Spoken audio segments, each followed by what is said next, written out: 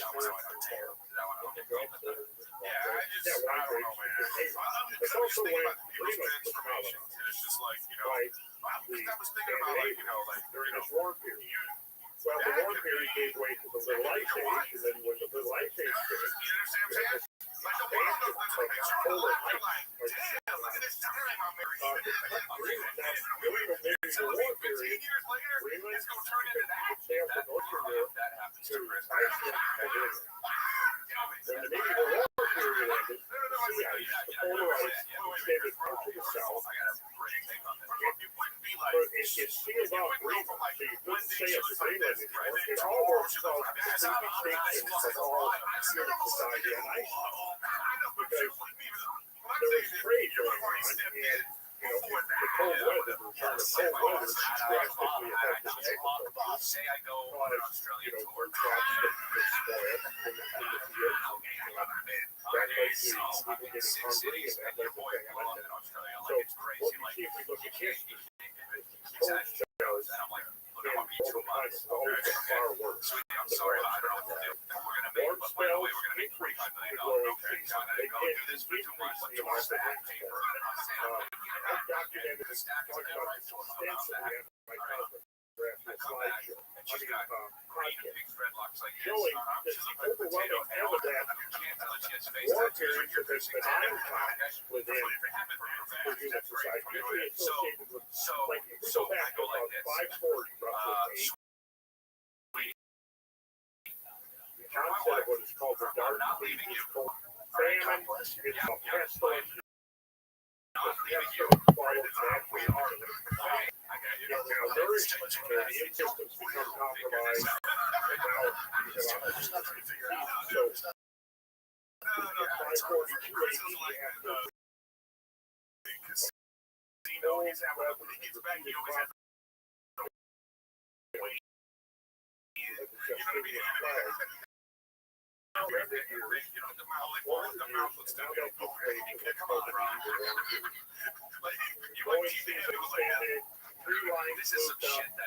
about in 2010. We would argue about this. But we have a bowling bag, bowling ball bag.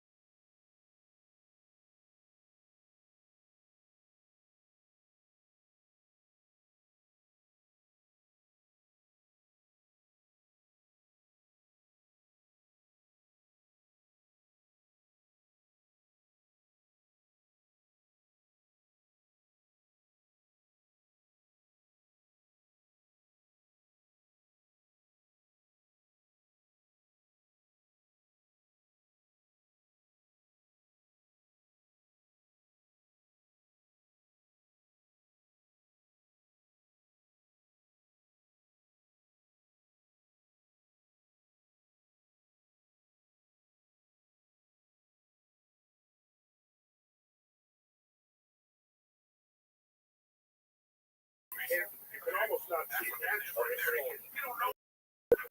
Getting a little ice age. Little ice age. How do we know that? Well, from all the other factors that I talked about. For one thing, life around the planet during the Little Ice Age in Europe, Northern Europe, you had whole villages and farms that were. Dude, you got it's like Now think about what it means. Focus up on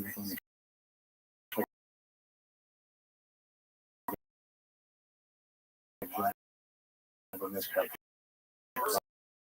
And I'll be spoke to points. You know, global warming. Like the analogy I used earlier, you started marking climate warm. Berkshire will not show again. And then you get to June. Well, obviously, yeah, you're going to see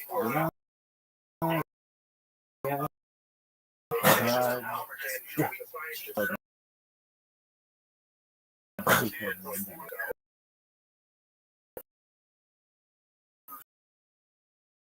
they're being dismissed as climbers, even though there's no such thing.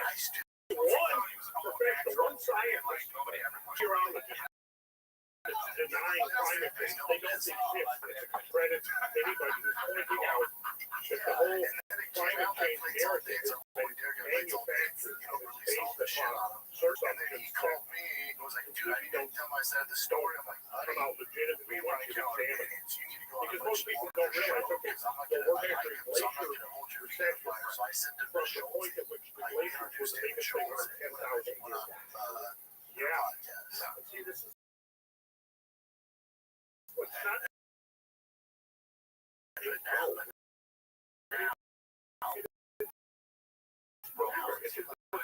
it's a sector how well back everyone in Antarctica are going to be the last and yes, you can see in there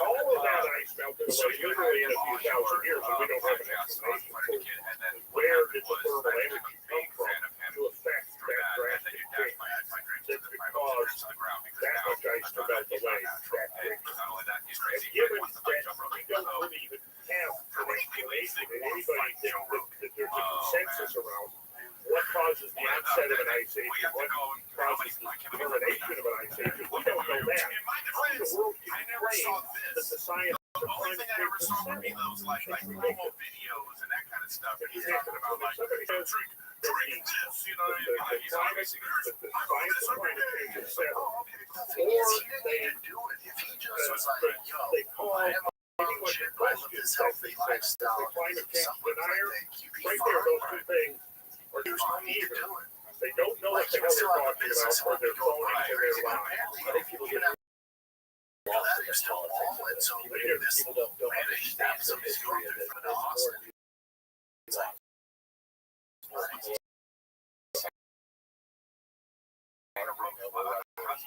the way, even if that word environment, how are you going to find the natural forces? And I argue that if you look at the history of the climate change, the natural forces are overwhelmingly the dominant factor.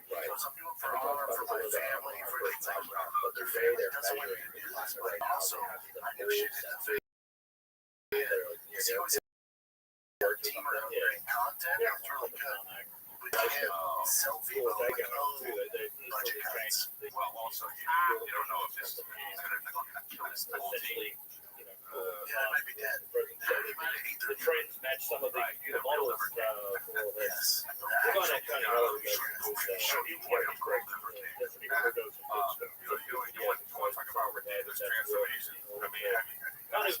manipulate the data such that it matches the predictions that we're almost exactly. And it is believable. I always find it telling that the first moment you work usually ever engage in some sort of narrative of climate change in general, defend yourself and say pollution matters. For some reason it's weird. It's like, of course, pollution is an average.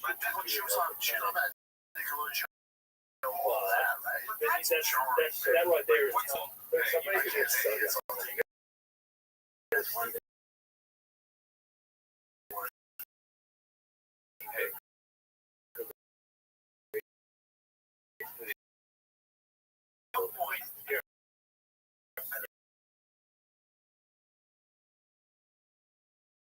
What's going on? Yeah, dude. I know what you mean. You're four kids. Over and over. Right. You know, 6 kids. Okay. You know, you got it fucked up. You maybe the parents are. Doesn't exist. Bro, they got So, 14 documentaries. Figure it out. You're doing something fucked up. Okay? It's like when Jack the Box killed 100 people with a lie. We gotta because people are, they've made some fucking stars, man. Some stars, but dude, it's like you're gonna make, you know, it's like, hey, what do you want? You want to be a fucking star, or you want to be? I mean, this is just sad, dude. What does she look like? Oh, potato. She just showed this just shows me. Yeah, I don't know, man. I was just thinking like people's transformation, like, you know, I was thinking about like, you know,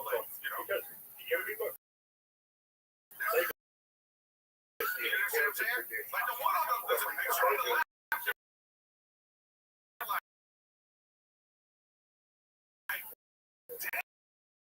Damn, look at this. I'm married.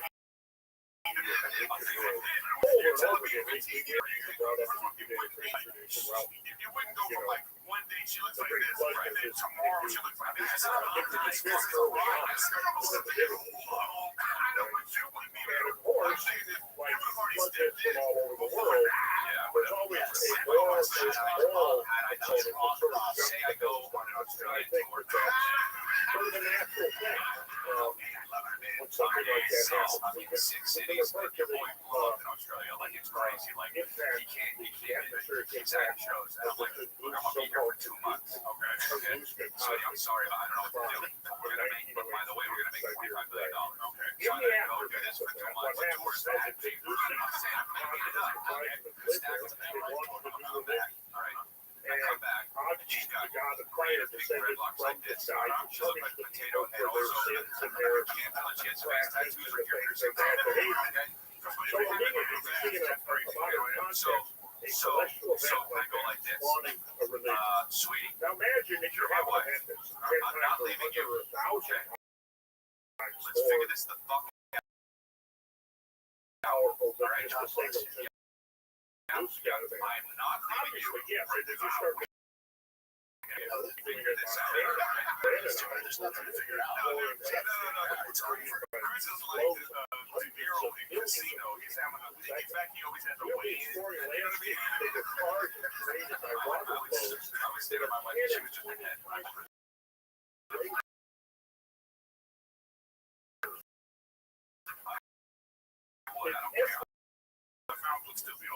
Now, come on, Brian.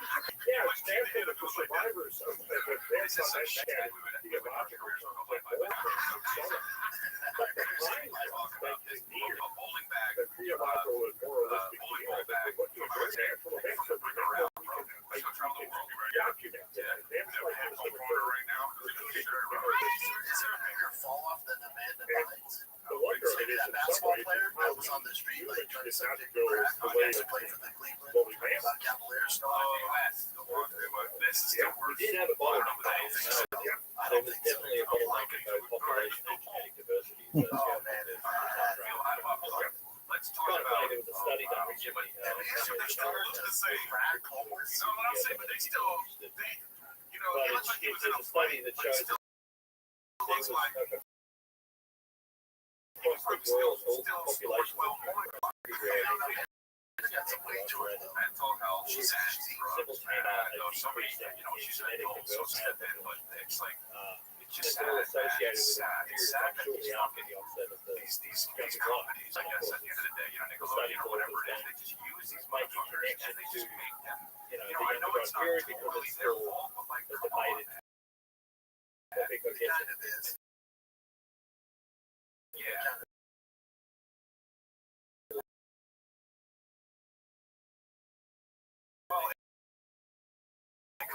But they said we are groups of people that when it comes to money and as long fame, as it's just you know, really good cool. things,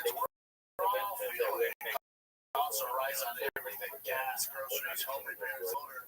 You probably thought, American financing. You find this credit card debt. You second guess yourself because of that low mortgage rate you currently have. Listen, that low, if you're drowning in credit card debt, just at 25% or more. Come on, no one wants to face what it's costing you thousands.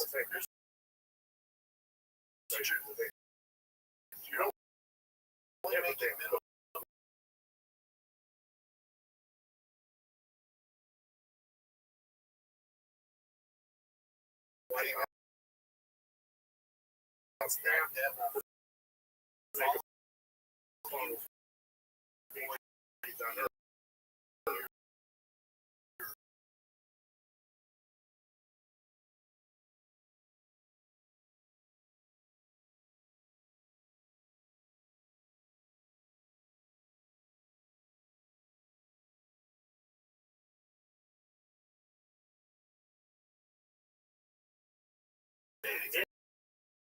Stories about parents.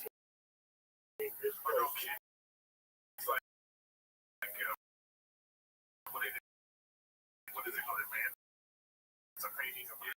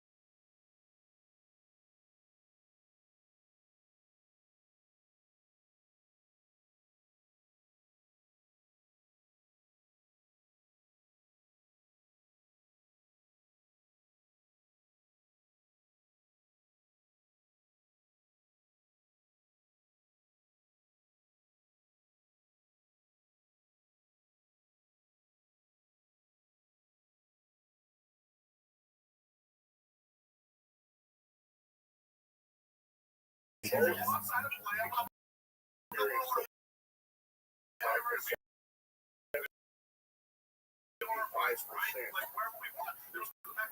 know what's crazy? Back then when you're doing that shit, it's now. It's safer now.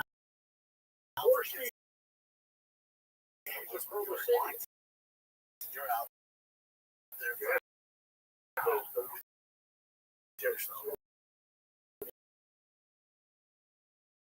Shorts and some shit.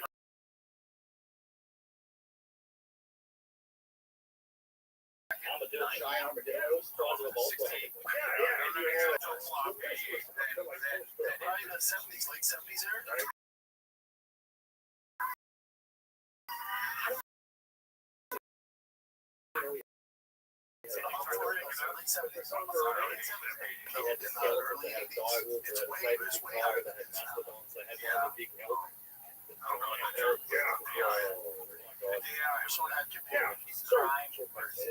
Okay, so North and South America both lost about 3 children to the beach. Eurasia lost a little more than a third.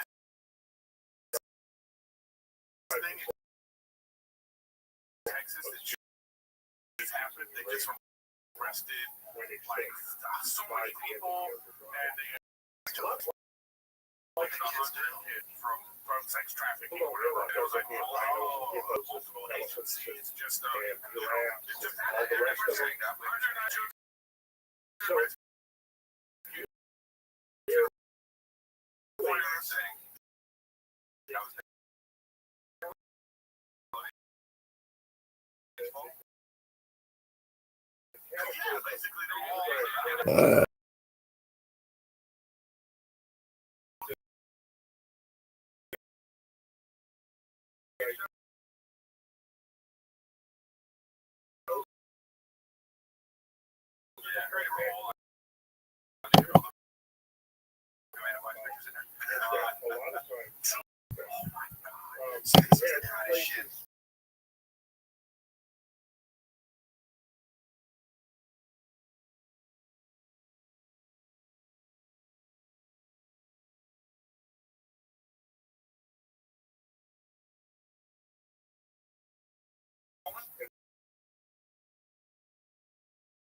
Nothing's happening. And they finally caught that.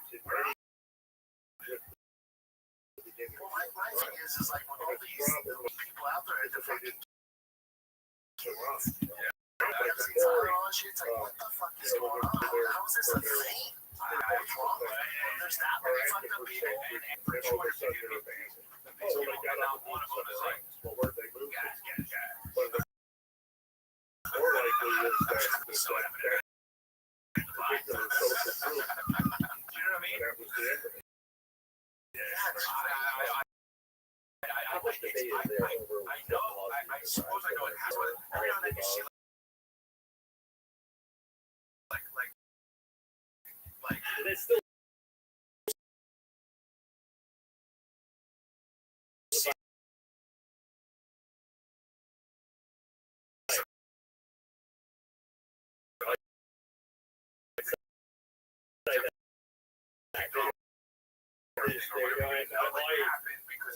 at this point.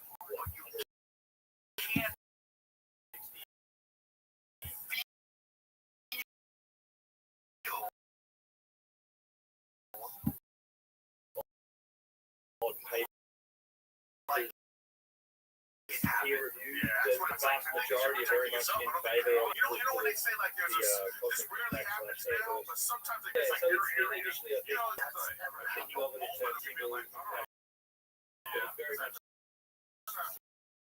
seems like it was a serious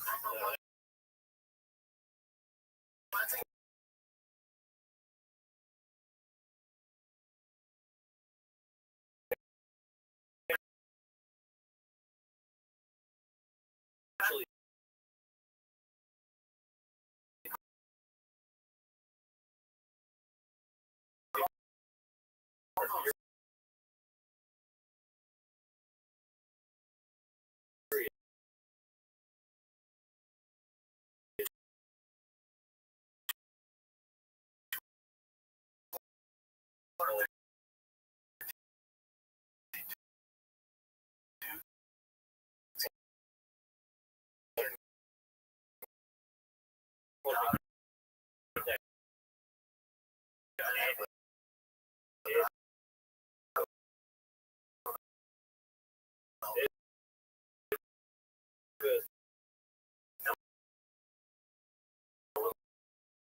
What's right?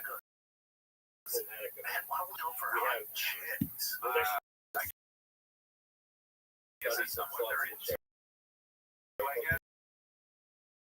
know. It's just like, man, how about we get some really hot chicks?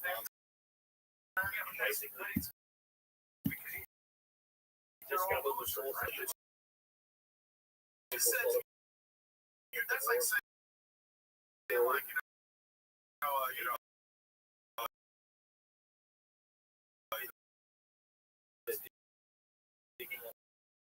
oh, man, people like sushi, and you're like, yeah, why don't you just get a turkey? But look at this right here. See that stitch that's right there?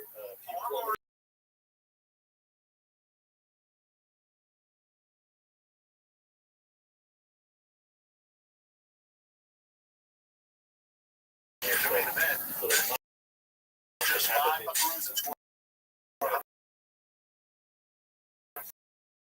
This is bonus bets against the something happened and then all the scientists were sort of said, well, these are all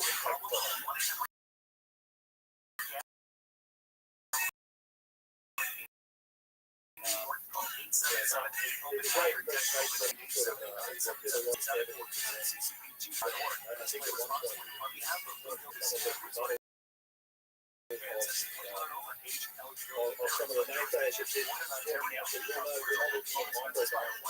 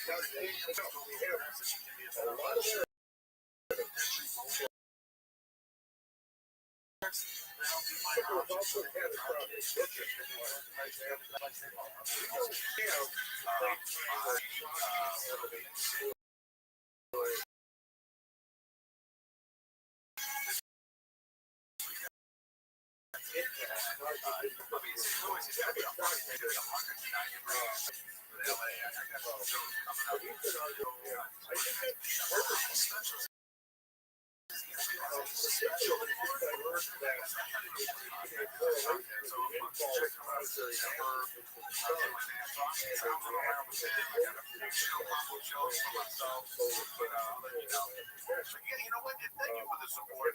All the people that support Chris, all the people that send me messages to go to ChrisDelia.com. Thank you so much. All that support, support for Chris, support for me, support for Drive Fast, All Gas. You know, all the people that Fighter the Kid. All the support we get, we appreciate it. Keep it running. Keep the content coming. You know what? solar. I just did the. I was just you're talking about We now know a whole lot more than we did. Let's say since the early 90s. I was playing Cyberpunk. No, Brendan, the other night, I was out of town. It was super late at night, and I get the alert for ChrisDelia's online. I go, he's playing the dumbest game ever. Anybody sitting there like, they were not looking at the sun at all. They were still looking by the way, roasting you? constant sun. And so if the sun is not trained, Everybody's in the comments, then you can't train the sun. Why? If it's in a variable sun. That's me on Twitch. However, if the sun is far more dynamic, then it is going to play They look that bad. They're like, okay, people slop around about this one. And then, I think that's what we're seeing it's now. like 2 feet from the tip of your nose to the top of your face. Nicholas Cage and Con Air, but it's fine. But so, more dynamic star than was assumed. so I do this was the game that was fun, Cyberpunk. The comic came in at this time. I thought it was too violent. And the sun, Cyberpunk, this was the biggest solar buzz. consciousness And they fixed it. was the But it was working too late at sun. that point. Understood, but Well, now the it sun just is started. constant, I then the sun get is it. not. It was too late. I understand. Yeah. Chris, why don't you play a game that you're familiar with? I'm familiar with anything.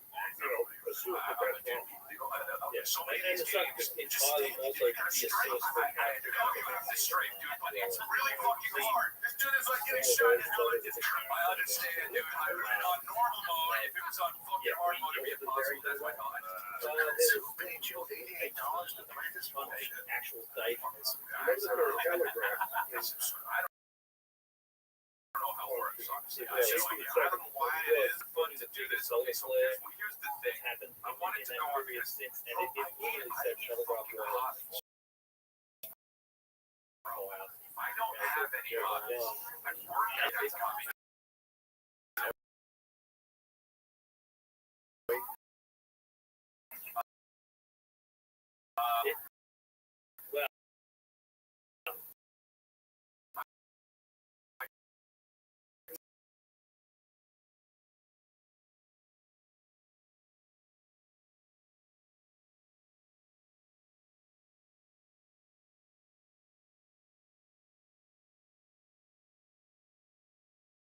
I want you to play.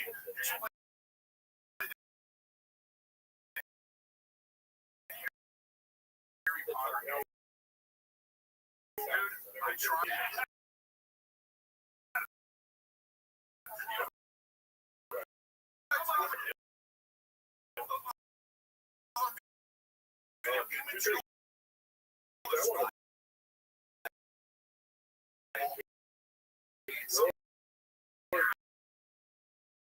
And you have to sleep in a lot of these games. I'm figuring out what game I want to do. So I don't want to go for the game. the skill gap is not as large. So you're going to get wrecked a lot, but that makes the victory even better. Hey, real quick. Maybe we should go outside. I do outside. We go outside, bro. Talking about outside. I gotta go to the airport. What are you talking about? No, I am outside, bro. But anyway, dude, I don't know, man. It's Become rock climbing. You're like, I know, I want. I was thinking about that too. This past weekend, I was in Charleston and Alabama with Mac and his security guys. They're all these ex-military, like jiu-jitsu guys. So I'm talking to one. I said to myself, they have old man. All the time. I would do that. I was trying to, I'm learning about this. It's something that's like, absolutely. I just want a little bit of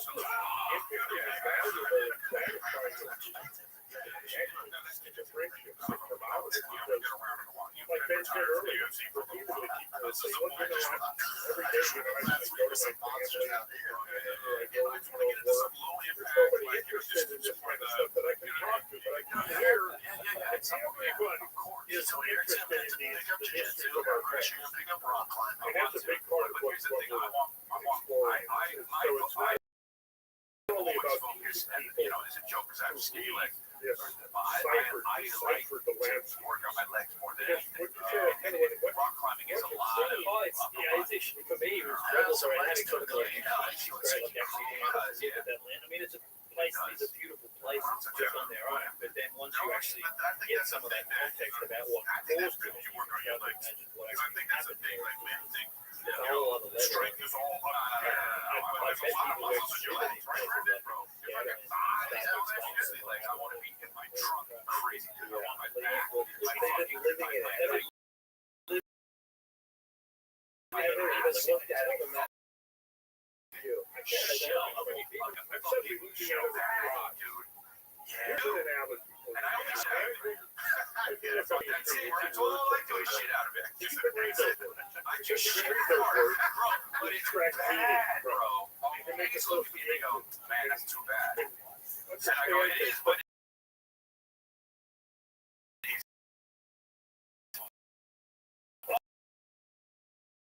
holy shit.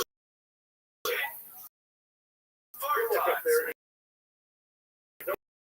That's not a good cookie.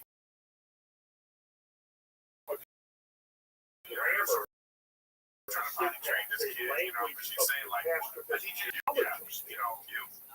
so what I've been doing for 40 years is learning to be there with mechanics and the comparative to that. So when we go into the problem when I sit there, what I'm trying to do is having to shit. I don't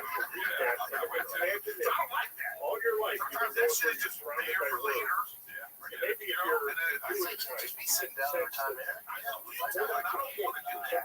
Shit, you're calling it like, yo, Brendan, and I started explaining to you, well, this is how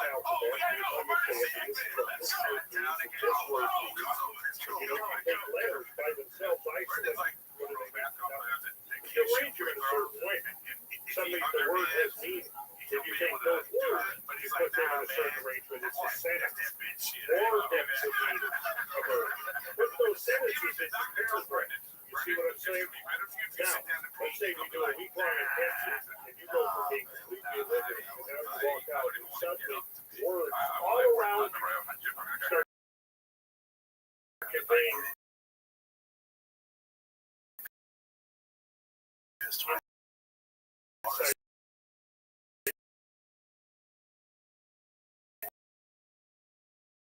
It is the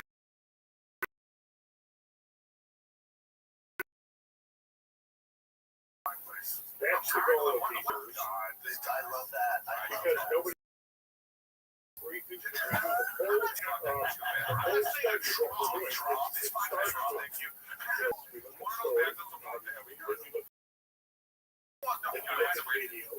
Then we look at photography. We look at geographic information systems. We look at Google Maps. We look at digital elevation models.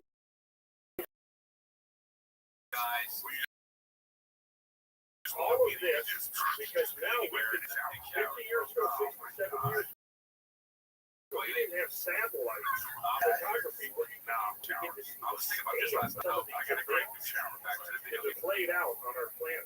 I'm So I sorry, try to last night bring when I in was as going to much say, of that as possible.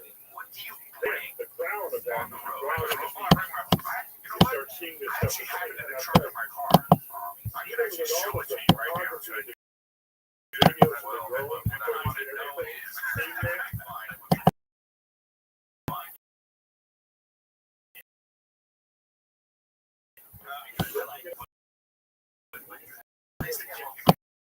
I can't show up on my truck right now.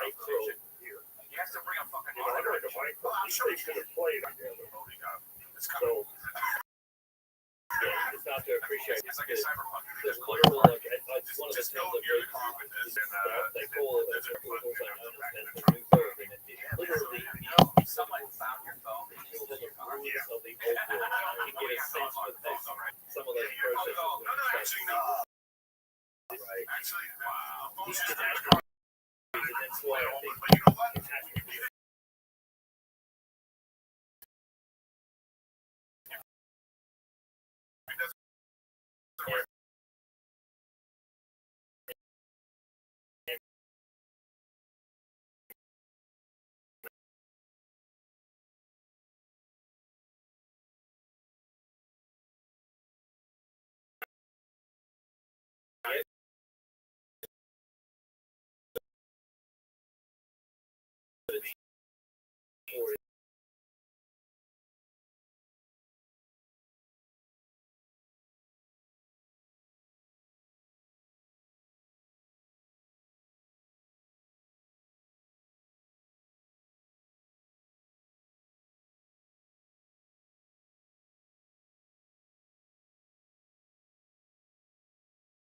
look, now let's take a Chris, look at I'm not saying like, hey, I'm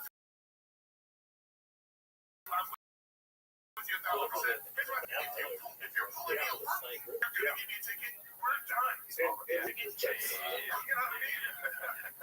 No, you just go out, come down with the ticket and everything. For sure, You're like, hey, drive away. I got it. Dude, when the ticket going like this, 5 minutes?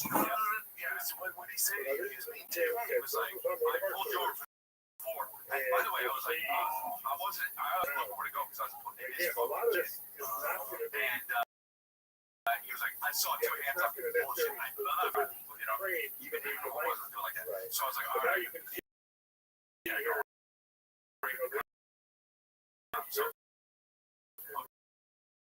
there's some outfront boulders that so were left he in the gave me the aftermath ticket, and then of he the said, he radar. pulled me over and he'd been like, Rosilio, what's up, bro? He's like, dude, the other guy will give me a ticket, but I won't. We just outed him. Whatever, I'm not saying names. Thank you, sir. So how much is it? 400? I don't know. Well, it started I with gotta go. I already got a ticket, so I gotta go. Fucking here is what they call a cataract. This bowl-shaped. and just go in. Just go, sir. Now, this entire landscape Right. I get it. this whole falls is all the that's the whole ring. But No, you can see it's got its own little that's cataract how it there. works, baby.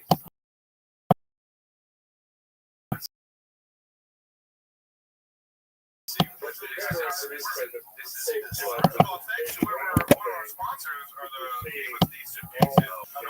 It's not a berry away. This isn't Huckberry.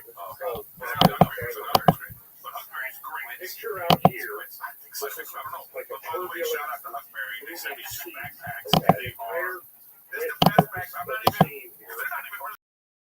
It's probably You close know, to those backpacks are the best killed travel backpacks thousands I've of ever had. icebergs. It just fits It's perfectly. really It holds a towards lot of stuff. the viewer. Good material. And this is Pretty a much ridge, and behind you can't see it drops down into the Columbia Yeah, Valley. this is what I the This towel. water is I got sick pouring of carrying it over on. this I ridge just here can't about get the so Think about this. We have floodwaters coming through, ripping up stuff. Material is transported, and it has to be deposited.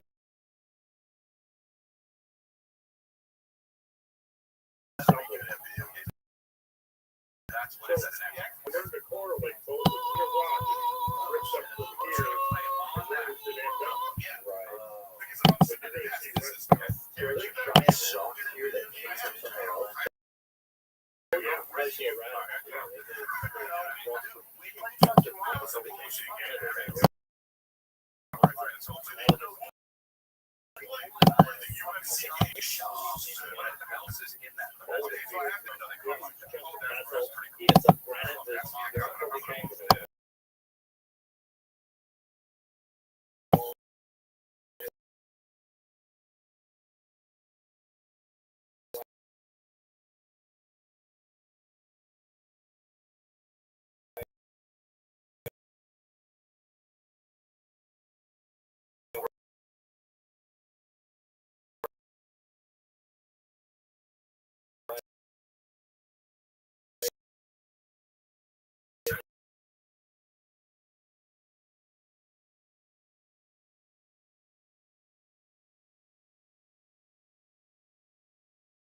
Xbox controller. There we go. Look at these. Pretty kind of current ripples. I mean, you see it walking along a sandbar at a creek. Except that these current ripples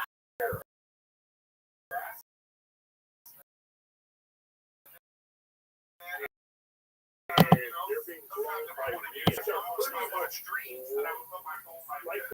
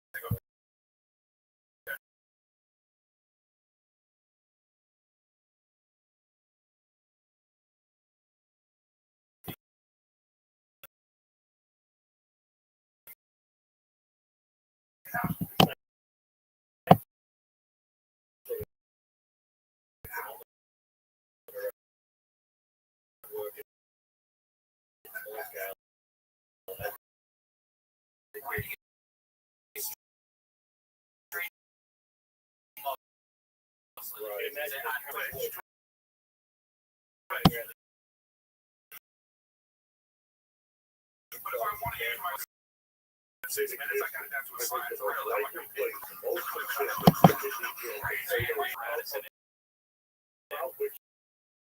There is a lot of evidence that it was subsided at a full amount since the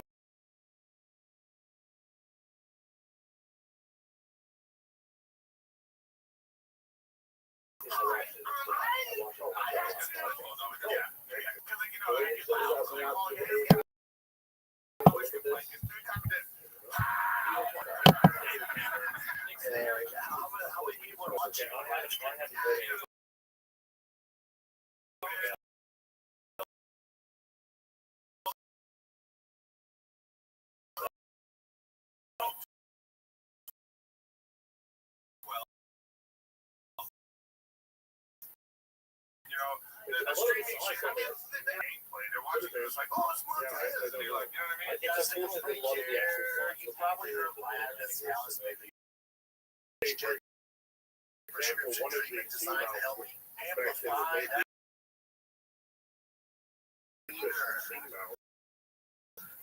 Right, increase blood flow. and everything. Your unit is going fast, so be ready in just 15 minutes on average, not hours. Yeah. No, between hours, man. You need I mean, right? It affects you less than 36 hours. What a fun time. That means you can stay confident, present, and in control of the one proof is right on the side. I mean, How about you start that? talking about King sort of sitting with a board-certified doctor. crystal space or Prescribed whatever. Yeah. ships quickly to your door. But if you stick to whatever Plato actually says, Cold, which is what I do, I pretty much break Plato's dialogue down and go, what you got today? That's our Now, what is geology? Geography? And that's why I come up with, I don't think but I'm not saying the Azores. What I'm saying is that based on the domain that's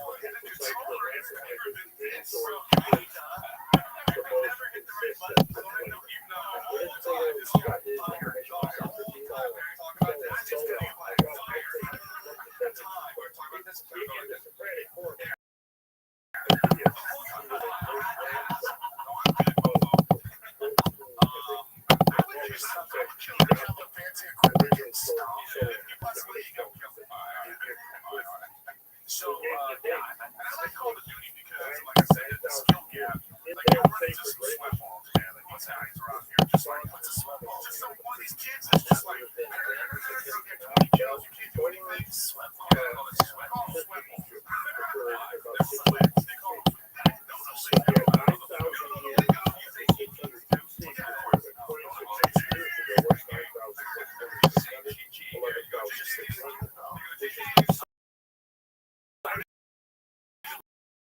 Like, Chad, what's up, Chad?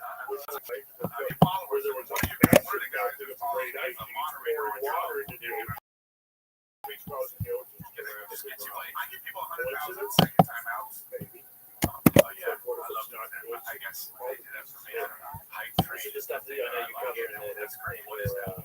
Next What it means is just like, your train is over there. You gotta keep going. You're sweat. It's like the player. you know, like white and white from the stuff Got this sweat. the globe here.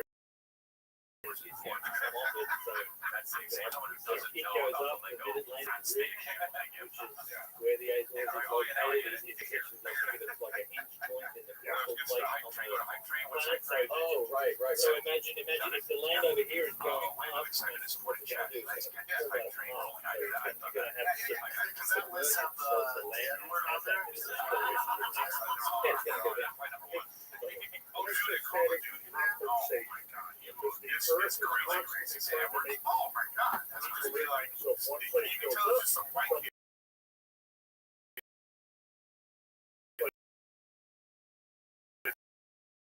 It's never really.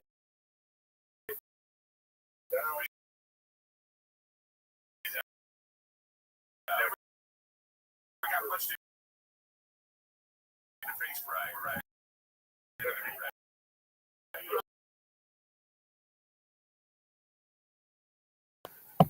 He said they were actually in trouble. This is what happens. Because, like, I've often made this joke. You know, they'll call you, like, they'll call you the F word a lot. You know, like, damn, apparently gay people are rated this game. Yes. Every time I say that, Eric's like, get an 8 mile.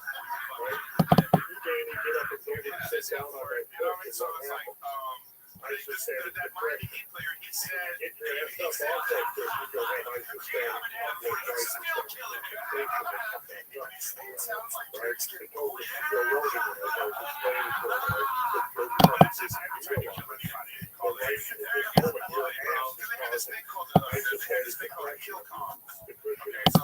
So when you're fighting someone, if you kill them, the comms turn on for 3 seconds. So you can hear the person like setting. It's great. I love it. And they just turn on a thing called proximity chat. So now if you're like 30 meters around someone, you can hear them talk. So that they're just asking. But you get that from prison, but here's the argument. So we're gonna simulate killing people, but you have a problem with things that I say. So they actually like toned down like they were right. You gotta be rude. But now they just kind of like, when I drop it, it works. It is what it is. That's good to know. Now, I believe. I also take a Charles Hapgood and others. Charles Hapgood, 2021, he was a member of the Miami Heat. Saw the catastrophic history here. He was trying to come up with an explanation. He came up with a relatively sophisticated model of fucking sniper BU. Not the whole national plan. Be the thing to say this. Right, exactly. It's the Jewish white. I saw the kind of disconnected from like the mantle. Yeah, the Venus sphere, the plasticky kind of. If you're saying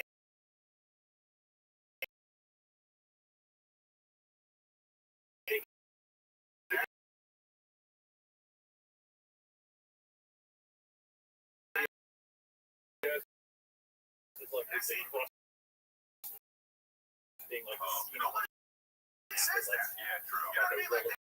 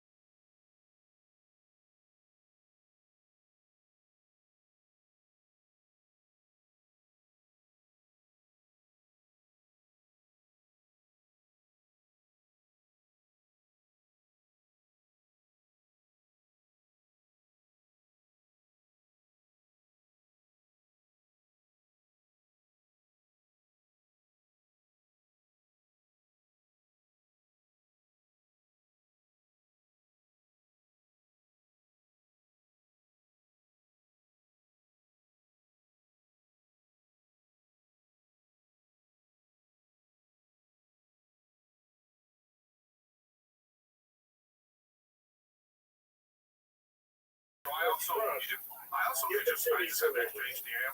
The northern latitudes up to the TV. I get it, yeah. my YouTube TV have all my shit. I don't have to worry about centrals on the TV. I'm just now what happens I watch my show. Distance like thousands of feet, or maybe even in the case of the ocean bottoms of bring your Apple TV, right? Now, it's not an equilibrium. There's not that correlation between the latitude and the distance from your center of mass. Could that then accelerate plate tectonics? So the planet is going to regain that equilibrium. So in other words, half of North America is depressed by thousands and thousands of feet. And then all of a sudden, geological takeover of 2,000 years. Now, the distance that we want to be, I think, was a much more southerly latitude. Does that make sense? it does.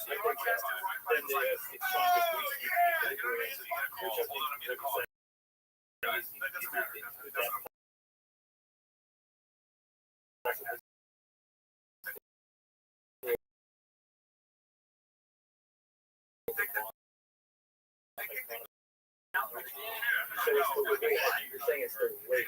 Picture this. Let's take a little break here because summer's here, man. You're getting ready for your next adventure with shades that are built to last. Our friends at Shady Rays have you covered. Premium polarized shades that won't break the bank. Shady Rays proudly independent sunglass company, offering top-tier quality that rivals even the most expensive brands. Their durable frames, crystal clear optics are perfect for every outdoor moment. Maybe I'm like Travis like Austin. It's bright as hell out there. Well, Shady Rays has a wide selection of styles and colors. You're guaranteed to find your perfect Now where it wants to be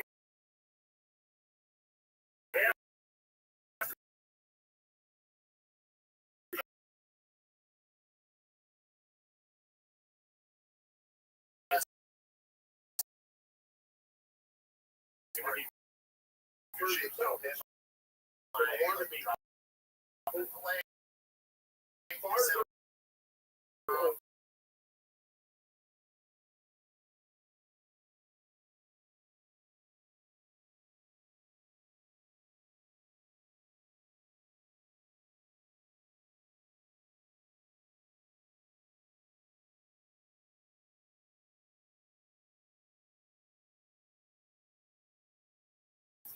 so summer.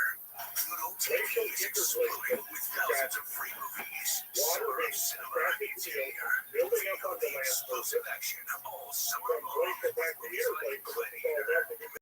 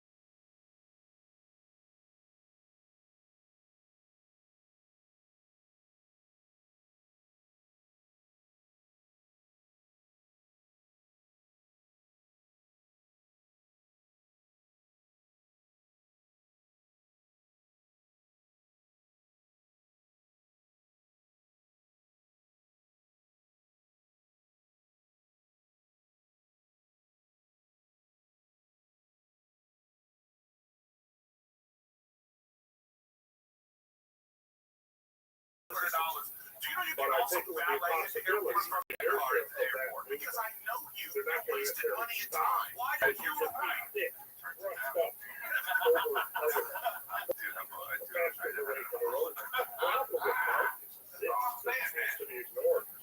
Because when you look at rates on continental trips, it's a few centimeters or a few inches per year.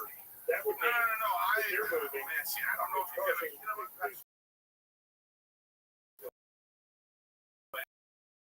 That's Place level and raise the amount. But the only thing. Yeah, But we've got mountains that are 10,000, 15,000 feet high.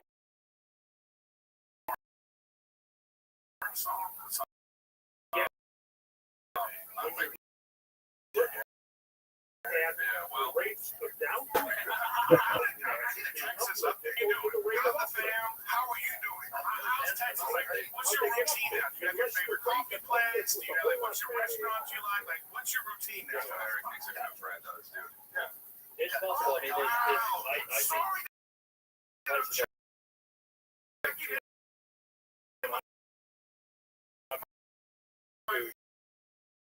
Friend. Piece of shit. there is a really clear something right. But I don't think it's like right. That's too much stability in the system for that type of thing. Yeah, well, I didn't look at left us and I tailed it out of here. Yeah, I did. I didn't tell anybody. something. There you go. I did know. Geologically quite I'm always on the lake, man. Like the lake's right behind our house. We're on the boats and shit. It's great for the kiddos. How long is that? I mean, I think we need to. it's like cool now. Yeah, I think we need to go back to. But they're True. geological history. All right, so it's Lake's cool. And then Tiger, the big thing is Tiger has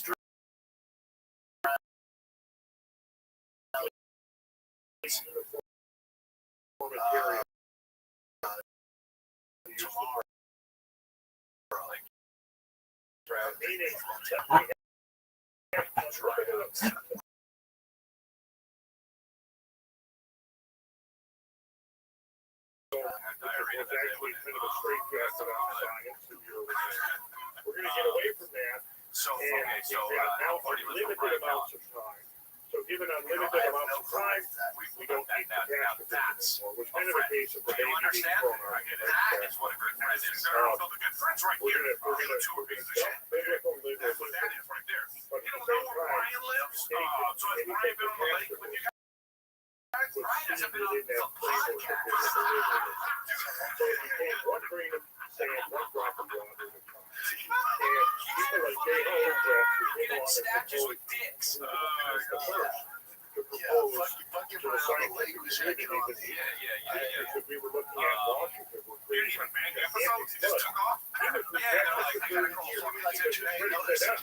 we're already, we've gone beyond that. We're beyond all the biblical stuff. We don't need fake floods anymore. You're just trying to take us back to Noah and the I don't Bible. know him. I never met him. But that wasn't the case at all. You love him. Really? He's great. The reality was that he was gigantic. I like the way he works out. I know what you're saying. Timo was But he really worked for it. It would have felt biblical had you been with And somehow by some miracle, they were able to wake up and survive. Yeah. You could definitely see how it would have spawned that whole theological, moralistic framework for understanding. Fritz was eventually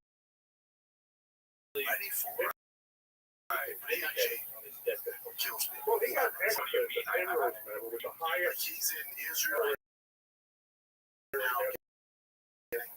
geological science. And a reporter or somebody asked him, well, how do you feel about this? And finally, after all these years, and he said, well, it's great. Yeah, like even if it be too The much only like thing that. is, my only regret is that I outlived all my critics, so they're not around for me to gloat over anymore. So I was right, and they were wrong. Yeah, I was bringing it all back. I mean, the last time I had you on here, Ben, we were talking about like how what's it going to take for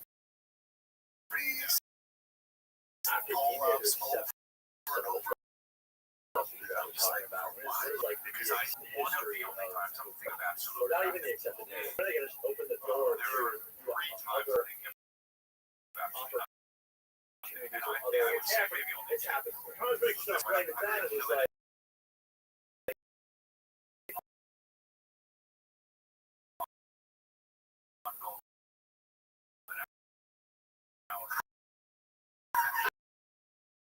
People like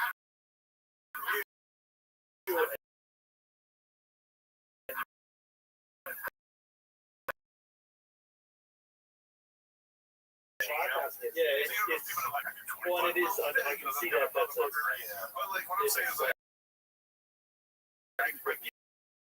your point where it's like that's the part where an actual person, you start going you're like, I don't want to do that. So your guy's like, Still I loyal. don't win.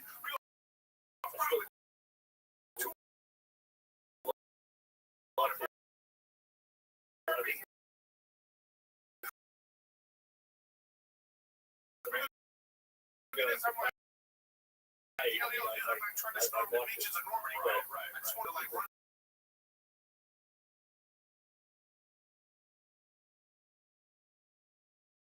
I actually enjoyed it. It was here in your living room. Right. Yeah, you know what I'm saying? It's my living room.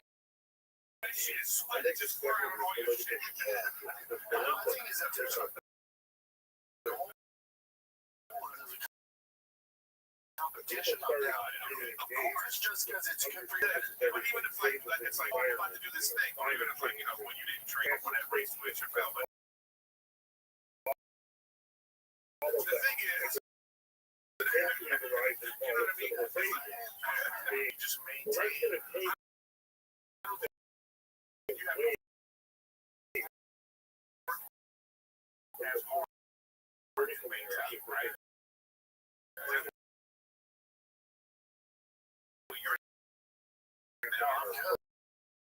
It sounds like I'm good. Yeah. Unless it's for the gram, he's not going to for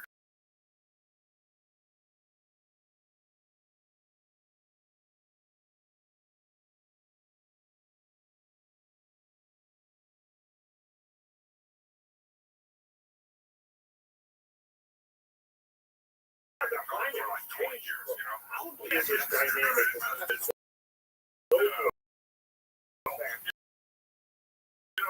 That's your Nothing to this happened recently. that's a great combo. Somebody who's fit. You know that they're at least some level of I don't discipline. know if you've seen my series of It's like, you know, if you have, I mean, you know, there's these high pressure jobs like a lawyer, I've heard the Maui director. if you're that funk lane, We don't have, we got stretch nuggets. you know, why certain types of certain type You guys look it up on dude, Costa I Rica. had an agent for a while, he's like 400 pounds, he kept getting fatter over the years. I was like, man, I feel like you didn't send those emails.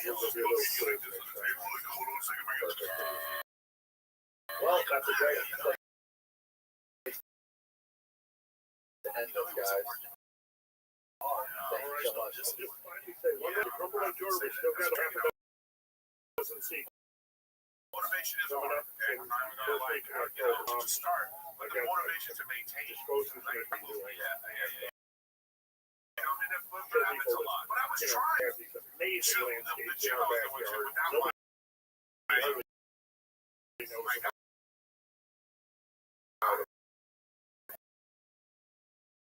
now, what are those things you told me to do? You try and check in. It's different. Like, the exercises become different, you know? For your ass. And Ben and I will both be there in person. We got YouTube channels below, so you can go check it out.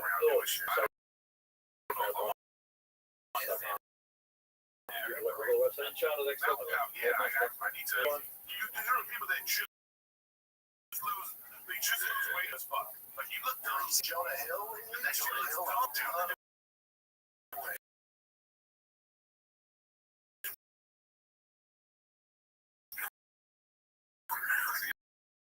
Wearing Jonah Hill.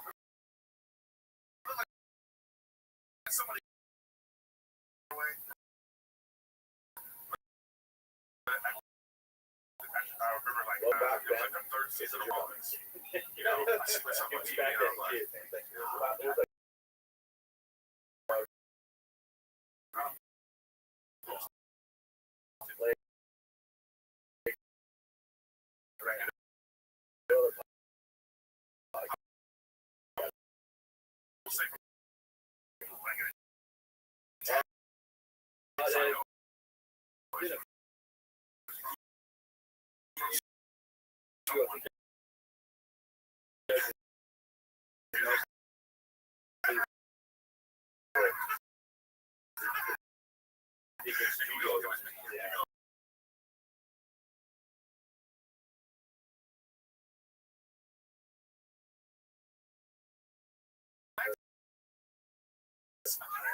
people that come in like, yo man, fuck the arcade, of course it looks like this. I mean, that's, you know, it's the, I think it's like they go, okay, we'll let that go in that business. But, you know what I mean? But you gotta like, Turkey, where'd you go? Did you go back to Taipei? We did, I did a couple of weeks in Southeast. so they come in, they go straight to St. Louis this weekend, and then just It's all centered around the city of Shanghai, and then which is the physical Odessa, the city of prophets, the city that goes back thousands of years. And it goes to It's a really interesting city. It's sort of Abrahamic tradition. Trash or whatever they call it.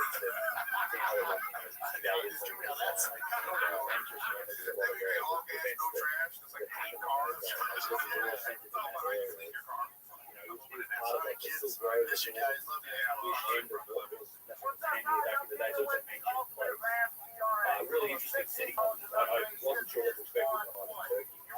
And it's different to Egypt. It was a really nice place. But the timing, it's hard to know what happens with me in travel there. Trying to even get over here.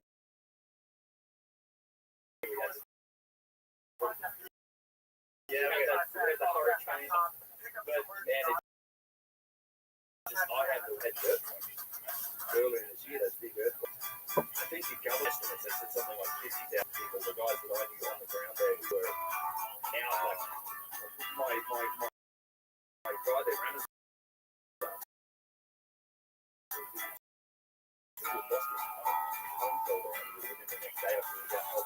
he said trying to help lead probably more like 250,000 people. If you include Syria, because it's right next to the Syrian border, and there's a lot of Syria that was affected as well. But yeah, so that happened, and they're like, man, okay, so the city itself of Shenlofa wasn't the infrastructure was still up, the roads were okay, like a few buildings fell down. Some of the other cities were were impacted much more. And then they had these rains, they had these floods, which were almost unprecedented floods in that region, just pulled it down. And you know, there were people that died in Shenlofa purely because they didn't have anywhere to live, and they were in these tents, and they got washed into these alcoves and carried away in these floods, and a bunch of people died. So it's like, man, and all this happened within, you know, the couple of weeks, and I guess around the month leading up to it. So we were like, geez, are we going to do it? And he was like, yeah, we can do it, and sort of reassure the people that are coming with us, we can make it happen, and we did. Unfortunately, obviously places like the museum, they have this wonderful museum in Shenlofa where a lot of the artifacts from Göbekli Tepe, Karahan Tepe, like all of the recent archaeological stuff there, are housed in this museum. But it was they had to evacuate it because of the floods. They basically boxed up, I don't know, like 100,000 artifacts or something, and then shipped them off, so we couldn't get into the museum. But also as a consequence, it did make the place green. Like normally you see pictures of that region, it's brown, but we were there. It was just breathtaking views. Like these limestone hills were just breaking out of wildflowers and grass, and everywhere we went, it was just gorgeous. And of course, the sites there are just incredible to go back forever. There's Göbekli Tepe, which was everyone I think who is interested in this field should know something about Göbekli Tepe. It was a region in the 1950s.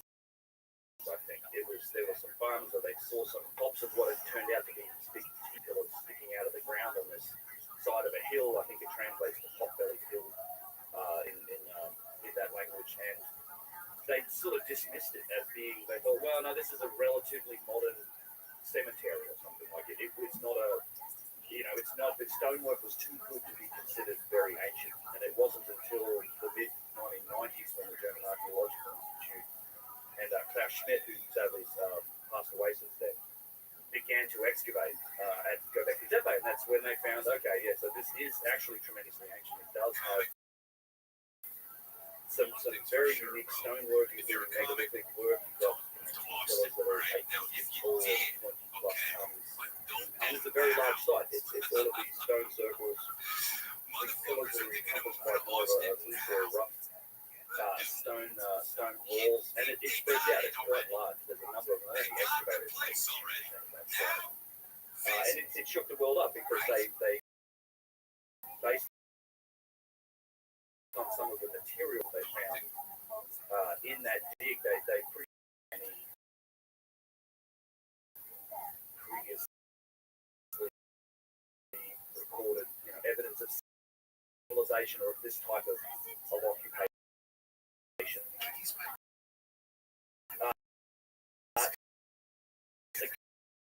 Going there was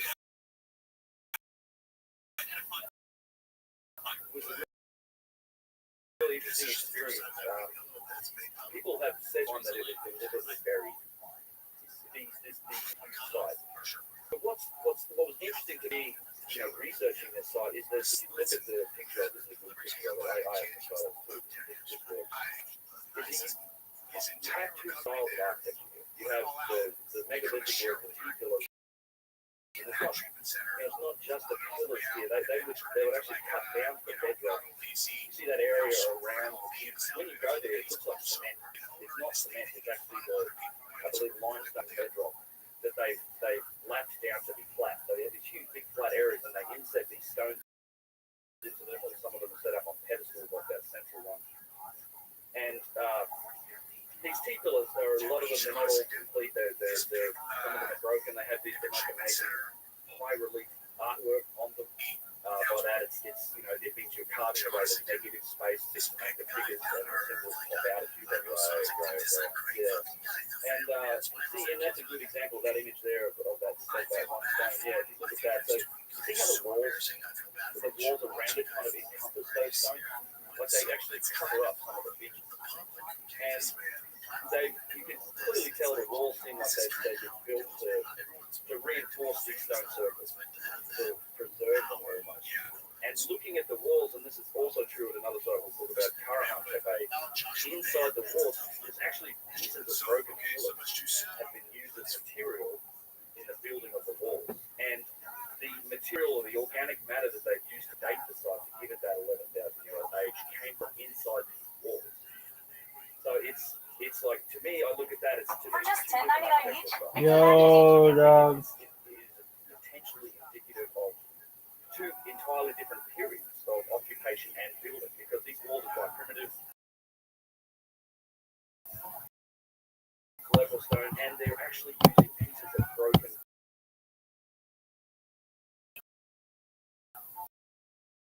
means those pillars to sort of resurrect or renew, or do we know it's 11,000-year-old? I think that's kind of the earliest dates, or the youngest dates. You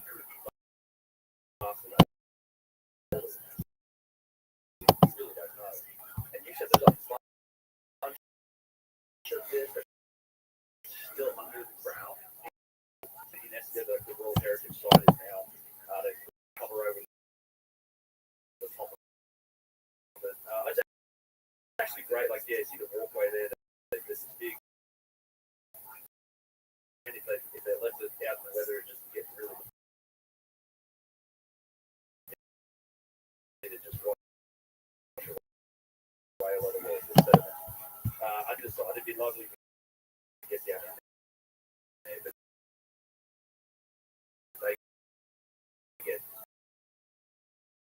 they get a lot of traffic. But this is become a major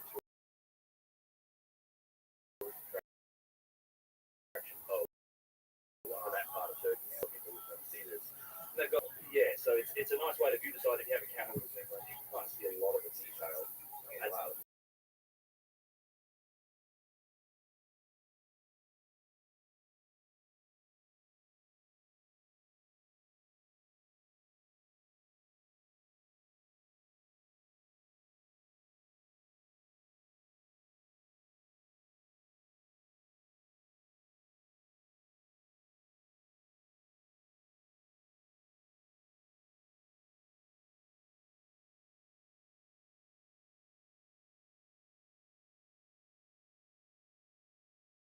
he wrote a whole book on this. It's a very interesting theory. He gets attacked on, I think, from a lot of people that don't really understand the name and how that works. He actually wrote a peer-reviewed paper that you can read if you're kind of diving into his research or his detail. There's other studies that have been done that are interesting on the geometry of the site. So there's not only do you have you have these stone circles, which the circles themselves, and this is true also at Karahan Tepe, have alignment. So they align to, may well have been used as solar observatories and lunar observatories. So there's alignments on the site that point to lunar events. But there's actually a geometric arrangement between the circles themselves that go back to Tepe. So they form like equilateral triangles, I think. There's been some studies done that shows there was a very deliberate layout plan of how these stone circles were formed. So it was fascinating. And not, so Göbekli Tepe was obviously a highlight, but what I didn't know on this trip was the fact that, okay, I knew about Karahan Tepe, so that's another site that's nearby. It's actually pretty close. There was a site that was very recently discovered. It's an active archaeological site now, I believe. The University of Istanbul is excavating there.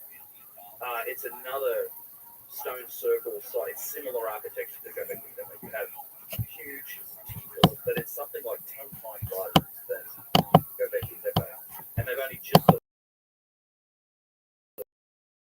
scratched the surface of Karahan. They're still digging, and we had special permission to go in there and just poking up everywhere at the tops of people. You just see this tiny little top of it. You can clearly see it's buried under here, and there might be as many as 1,000 T-pillars on this site. It's at least 5 times or more, I think, larger than Göbekli Tepe, and it's at least 500 years older based on the dating of material that they found so far. It's kind of funny because when they built the visitor center at Göbekli Tepe, they called it like the 0 point of history. This was the brand name that it gave. You go in and big light shows and wall-to-wall sort of cinematic experiences to look at the site. But it's like, well, I guess that makes Karahan Tepe 0 point minus 500 or something like this.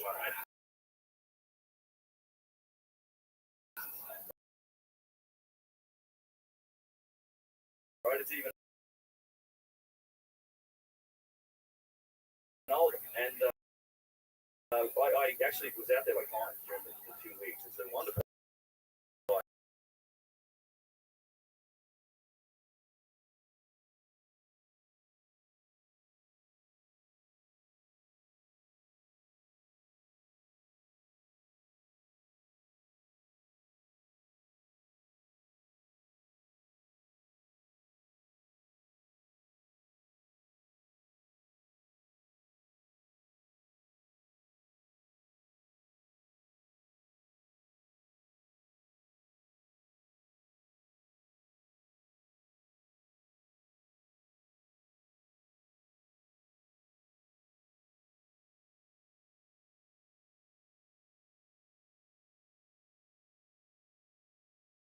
Hunter and gathering, but on the weekend, I guess when the men want to get away from the women and the kids, will take a look at a megalithic stone building and things like this, and building these 20-ton T-pillars. It's insane.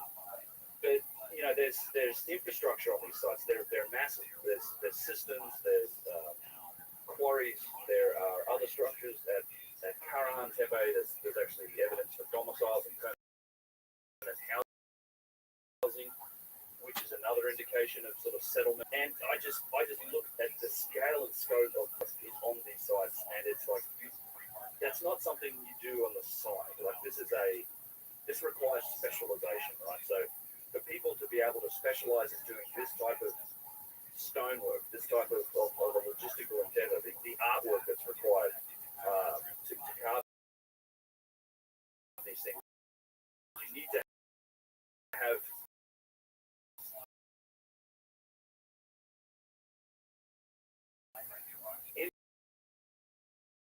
infrastructure around you that means there's other people. Just the scale and scope of the work requires that. So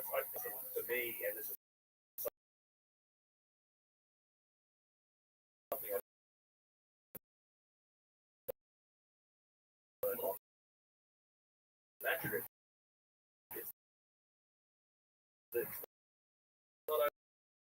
only is the Karahan and Göbekli Tepe, but there's between 40 and 80 more sites that they discovered just like that.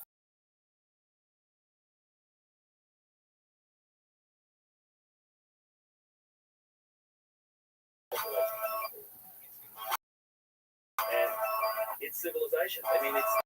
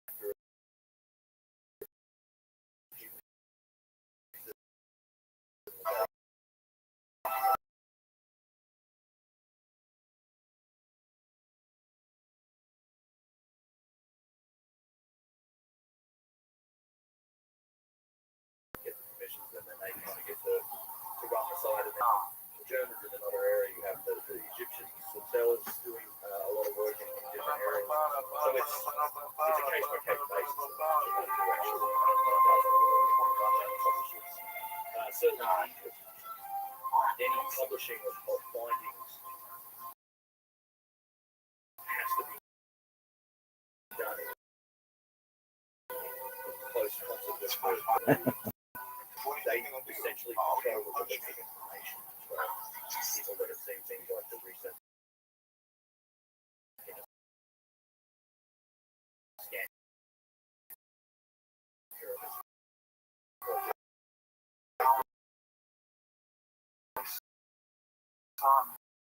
pyramids in partnership with the for a couple of years now. It's been the Sandy Pyramids project is what it's called. They're essentially using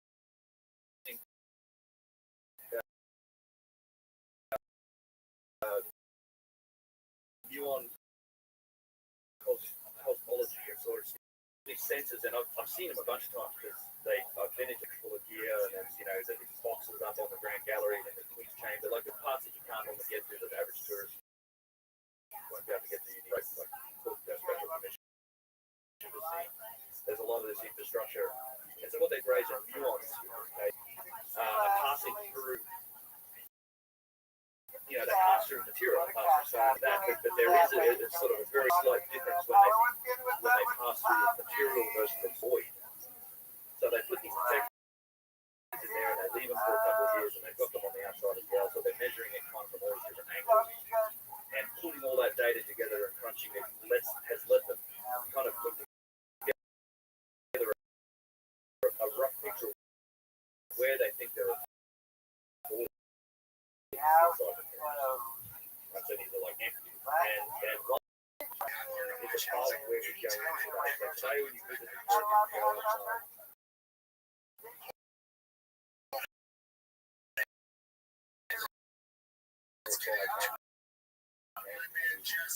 you enter into what's known as the hammer through the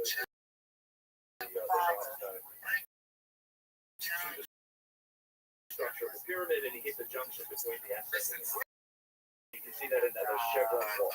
So the actually goes all the way up to a doorway that's below those two triangle-shaped chevron blocks in that center. There's a doorway there that's considered the original main entrance to the pyramid. Now this is all in antiquity still cased over, so this wasn't visible. But at some point it was certainly open in antiquity. The upper moon wasn't the first one there.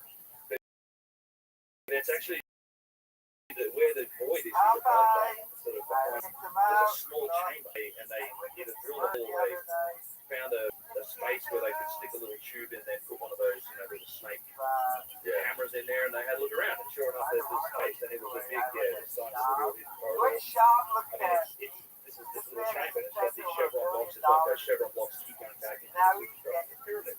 It doesn't seem to go anywhere, but we don't know that because often some of these passages will be blocked up. That was certainly the case with the ascending passageway that comes off the descending passageway. There's these big round plugs in there. The really interesting part of this scan pyramid project is that they found a massive void in the pyramid, a really large void. This is a tiny little space that they looked at, but if you've seen the layout of the pyramid in the area above the Grand Gallery, it's kind of above it, a little to the right. They found indication of what is there. So it's that large angled piece on the right, the angled down like yeah. So it connects the descending passageway is the passageway that goes down to that kind of is to scale that picture that I don't know. That's not the architecture for the pyramid. That's very odd. That's a completely that's not the actual pyramid. There's a lot of changes out there on that map. But it's a unit. Yeah, that's probably a big thing. Yeah, this is very little closer to reality. IRS fraud, filing false taxes.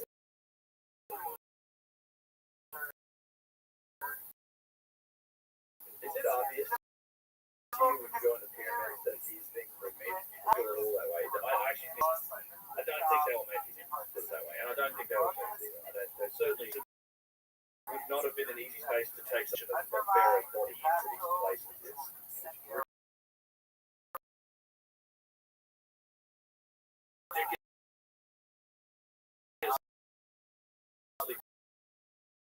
Difficult to move around in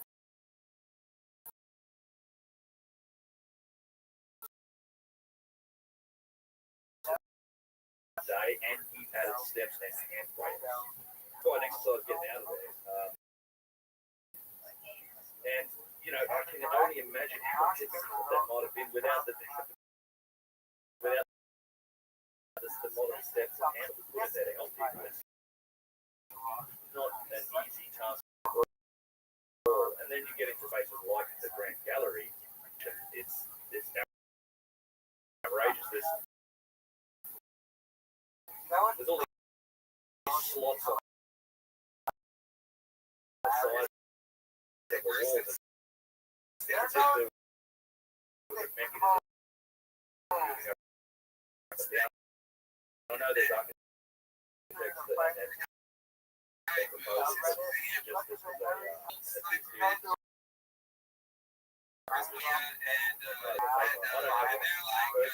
I get the indication from being that it feels like you're walking around in a gallery. You see the stairs behind it, but this is the Grand Gallery. It's like it's huge. It's probably about 40 meters long. It has that step sort of narrows as it goes. And along the edge of the wall, these slots. At the very bottom of it, you go straight and it's actually this, and it's equivalent in size. So more wide. Potentially it's forward, angled or straight, but it's and they kind of prove their mechanism and their procedure with like they did their scans and they said this one's right, and sure enough they drill a hole in there. They're found the shit.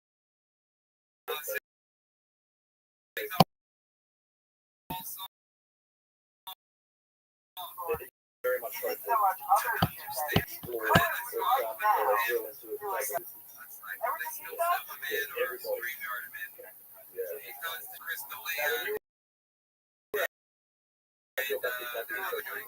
love the jet.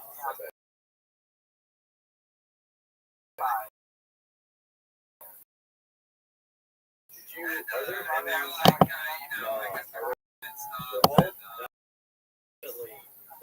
you don't see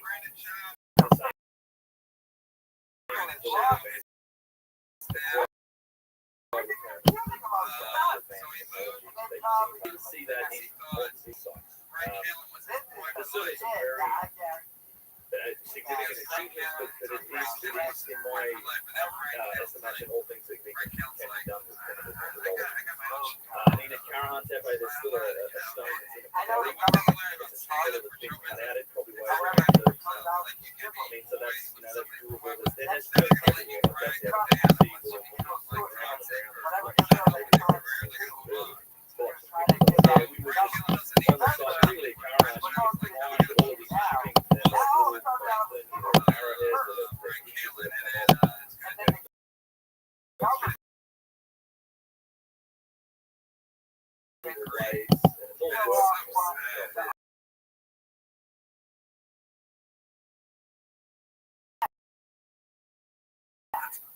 but yeah, there's a big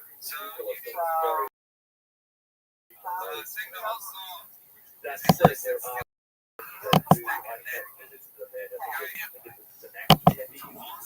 but it looks very much classical sort of megalithic matches and stuff in here. I've seen photos of food drills and other indications, specifically something that needs, some sort of advanced technology to do. I'm pretty careful about specifically what I say is like, well, this can't be done, with primitive methodologies. Yes. It's very specific signatures in stone. It's particular achievements, and it's things like precision that's measured, stuff like that. And, I also classify like the massive logistical challenges over like say 250 or 1,000 tons. I don't think we've answered the question or satisfied the statement that those I think you can do that, and people have demonstrated moving large loads up to 100, 150 tons. Maybe.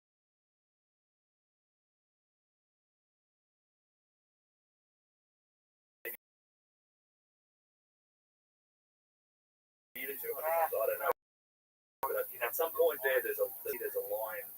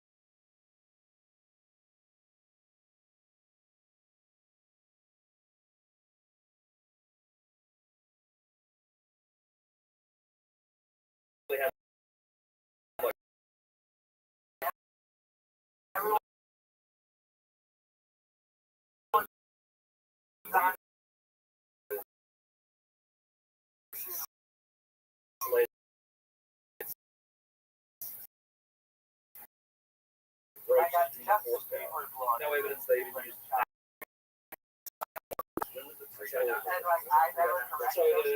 so there's around 31 feet. So that is what you would with that, and the DAX culture and several others.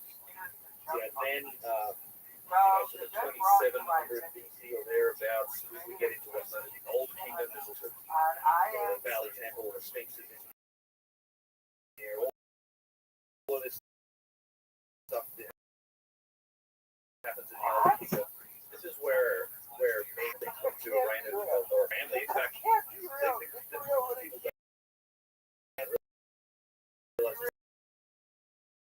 it's like the greatest stone, all of it. I mean, just in Giza alone, those three pyramids supposedly were built in a period less, possibly his brother, I think, Khafre built the middle pyramid, and then Menkaure, who might have been his son. So you got the successive generations of the pyramids. A little bit to the other massive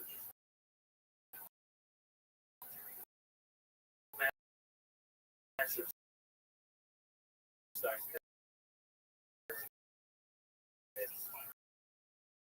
that are attributed to one god. He has the massive structure. There's the bent pyramid, which is probably the best preserved, at least the exterior together in most of the place. And then the red pyramid, and they're the same size as the very. These are the same sort of achievements. So if you take all of those stuff, they were all supposed to be 100. Only way to come to that is Snapper alone. I have a video on Snapper. What I mean is, so many questions like that. Found they didn't find any characters. This is the same story. Right?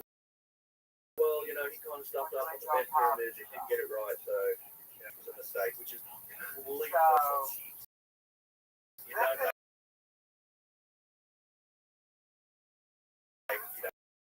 And then they go,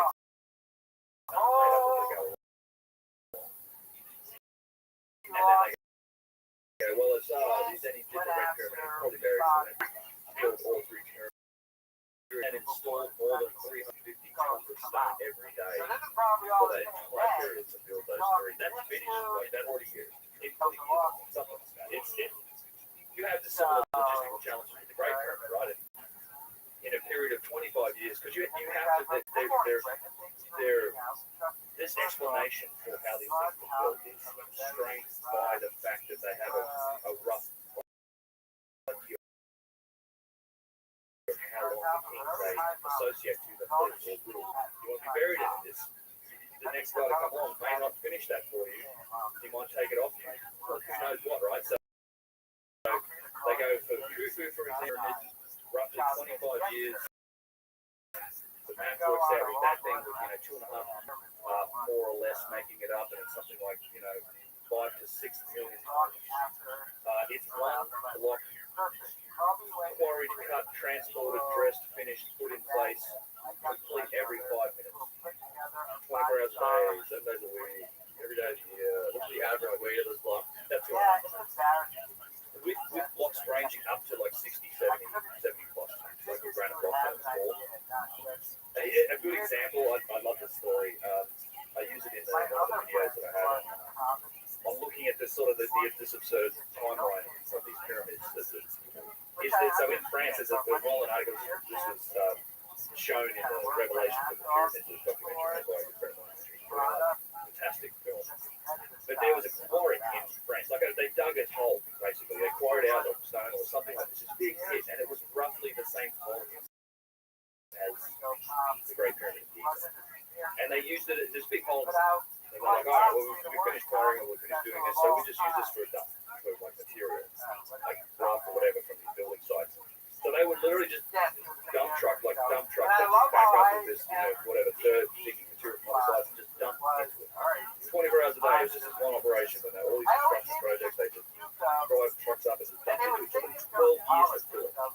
Like dumping into it with modern dump trucks, 24 hours a day, all the time, 12 years just to fill that space. And you're trying to tell me that in 25 years you're building what is still one of the most precisely made structures on the planet in terms of alignment, the incredible precision that is exhibited in the stone stonework on the inside, the orientation of the entire structure you've got. And not included in that figure, by the way, is, and not for nothing, is the bedrock. I mean, you've probably got years of planning, right, just to survey it and plan and design this thing. Then they actually had to like level the bedrock, and they had to get down to a point where they've leveled it entirely. There is a primordial mound sort of thing in the middle, which is another interesting fact in relation to that other side. But it sits on tiles with a foundation pole around this pyramid, some of them weighing 200 to 250 tons. You look down and you see you're working on something that was constructed before they ever laid the first stone down. So they go through the process of actually constructing the thing and finishing it, because the inside they definitely use mortar, and there's it's not a you wouldn't call it like super precise most of the superstructure, but the exterior casing stones were incredibly well made, as was a lot of the structures on the inside. The whole massive granite structure that's in the center that is the King's Chamber part of, and what is above it, that's above it, all made out of granite. So yeah, all of this happens in the Old Kingdom. So you go from there. You have these intermediate periods. To it, my man Jesse, aka Jesse on fire, is here with me in Austin, Texas. Long time coming, man.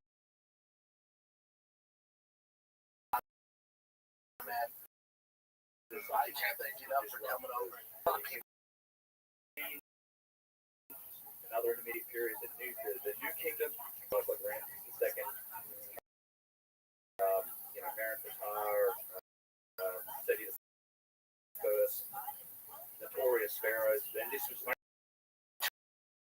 it, my man Jesse, aka Jesse on fire, is here with me in Austin, Texas. Long time coming, my man. I can't thank you.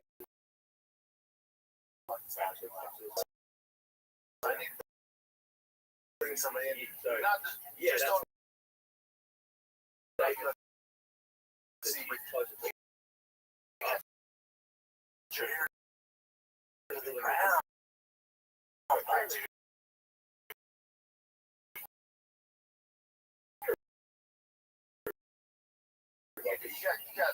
know what you're doing with the YouTube. You're kind of the mastermind of it. So before we get into UFC 317, it's a different thing to say purely because I'm looking at the skeletal remains of something and renovated and things to them, and they use them that became part of their culture. My problem with the pyramid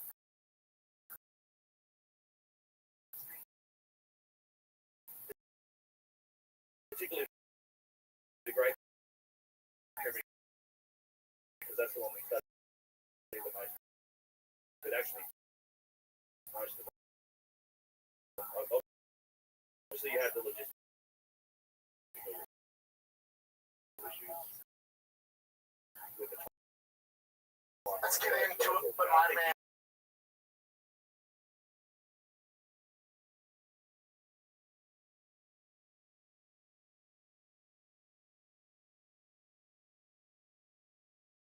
Right, it's essentially a scale model of the northern hemisphere. There seems to be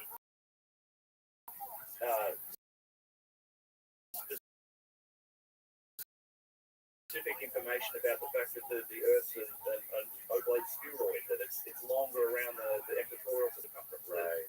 The grid of latitude and longitude is slightly longer east to west. The ratio, if you knock it out on like a grid of latitude and longitude, those squares, they're not really square because the way the Earth's shaped, the latitude line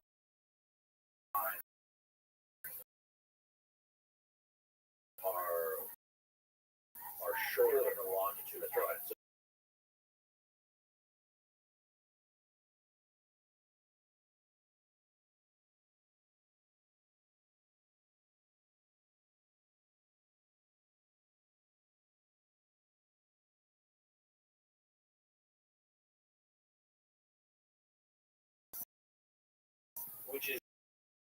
essentially a cubit high. It's like a little the perimeter based on the perimeter of the socle or the perimeter of the actual pyramid. And then so this is exactly what you're talking about. So 1/4 of 1 minute of latitude at the equator on the Earth is 3,022.9 feet. A quarter of a minute of longitude is slightly longer at 43.5 feet. And then so the perimeter length of the pyramid without the socle is 30 point. It's like what 0.2 of a foot off, and this is 0.1 of a foot off the planet. Which is Randall mentioned this the other day. Is we didn't really get an accurate understanding of that. We had satellite surveys and we did space observations in the 1980s, and it turns out because we had a numbers, you know what I'm saying? Like we just reached up. He said it has some other things on the pyramid, like it has that ratio of 4:3:2. This is one of those cosmically significant numbers. It's in that pantheon of very interesting astronomical numbers. And it's at a scale of 42,200, and essentially 200 base perimeter of it by 42,200. You get the equatorial circumference coming up a lot yesterday with Randall. Yeah. He's explaining this plasmoid generator type thing and how the dimensions of the tubes and the sphere, the thunderbolt generator it starts at that whole mechanism. Yeah, there's a repeat in lots of different ways. Randall was a complete master at showing. That's why I say that I think and you know I coded in it. And obviously all this precision in the pyramid. So you know, and it's a logistical achievement. Like now, the next thing is you just built it, or they didn't, right? So you have to. It's either one or the other. But if you go with they did, then we need to reevaluate and rewrite history based on what it means and what information they have and their capabilities. And we've underestimated the dynastic Egyptians. They were capable, and where did they get data from? And how did they know it? Like that's a rewrite of history. And if they didn't make it, like they for sure worked on it, but if there was something else here and this inspired them, that's another picture. Like who did that? So that is concept of inheritance. And and this is why I'm a supporter of the lost ancient civilization hypothesis. Is that I think the answer, but I just think there's so much evidence of renovation and reuse and imitation. I think it's like I look at this idea of them being basically a giant cargo cult, the world's most advanced cargo cult. It makes a lot of sense because you've got to imagine the other problem with the pyramids is that you know these are the first pyramids that were ever made. They're like that's at the very end. The first ones were the best ones. The first ones are the best ones. Yeah, you can the step pyramid's another story. I think that is dynastic. But then immediately after the step pyramid, you have these mighty, gigantic stone pyramids that were supposedly constructed. But they kept making pyramids after that. I mean, you know, it's to me, it's why I get this term a tale of two industries. You have the earliest pyramids of these giant stone structures. They kept building pyramids right through the Middle Kingdom. But they were making them from mud bricks, and they were much smaller, and they were much less sophisticated. And they're today eroding away slowly because this is how they were made. It's like this technology just disappeared if they had it. And then they were trying to imitate these other pieces of these other works with mud bricks. And in fact, this is also supported, this methodology is supported by scenes on the wall. Like there is a scene of pyramids, but it's mud bricks. It's literally in the tomb of the noble in the west bank of the Nile. How do they make mud bricks? Well, they put together these mud, they bake them in the sun, or they might have baked them in ovens. They make these big mud bricks, and then they transport them to, you know, it's like straw or hay and mud, and you bake it, you stick it in a mold, and you cook it. Geopolymer, people prove what it is. It's a form of geopolymer. And then they'd stack them up, and they'd build it that way. And so it's a process that continues to this day, people doing stuff that way, but that's how they build them. And so what's interesting to me is is that this concept version of a particular thing, pyramids is one of them, and a primitive version of a particular thing that matches the tools and techniques that we know about, right? We know that they were relatively primitive. They didn't use the wheel. They used manpower. They used primitive tools like flint chisels and pounding stones, wooden implements for this sort of stuff. And there's scenes on the wall that support it, right? So they showed us how they did it. That exact set of circumstances exists not only for pyramids, but it exists for bases, for columns, for bosses, for slabs. There's an advanced and then there's a primitive version of that, and I've been slowly trying to document that in detail over the last couple of years and look at each category of these and say, okay, so what matches the tools that we know they could use and the techniques that we know that they used and the stuff they drew on the walls that showed us how they did it versus the stuff that isn't explainable by those mechanisms. And so that's why I think when you look at these advanced things and you look at what the dynastic Egyptians are doing and you look at their own history and what they say about their past, all of a sudden this idea of inheritance, and a longer timeline, the fact that maybe they got a kickstart, when they finally came out of that Neolithic or Mesolithic Stone Age, and they began to look, they had enough people and they could organize, and they might have started with all of these artifacts and objects. And and that's actually what they say too. Like they trace their own history back some 36,000 years, like their origin stories, the time of Seth Teti and the time when the gods walked the earth. They talk about the time of the Shemsu Horde, these mythical, demigod like with magical powers, all of these rulers, like I said, over 36,000 years, I think. And then it gets to the dynastic civilization at the end. Well, there's a couple different sources. There was an Egyptian priest called Menaeus that talked about it. Probably the primary source for that is something called the Turin Papyrus. There's also a Sumerian king's list that's different. It goes back 400,000 years. But there's a Turin Papyrus, which is where this is written, and it's in, I think it's even Turin. But it's they deciphered it on the back of a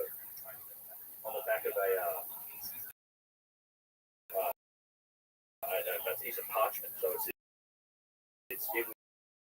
we're lucky we got that much of it because it's about how that thing came to be. It was sources to that king. And not only that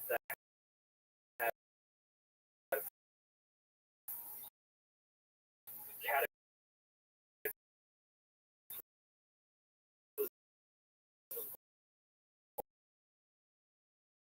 origins.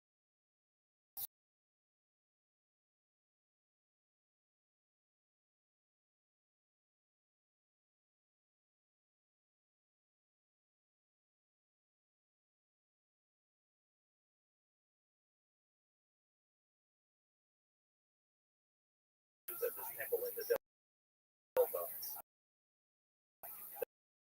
that told him the story of Atlantis and said this happened 9,000 years ago, which so 600 BC. Your babies? The correlation with Graham Oh. My undies are on my knees. And not only that, but it's also written on the walls of the Edfu Temple. There's the primeval Jiva story. It doesn't specifically say it now, but it tells the story of a lot of people to chat with. Who passages of photographs of it So I actually. need to bring somebody in. And they talk about the primeval land being in Ireland. They had to go to the homeland and build You know what you're primeval doing. towns You do all this shit. that You're was kind where of all the the temples mastermind would of be. it. And So beneath these before pyramids and a lot of other structures, you have it's primeval mounds. the international fight So week. there's a lot of correlation to this Main events concept of off the those hook, but I civilization, like call the it Real land, call it Housewives whatever you want. UFC. But There's a lot of drama that's going why I on. think all of this evidence makes sense. So, With your boy, the Egyptians are connected to it. We've got the evidence of the not artifacts for the right for it. reasons. There's And a lot then of hearsay I going think out. you're also, with the Egyptian Just give me your thoughts on iconography, you're John looking right at that now. as well. So, I do believe John Jones is one of those guys that, plenty of like, evidence you build a to suggest channel that around statues, drama. not a lot, but Like, certainly I feel several of them. tremendous And certainly for very gratitude to large that guy. ones, I would kiss his face, man, because he does require nothing but win. significant He technology does and nothing but create drama that I can make videos on outside of the octagon. So, Outside of the octagon, when I this when I most make the recent one, case it's for like symmetry and precision in these statues, it's a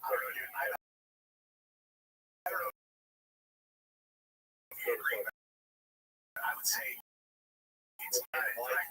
I'm retiring, and then a criminal complaint comes out on this incident with the car. Is this what I'm looking at here? Is this her? And so I was wondering, like, if he's gonna be rolling around with a chicken in the car, like, what's that? Like, you're like Instagram, like who are talking shoes? John, who are talking shoes? John Bones. Next thing, you think I'm banging this girl right here, dude? It's good. You're telling me you believe that this is the chick Chris Finder on the planet? Yeah. John Jones has swore that. John Jones has swore what they hold the flag shirts. And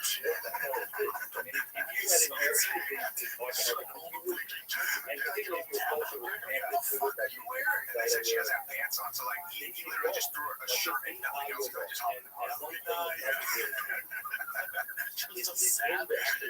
But my thing is, I think he's just going to get a slap on the wrist because John Jones on this mic keeps doing this stuff. And remember, everyone has those friends that drink. I don't now, but we all have those friends.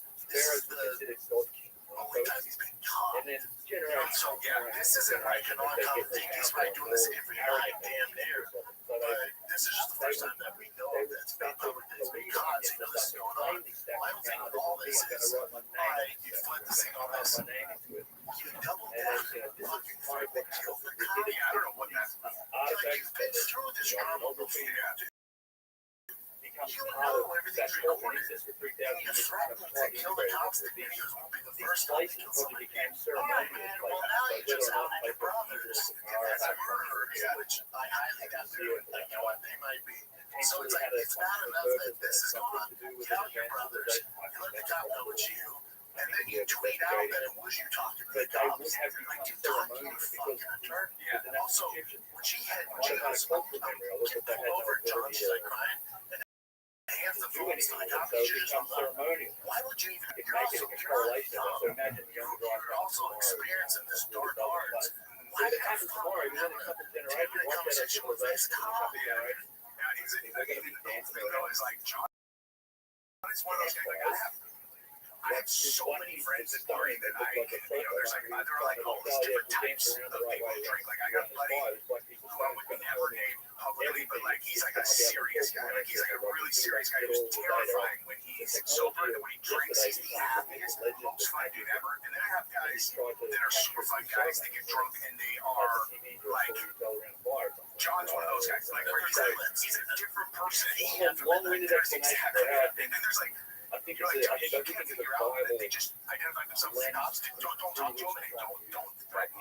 My brothers are just bored enough to put you in the ground. You're like, shut up, guys. I just think that makes any sense. People talk to him with CT, and I just think he's just a bad guy. Did you see Jeff Brunson's tweet? No. Jeff Brunson's a good friend of mine at University of Colorado. Shout out to Jeff. Jared Brunson tweeted out, I trained John for years, Steve, when we we'd go out, and there'd be chicks, and we're like, dude, let's just stick with the chicks, we don't need to do all that shit. I said, shit, we don't need to do all that, just, we got the chicks, why are we still doing the drugs? Like, we accomplished the goal tonight to get chicks, hot chicks, and they're here, dude. Why are we saying this to John? Yes, he's like, why you gotta do all this, doesn't make sense, we shouldn't do that. I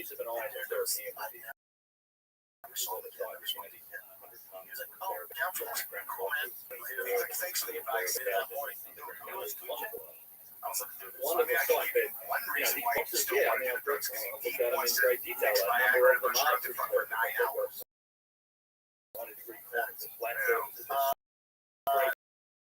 No, not so huge. John needs to get out of Albuquerque. Everything is too accessible. Needs a fresh start and a change. No, go to the one we said to give John.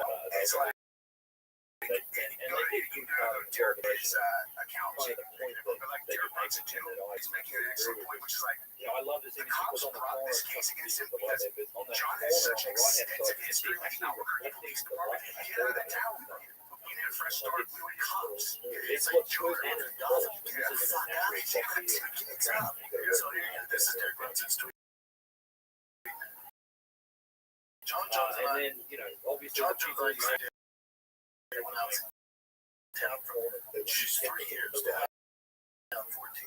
One night, we went out and I said, bro, why do you do it? Let's just hang out with the ladies and have fun. Point there. That seems like a good idea. The extra stuff isn't needed. So to me, it's like some drugs. They're already here with us. We've done it. the technology He looked at me and said, I don't need a dad, I need a friend. This was the last time we ever hung out. I couldn't sit back and watch, I have to be honest with my friends. In places, it's even the ground too smooth where you skip Listen, over. I There's did no my game totally straight. And then this is I don't like, I understand John's position. Where I'd be like, what? Be like, I'm doing it. writing is the I'm making the best coach in my life. The best ever trailer. Where you're trying to help me out. You're out. It's just, I don't need you sitting here fucking judging me while I'm doing blow and smashing 7 girls tonight. Here's what nobody talks about. how we date About relate objects and John. it's whatever was At written one on it. point, It's not the only way, alright, dude. but whatever's I written don't on know, maybe it they have an extra becomes the primary methodology for how we date. We have the name of the summer girl. house. I don't know.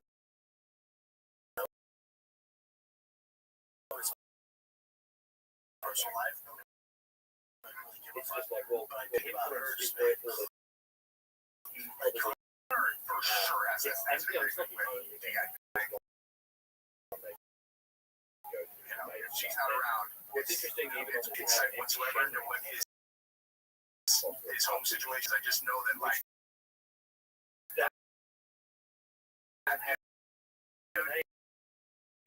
if he wanted to stay in trouble, all he has to do is just not and for 6 nights. It's very polite to, like, leave out. Yeah, Joker.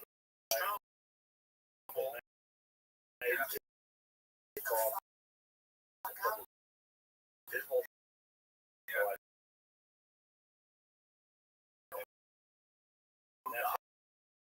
whole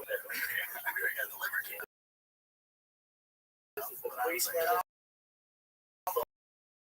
know they were dedicated all over the European. You know, they would This is what I question, because I do think the fight was agreed to. I think John, Tom,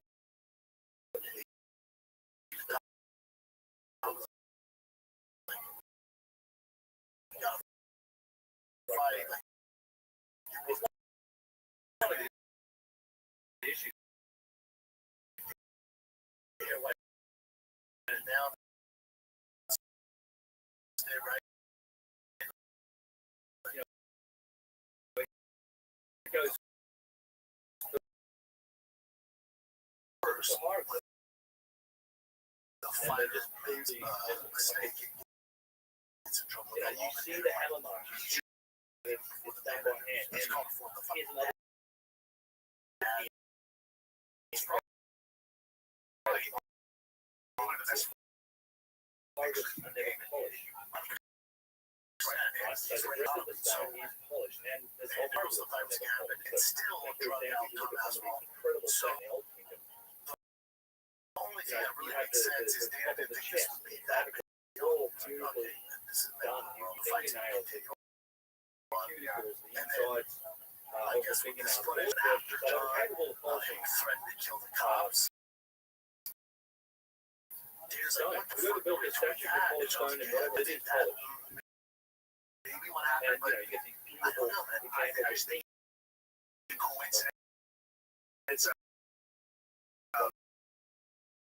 he retires out of nowhere, and then the next how hard is it? But like, if I had it, I could do that. I do.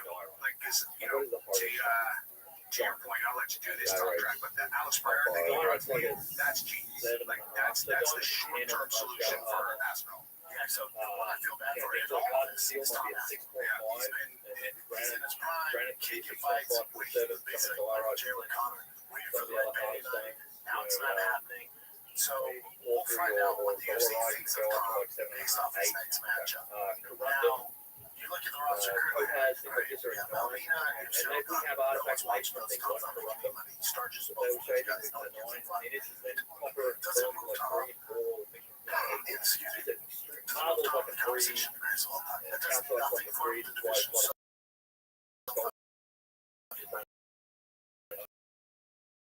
So what's our options to make sure crowd gets paid and the fan base gets on track? We can make that happen.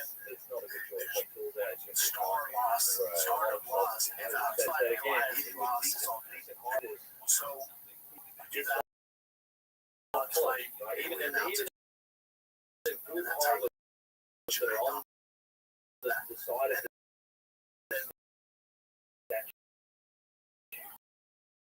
After that, we figure out the best area on the planet for moments with PFL signature. You notice how much Dana has his issues with him. This isn't too bad. I don't like the way his eyebrows are. They're like, okay, you're the partners and shareholders, TKO. They're like, hold on. He was regarded as the best. Tommy to fight when he fights or sinking shit. Let's sign Francis. So it's gonna go. If they care about Tom, it should go.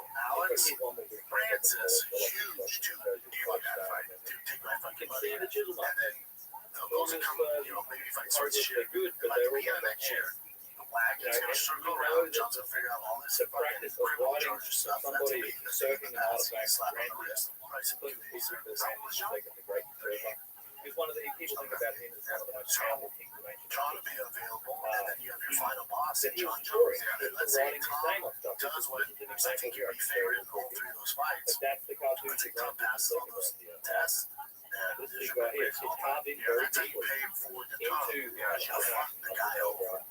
And it's also, carved deeply into what is a your best case scenario as a promoter is to have Tom Aspinall considered a massive superstar respected in the GOAT conversation because he's young. So, like you can write that trade, right? Once you had Anderson Silva, it was like Anderson Silva's fighting. It was like, who's he fighting? It's like this guy for the 3rd time. No, he still sells. But Tom has to have some guys that he has. If you look at that Tom, it's like so Cyril Gahn, Volkov, Pavlovich, Chris Blades. and what I love about this So he hasn't fought Cyril Gahn. You actually knocked out Pavlovich in the first and knocked out Chris Blades. Basically beat the majority of these guys. Not from the first round. There's just nothing there. What's sad about that division, the stats of it right now, it's never been worse. And if you see all this, the ones that have writing on it, the writing's vertical, right? It's not horizontal. Generation for heavy rates, but it's not his fault. So the writing on so this is the original writing. But not only did the public great, this thing was originally it was just a piece of it. Most likely, yeah. And so it was and they were reused. It's even like these walls they built and get cats. And there's a foot from 1,000-ton statue. Broken piece. So they reused it once to get it broken wall. The first time, maybe Cyril and then later on, how long later, ran like second time the top 10. I don't know. right over again. If you go back and look at Heritage, renovated, and reused. It is a bad time at heavyweight, but it's just bad. It's just bad. They should just go buy Francis' contract with PFL because they don't want to pay him that $8 million. They owe $8 million next time he fights. They don't have it. They don't have it. They don't like they know for like when they had him fight the first time. There's still that like there's hope that maybe we've got this guy. Maybe we'll be on sales maybe we're anybody for the fight, but maybe if you go talk to your like they sold nothing. And they had no one for him to fight. And you actually had a half decent opponent for him last time because that dude was 9 feet tall. And you had to charge everybody. Look who it is. How are you, big dog?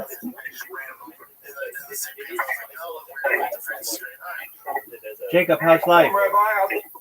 Kicking ass, taking names. You got a lot of feedback. What's going on?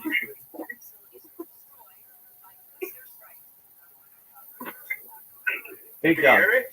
Barely. There's a lot of feedback. What's going on?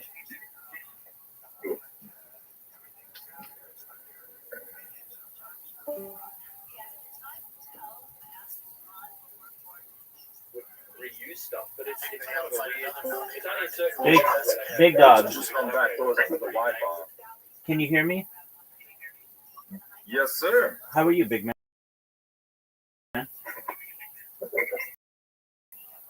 Oh, since every day is play by ear. Not too bad at all, man.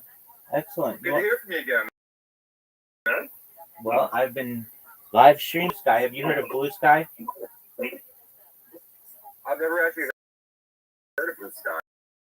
What is it? Blue Sky is the liberal Twitter. It's got like 35 million members. It's big. It's like where, I don't know, Alexandria Ocasio-Cortez and Kamala Harris and all those people ran after Elon Musk bought Twitter. And so I've created robots that are successfully spamming them. And people talk about me once and about on average about 1 or 2 times an hour, which is people about futurology, and a lot of times people don't know what to make of that, but then they come in here and give good, and it's been really successful. So I'm pretty proud of that. How are things with you? That's what I love about you, man. You give everyone a chance to talk with you. How are things going with you? How's your brother? I mean, he's not getting any better, but I mean, at the same time, he's not really getting worse either, so that's good. Is he, I imagine he's still taking up a lot of your day? He's just as hyperactive as the day I got him. Oh, no way. Okay, so he's still biting. No, thankfully, I taught him that, like, full persistence and repetition. I got him to stop that. It's more of a, he has to be around somebody, otherwise he just has, like, some sort of nervous tick. But he definitely came from an abused home.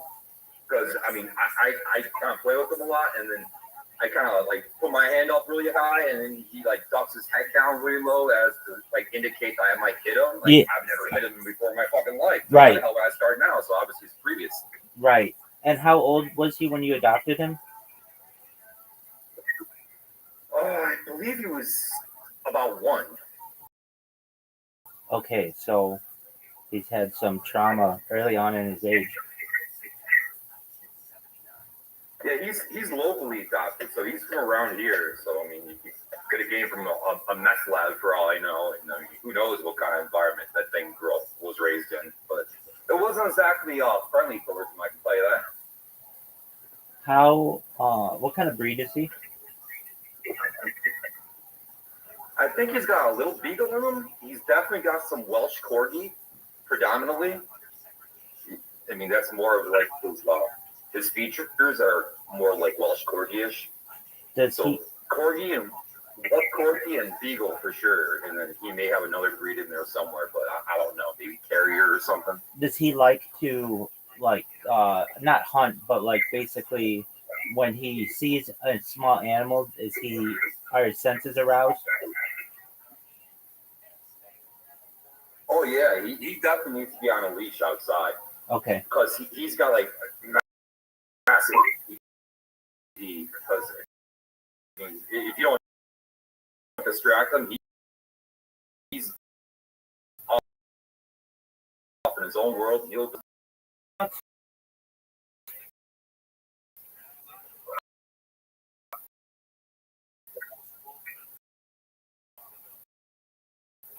wow, I haven't played in a while. Yeah, sure. I've been on that much. Very well. I've got people who come in here every single day and play a game with me on at least a couple games on here. I've got some women who play with me, some men who play with me, people domestically, people like as far away as Australia, and I've got to say I appreciate you sharing the knowledge that you gave me to recommend this app, because a lot of people really enjoy it. Your cousin anyway, so. All right, I'm gonna send you. I would have known.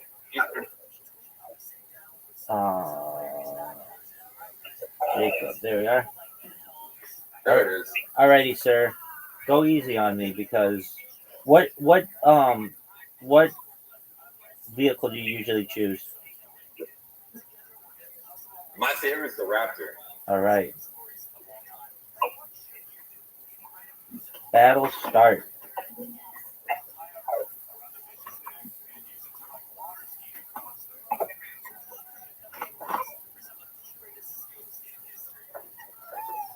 I was doing some family genealogy and I was using AI for assistance. An AI called Perplexity.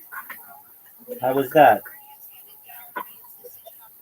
It definitely led me down the wrong fucking. I thought it was on Native American for a while. All right. What, it said that you weren't? Pretty damn good. So much so that I even applied to be on the applied for the Dawes roles and everything else because I thought my ancestors were on it, and apparently they weren't. But that particular AI kind of fed me the wrong information. Let me believe that wasn't. So it told you that you're Native American when you weren't? Oh, dude. What happened to your vehicle?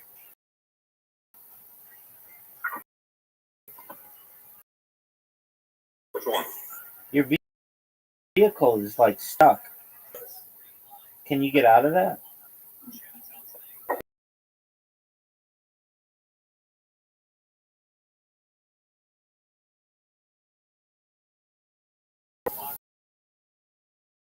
Oh, good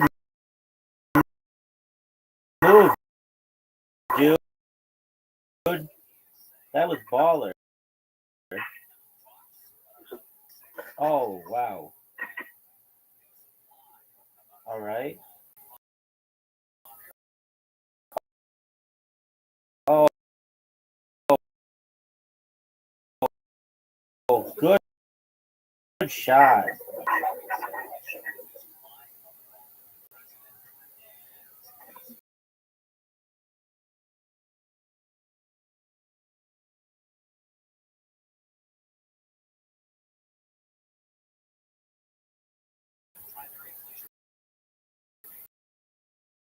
Uh-oh. Next turn. Oh, that's gonna get you. It's gonna get me.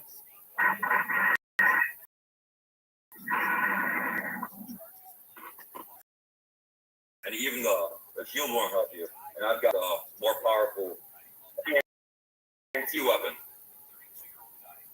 Oh, you killed me. 20 wins. That is a lot of wins. Okay, so you had the TNT weapon. Is that better? Yeah, it gives you more power. It gives you more damage on the people that you're shooting at. Okay. How did you get that weapon? They're displaced all around the board. So you picked it up from there. Okay. All right. Let's try it again.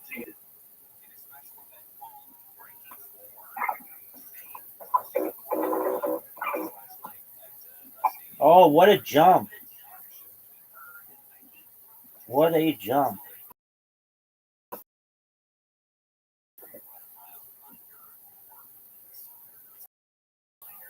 Oh, that was my chance. That was my chance. All right. I can't believe that just flew right over you. Oh, what a move. What a move.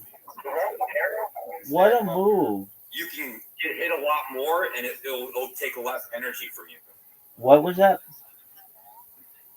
The boost with the arrow, that blue one that I have, that means that you can hit me, and it won't have the same impact as the same as if I hit you. I gotcha. It takes away less energy. Yeah, it does. Okay. Uh-oh. But it was a little powerful. Definitely helps. Yeah. Yeah. I see that. All those bombs are gonna be coming now. Oh no. Airstrike warning. Oh, dude, smart move. With this stage in particular, it's best to try to go on that ledge and like you pretty much have to, and you'll be able to defeat kind of like enemy as long as you take out the bottom layer, which is like obviously you have to shoot at it. The one by you or the one that has This one over here, that one right there with the little red thing and the blue thing. okay, all right.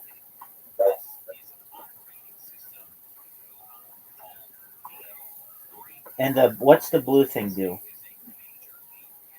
That one freezes you. So, if you were to collect that, Oh no. that means I pretty much can't move, and I'm stationary for that particular move. So it helps if you're like the one with the bouncy stuff and all over. You know how it turns all fire.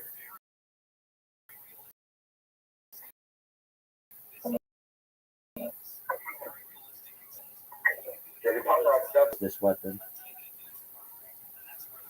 Oh, it worked perfectly. Perfectly.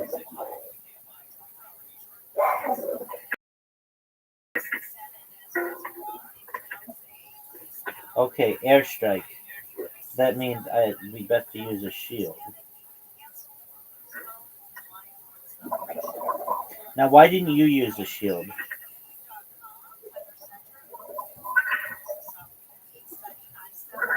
Dude, look at this thing. It's just bouncing on me. Because I got the little arrow thing that takes less damage, so it really doesn't matter. Okay. What's the bug me? That's health. That's what I figured. Okay. Get some of that. Oh, stop. Okay, so can I blow up the like ledge you're on right now? Yeah, of course. Not of course, I don't know that. Nothing's of course in this one. At least okay, yeah, you can. But can you blow up the pipe? No, because that's fixed. It can't be like dismantled or blown up or anything. Okay, there you go.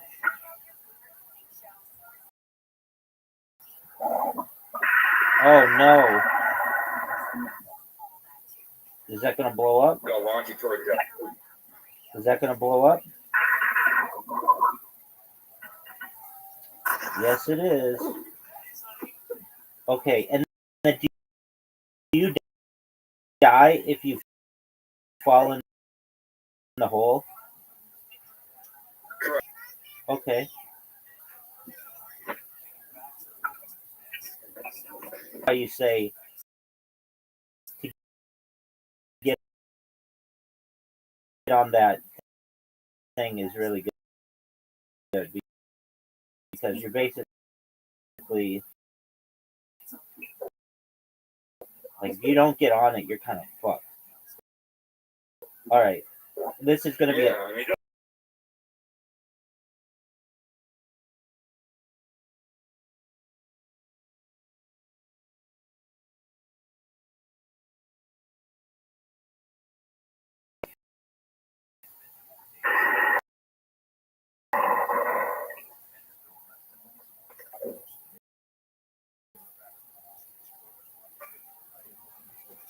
Look at this shot.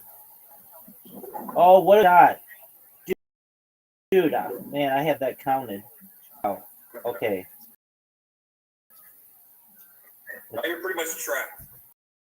Again.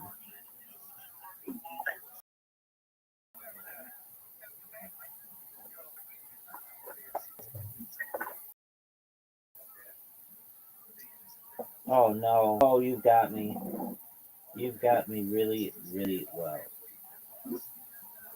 Oh man. Okay, I need that health. I'm gonna have to make some moves.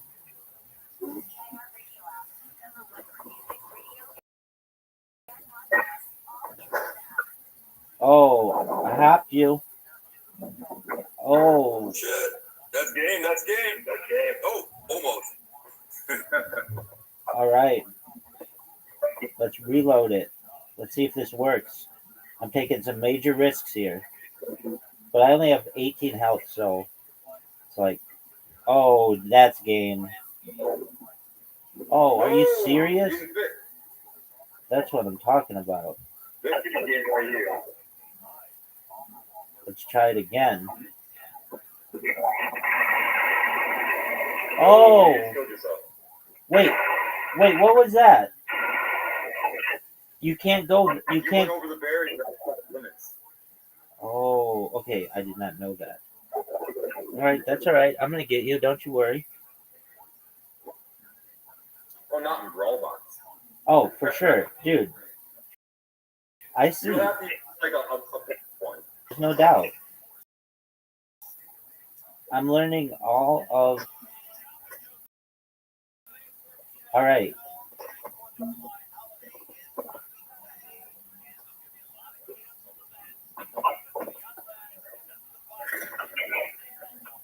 Oh, look at you making moves.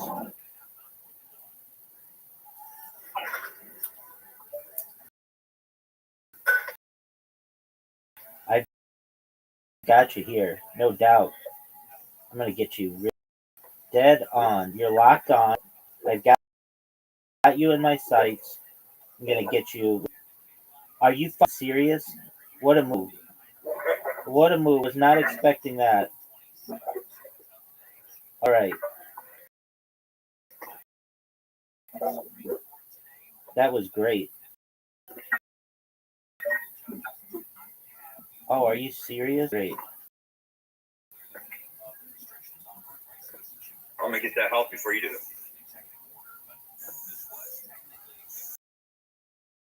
Yeah, you probably will.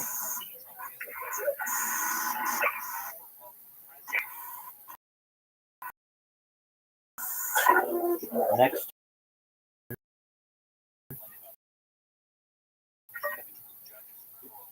Now,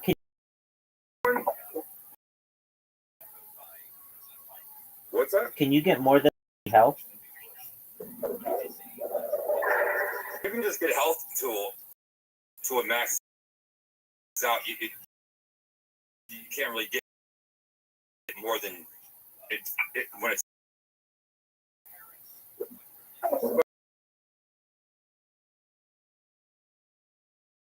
Problem is that's how much you can go. You can't pass that, unfortunately. Okay, it's 140. Man, dude, are you serious? The thing. The green I've got, it's poison. So if I touch that, you slowly deplete health. How rounds? Oh, dude, you got me. You got the bill. You maxed out to 140. The good thing about the poison thing, if I get that little thing right here, Yeah, I'll show you. yeah, I got it. It's like the blue thing. It's like a fruit. If I with the frozen, anytime it actually Reacts to poison, and you get free of the poison. Okay, what was that?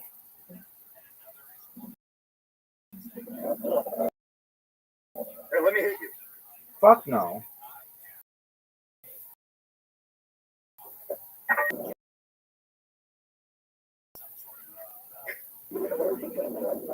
Okay, so did you just freeze me? Yeah, but you're not poisoned anymore. You don't. Your health isn't depleting anymore. You're just frozen. Okay. So you can't freeze someone and health deplete them at the same time. It's one or the other. What's that green thing? The green thing's the poison that I poisoned you with. All right. Let's get that. Oh, and you got me. Oh, did I get you Yes, it is. Now, why don't I have any missiles left? Yes, you won this round. Till it's over.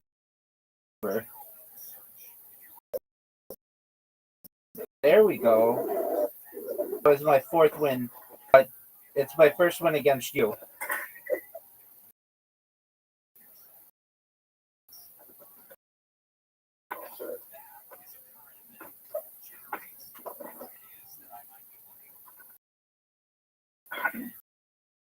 All right, battle start.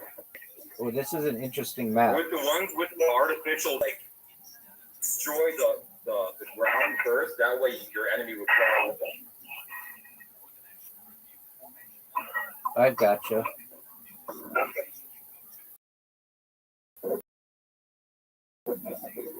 What's that blue thing that just fell? That's the freeze. Oh, okay. So if I were to, you won't be able to move for that round. I've gotcha.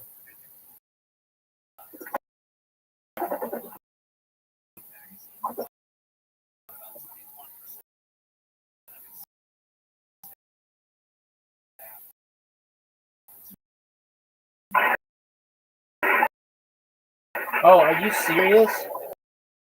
Yes. Are you serious?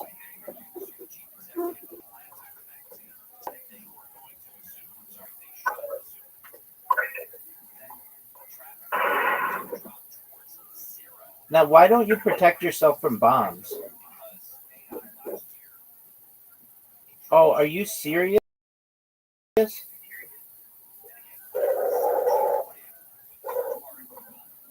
Okay. What's that thing that's kind of where my thing is? What is that in the air? What did I just get? What did I just get?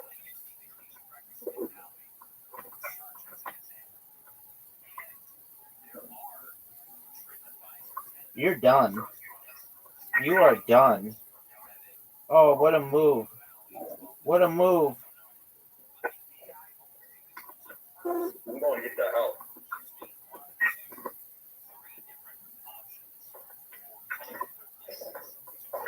If you aim a little above me, you can be able to hit me. I was going to try.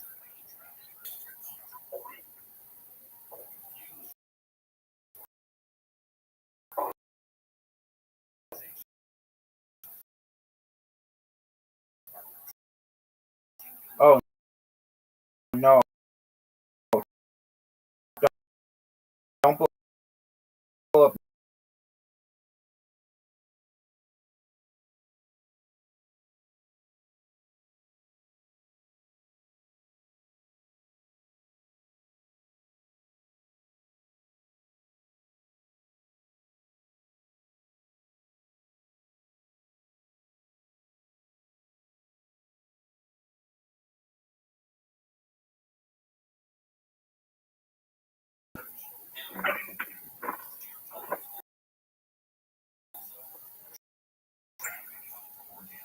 Oh.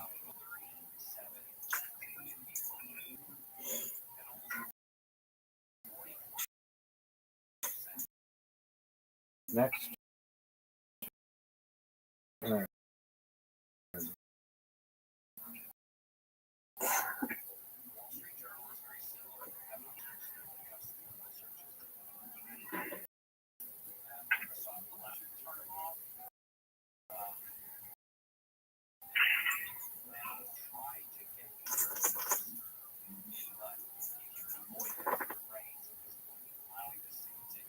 All right, that's game.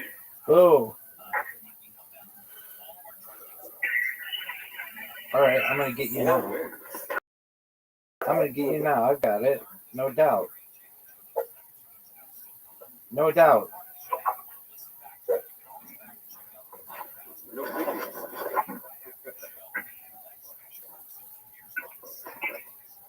Well, Dr. Dre's song. No diggity, no doubt. That's right.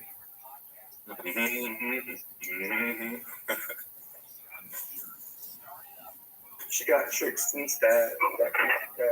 Class when it comes to the guy. Are you serious?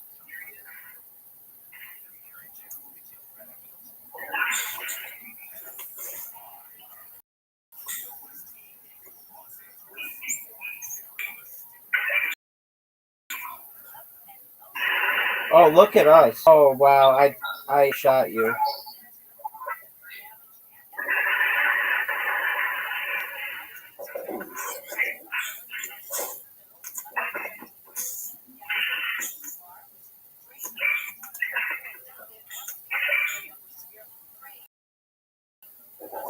Oh, what a I just hit myself. miss.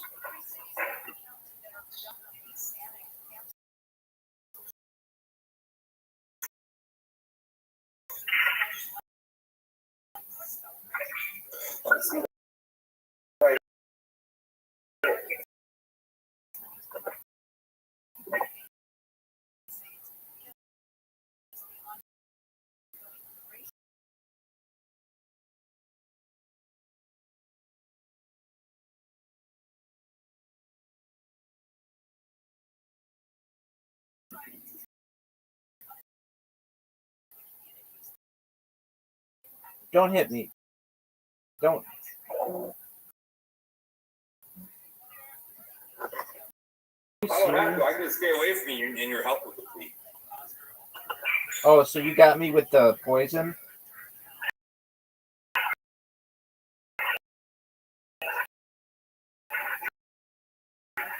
Hold that and the bomb behind you.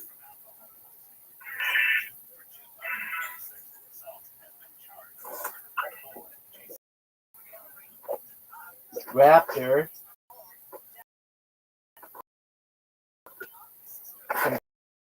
Confirmed.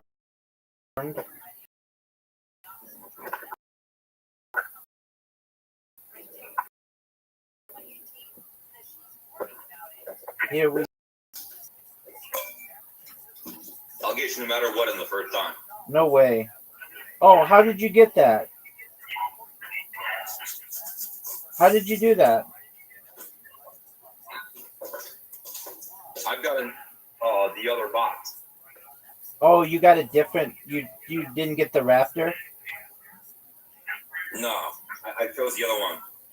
What's that one called that you have? I forgot. It's something with a weird name. Oh, did you get that health? Yeah.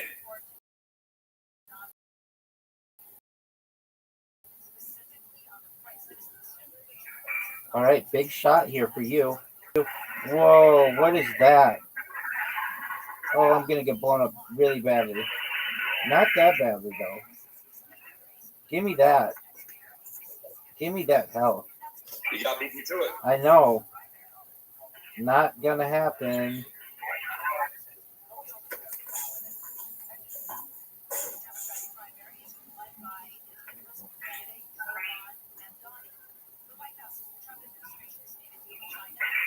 I don't even know what to do here. Oh, where were you going? I don't even know. Oh, that's only. Yeah. Some gaming arenas allow you to go backwards and shoot you from behind, but other ones they just go into an abyss and they don't have it backwards. Oh, no way. Okay, I did not know that. So this one just goes into an abyss? Correct. Oh, okay. Dude, what? WTF with that fucking laser. Oh, look at you. Look at you keep getting blown up. I just won.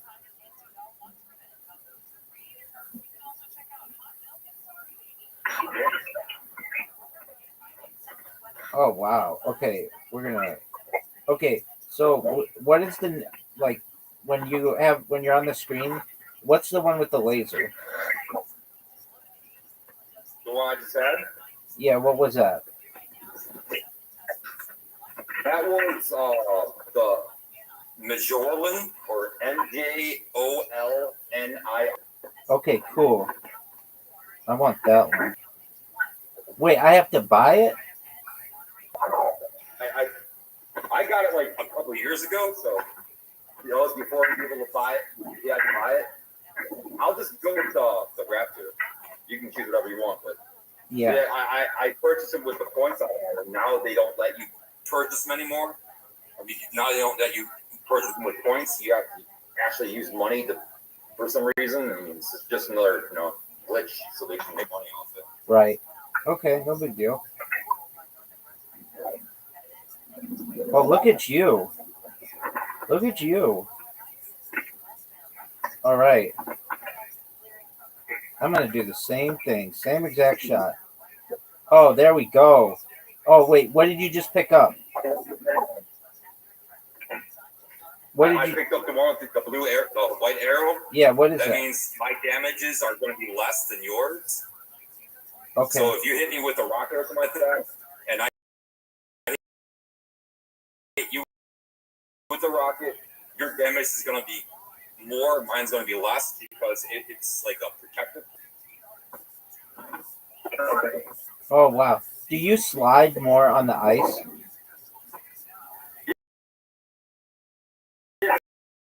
The ice.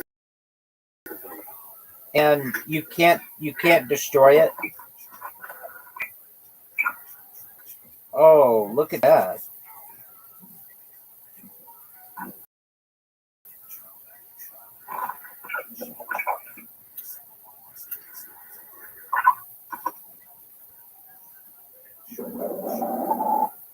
Oh, so it does. Oh, look at that health. Dog. I I've got to get you before you get to it. Oh, what a move. What a move. Oh no, no, don't hit the thing. Oh no. Okay, what's that dynamite thing above you? That means like or weapons are going to be more powerful. Okay. Done.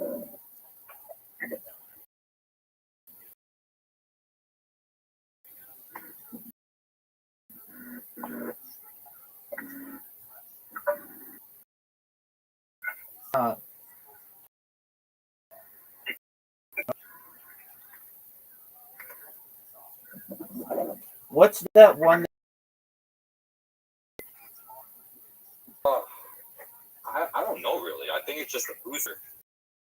It just I have no idea, but you killed yourself. All right, so I never even get to know what it does.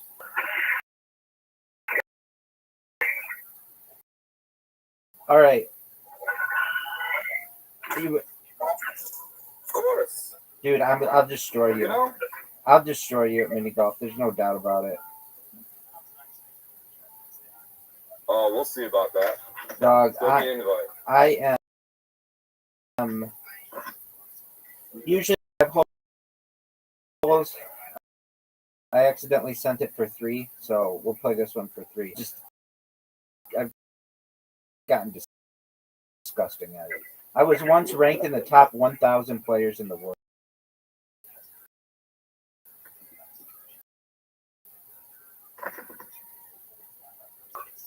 think I got a hole in one time on this course. Extremely difficult to go up that middle. It is. Now, here's a secret. I have a friend of mine who has pad, and it's a lot easier. Don't you also have I think you have a cheating thing where you can like on this game. Yeah, there is a way to do it. This one would be hard though. The one that the ones that are because it's different because you don't have like one fixed spot to go to. Right. The as one opposed to like darts. Bow and arrow or archery. Darts. Yeah. And bowling especially. I mean, those are the ones that you want to use that on because it's got like a fixed target. That's correct. Yeah, but this one's random every time. So it really only would help on the like tee shots.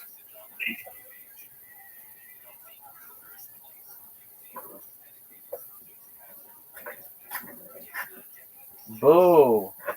Not playing well. I'm not good at this hole. That was a great shot, Jacob.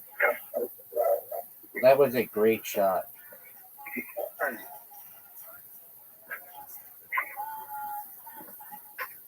I gotta figure out how to fuck.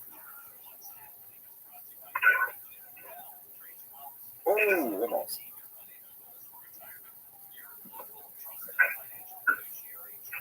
Oh no. Oh, I got fortunate. I got very fortunate. Deuce, deuce.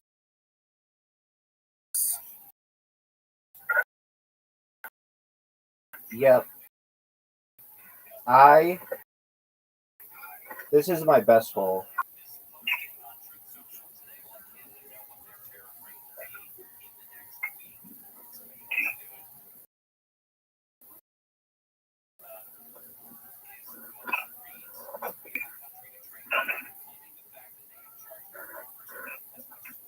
Ooh, nice one. Really good. Thank you. Think you got the score on this game? Yes, sir. I told you I'm good at this hole. I have not lost on this hole in like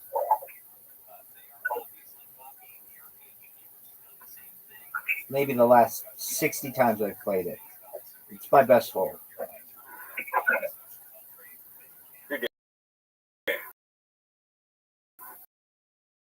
GG. All right. Now we're gonna play it with. This is what separates the men from the boys. Sphere. Oh, I had the Liver King, I guess, like throwing some threats out. That's about all I heard about. Yeah, I mean, that guy, I think, just was not really unstable, but maybe, and just was throwing out threats. But and like, is he really gonna go beat up Joe Rogan? Like, does anybody really think that he was gonna go and like fight him? Like, he probably, I don't know. I kind of just think he was flapping his lip, and he should be allowed to do that as a free speech protection. I get it. Like, he went to Austin, which is not it was not good to do. But I don't know. That's kind of like what people do. It's like, to me, I'm a free speech absolutist. So I feel like you should be able to say whatever you want. And so long as you don't physically hurt someone, you should be able to say whatever you want. Whatever the fuck you want. I didn't really see I didn't really see the terroristic threat there. He kind of just like challenged him to a fight. I mean, obviously out of nowhere for no reason. Exactly, but isn't that what those? It wasn't real. He can obviously turn him down. Yeah, exactly. I mean, isn't that like what those guys do? Basically, like, how is that terrorism? That's a bad law. That like, that's terrorism. Terrorism is like, I don't even know what it is, but it's not that. That to me is just flapping your lip, and I think that should be a constitutionally protected right. And I'd say it falls under free speech too. I didn't really see any terroristic threats at all. Exactly, and especially, yeah. How is that terrorism? Like, I don't know. That's a stupid law to call that terrorism, or making. It's like if I challenge you to a fight, you can just say no. I mean, that'll be it. You know what I mean? Like, what the fuck? Exactly, and like, let's say we had an instance where you let's say you hurt somebody. You have two people, and one of them hurt another one. Let's say they defrauded them or something like that. You mean to say that you can't say, like, if you sister, I'm gonna fuck you up? You're not allowed to say that. Very true. I mean, I don't get the terroristic threat at all, other than just wanting him to fight him. Right. So, and that's what they do. They're like steroid headed, like, you know, they're on gear and all kinds of shit. And not only that, but Joe Rogan. The roid rage. Exactly. Joe Rogan, literally special ops security. And okay, so that's actually literally he's got like Navy SEALs protecting him and shit. Exactly.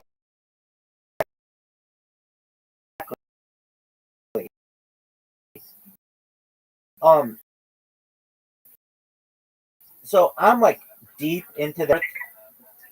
Or December 26th, 2009. I mean, I've been fucking in it for a long time. But that's not I mean, yeah, there's liver. I think this is even bigger. Is okay, do you know who Shab is? Oh, can't say that I do. Okay, so that's fine. So basically, Joe Rogan, has a lot of guests on. Brendan Schaub has been on the Joe Rogan Experience more than any other person ever. Okay, so he's the number one guest in the history of the show. And he's a former UFC guy who has his own show. Do you know who Brian Callen is? Oh, no, I can't say I know who that is either. That's okay. He was a guy who used to be on Mad TV, and he was on Sex in the City and like some other shows. And I can't believe I didn't go in. And they have a show together. It's called The Fighter and the Kid. And look at you taking the lead. Okay. All right, so it used to be a really popular show. Do you know who Theo Vaughn is? Yeah, I know who that is. Okay, so Brendan Schaub and Theo Vaughn called The King and the and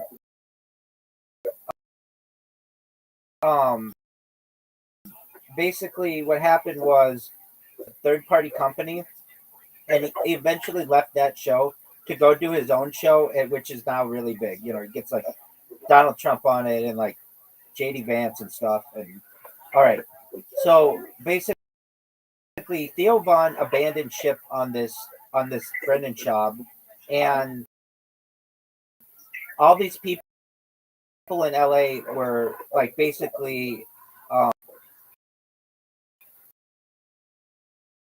like abandoning ship or on the Fighter in the, which is Brendan Schaub and Brian Callen. And look at your shot, dude. That was great. And so Joe Rogan recently had Brian Callen in at the comedy mothership to do comedy. And Brian started talking to Joe, and Joe was going to move to Austin like he convinces everybody else. And Brian Callen made the decision to move him. So they moved the podcast, The Fighter and the Kid, to Austin, Texas. Dude, podcast special in the history of IMDb. They're like a one. Basically, these guys were like flaming out.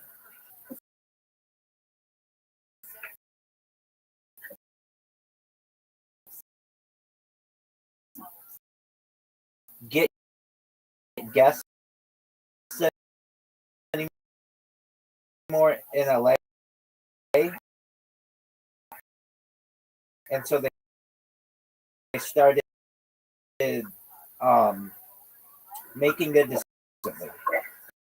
So they just moved to Austin, and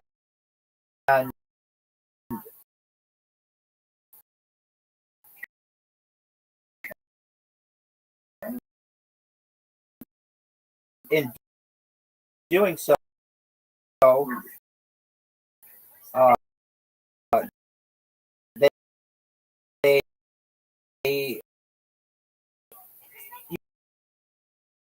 you would think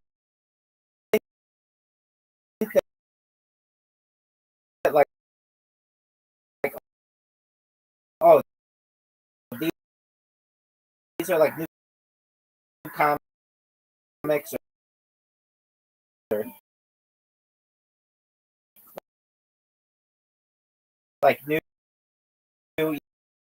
UFC personalities, and the Joe Rogan sphere, they're going to be on the Joe Rogan experience, but they were not. And Joe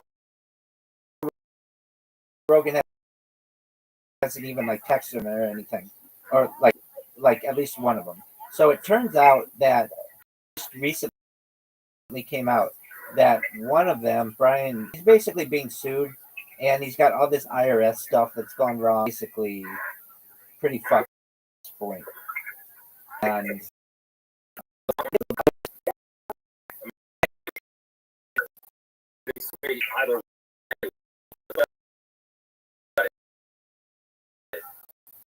right.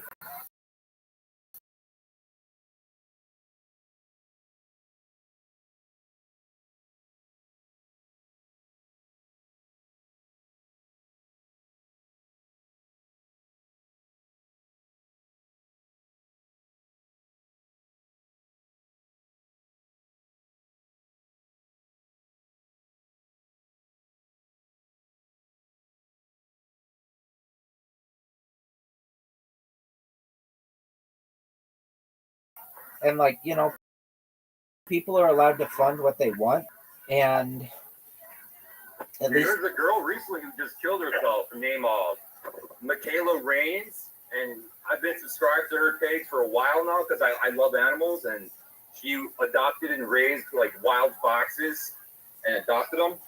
And I went into her page, Save a Fox, and people were just like, I guess like blaming me for her death. It's like I haven't even been on one of her lives in like a year or so. Like, why would you even say something like that? It's crazy. Wait, they blamed you personally for this woman taking her own life? Yeah, because she, I guess, was online bullied or something like that, and took it to heart.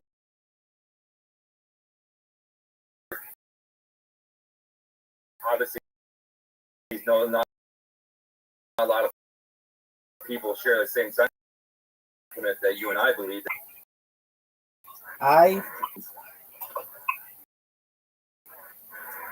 don't know. I just don't. I feel like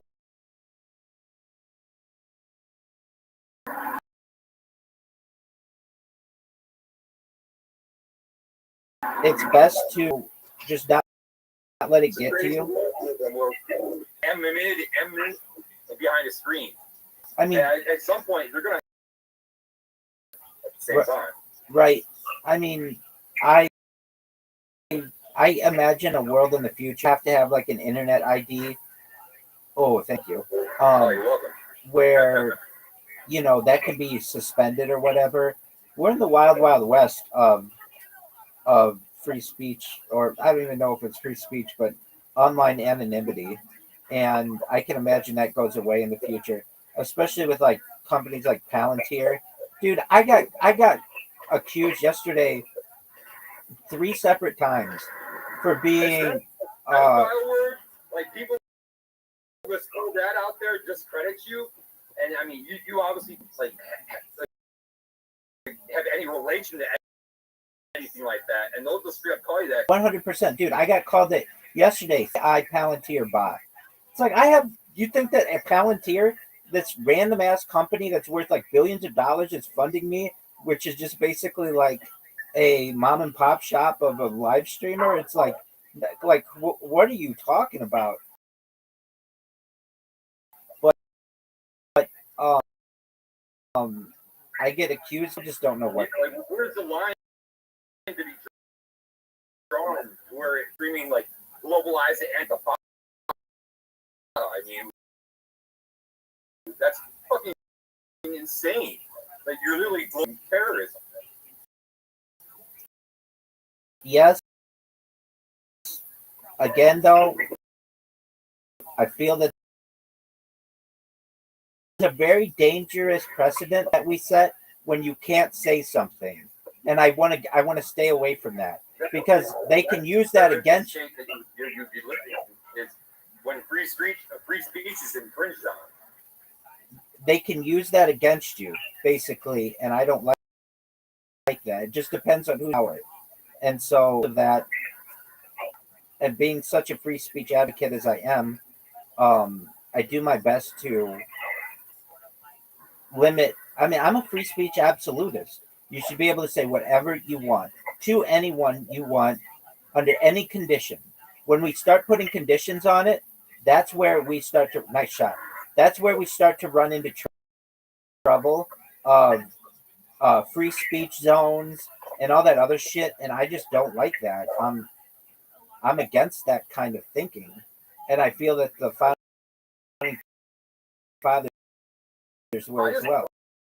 Idea that it's kind of like soul black or something. I mean, isn't that the same fucking thing? It's just different races. Yeah, but it absolutely is. Say it though, and then you just look uneducated when you do that. You should be able to say the N word or the K word or the F word or whatever you want to say. Say whatever you want to say. It's only going to look badly on you. But when we start saying that certain people can say a word and other people can't say a word, that's where you get into trouble. And then you have courts who are established to be unable to be able to differentiate. Oh, well, this person has 50% African American blood, so they can say the N word, but this person has 49% and they can't. And you don't. That's what are supposed to. And yeah, but why? I mean, considering like the Liver King, for instance, I mean, how is saying I challenge you to fight a terroristic threat as opposed to death to all Jews? You know what I mean? It's just like, where's the common sense there, and what's a terroristic threat? Well, you're exactly like personal feelings. You're exactly right, and throwing the word terrorism in that kind of discussion is a joke. It actually undermines what terrorism is. Like, basically, this guy just was feuding with an online personality, and I don't know, unless he actually, frankly, like, attacked Joe Rogan, he should be out of cuffs. I mean, I'm not a Liver King advocate. I really didn't know that much about it. Like, I'd seen him online, but he wasn't like in my understanding of, like, he wasn't in my consciousness. I don't think it's cool to say that you want to go beat somebody up or whatever, but I think that that's covered by the First Amendment. I frankly do. And I know I'm not alone. Exactly. I mean, how is he saying death to all Jews, global lives and about? That's not terroristic threats, but saying I challenge you to a fight is terroristic threat. Exactly. Issue in this country, and it creates loopholes, and I don't like that. Look, if you want to legislate speech, but there's one thing that you have to do first and foremost, and you have to pass an essentially eradicates the First Amendment. So long as the First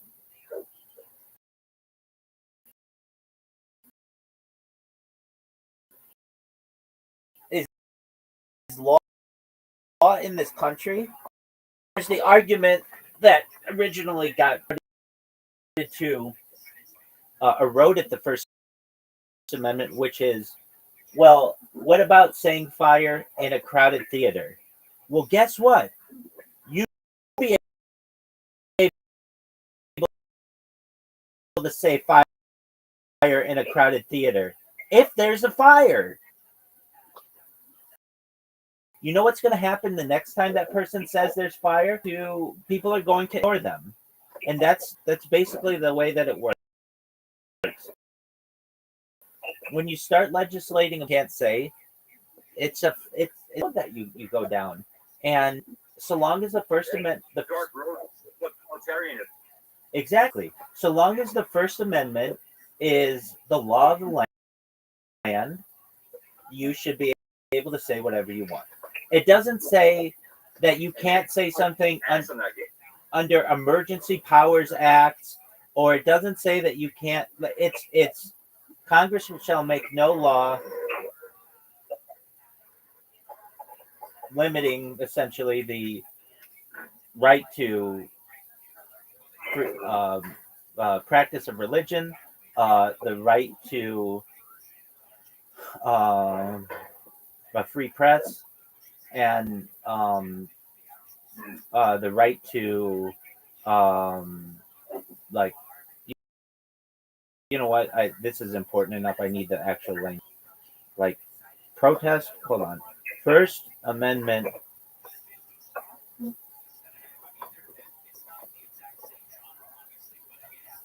And if I know, but it's important enough for the stream that I have this correct. It says Congress shall make no law respecting an establishment of religion or prohibiting the free exercise thereof, or abridging the freedom of speech or of the press or the right of the people peaceably to assemble and to petition the government for a redress of grievances. So long as that's law of the land, you should be able to say whatever the fuck you want. Now, if you want to go and get rid of the First Amendment, that's fine. But then that's when I'm going to reconsider where I live. So long as that's the law of the land, you should be able to say whatever the fuck you want. You should be able to say death to blue people. You should be able to say life to green people. You should be able to say whatever the fuck up to the people to be able to this person or not. But it's when you start to get into this, well, it becomes hate speech or it becomes a terroristic threat. That's when you. Is it really that you have two guys who are obsessed with Liver King, and Joe Rogan starts making fun of this Liver King's family, and the Liver King gets pissed off about it and wants a showdown? Is that really a terroristic threat? And is that any different than what you're going to see at any bar on a Saturday night between two guys who have just had a few drinks and get pissed off at each other? We're going to start calling all of those terroristic threats now. It's just, I don't buy that. That kind of shit goes down every single day. And it's covered by much of it is covered by the First Amendment. And anyway, Yeah, that's bullshit. It should all be legal or all be illegal. You shouldn't have exceptions. Exactly. That's exactly how I feel. And so long as we have a First Amendment, the way I interpret it is it all should be legal. Now, it's not like the dude is like, I'm going to personally come over your house and I'm going to kill you. It's like, that is a personal threat. I can see where you can get a terroristic threat out of that. Yeah. As opposed to, I shall personally disagree or agree to it. That's kind of like up for someone. Even though something in business, in contractual law, called puffery. Have you ever heard of puffery? It's where you say, like, your product is the best that's ever been. And that's protected within at least contractual law and free speech. And I almost feel like there's puffery in individuals that you should be like, here's a perfect example. If I say, dude, if you touch my wife, I'm going to fuck every person you've ever encountered in your entire life. Like, okay, that's fine. Now, let's say, does that mean that should be a threat on the life of thousands of people? Like, that's technically what it is. Or isn't that just puffery? That's just somebody letting off some steam.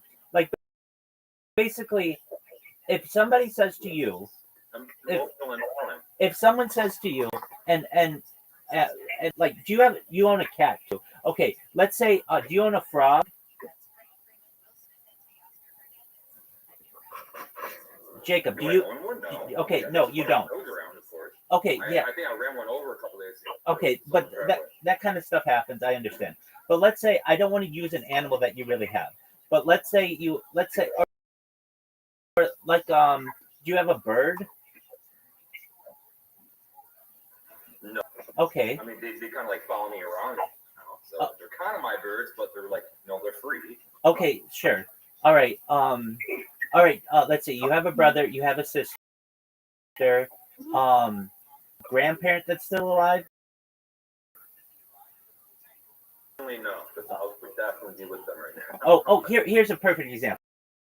Do you have any children? Of course not. No. Oh, okay. Perfect example. But you can understand people get really protective of their children, right? Of course, definitely. Okay. I could be Okay, exactly. So let's say someone says to you, I'm gonna hurt your child. I'm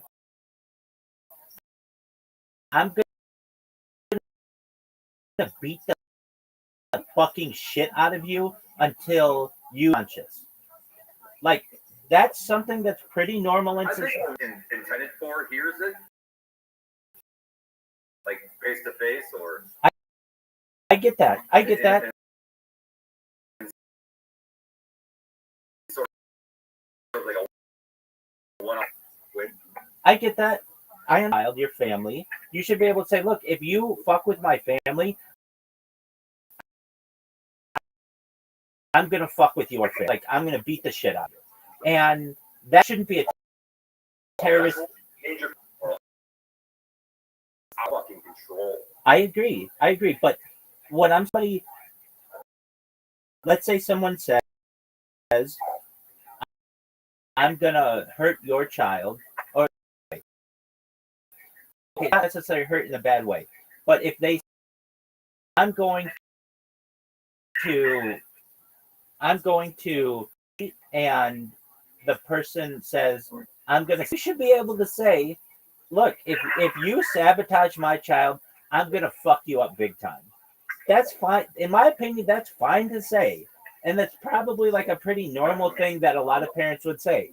But technically, that's making a terroristic. Exactly. But technically, that's making a terroristic threat. And I just think that. Unfortunately, I mean, it just.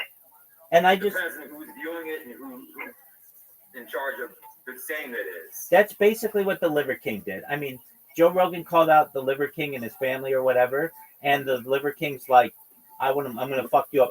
Not even that. He was like, I'm gonna fight you. Just recently,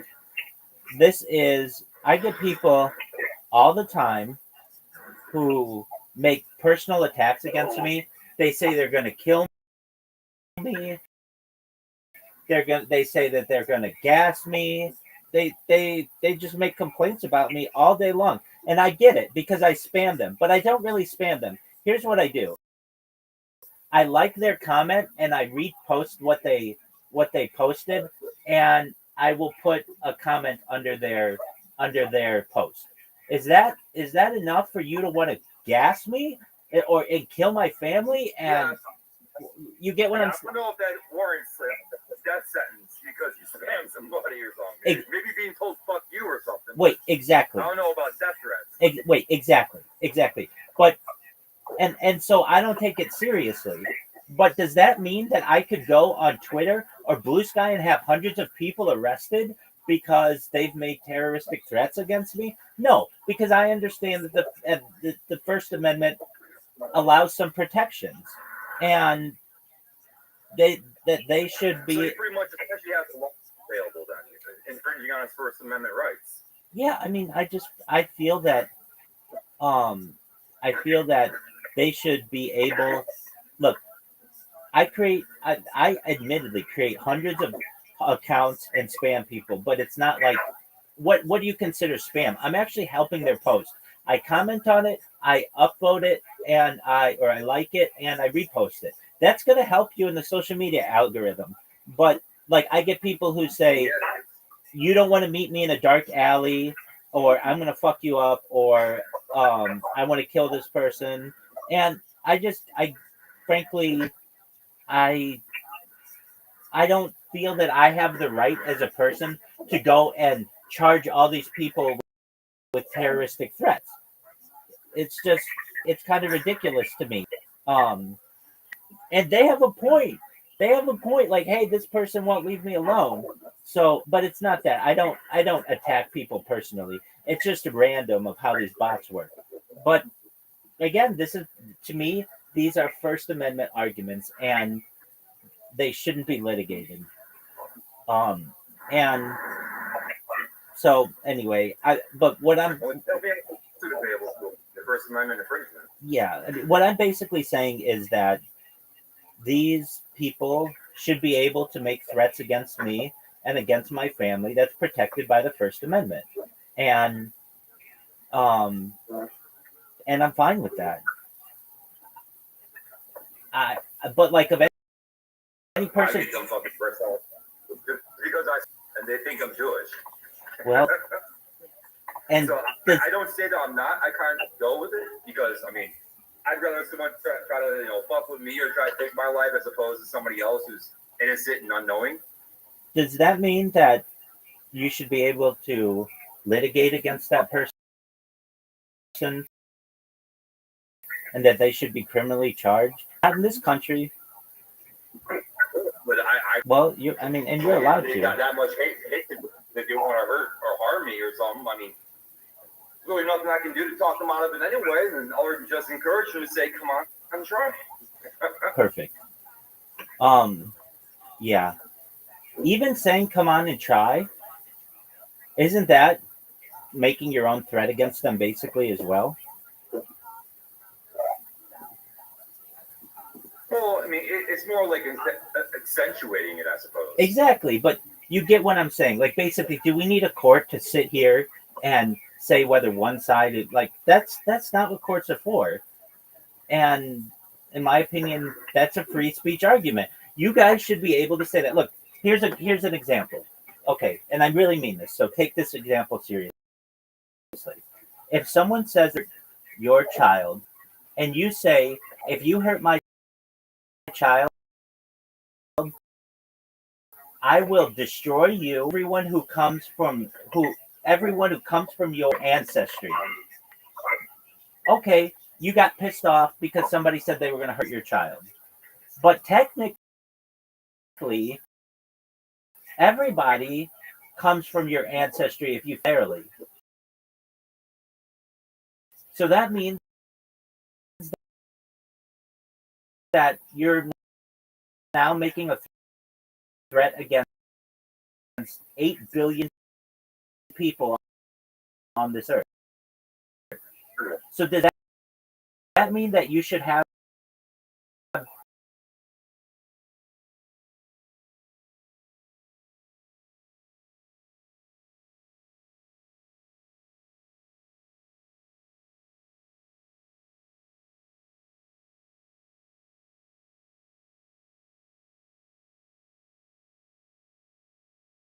that like there's a mass epidemic of mental illness in the world. It's like everybody seems to be on that.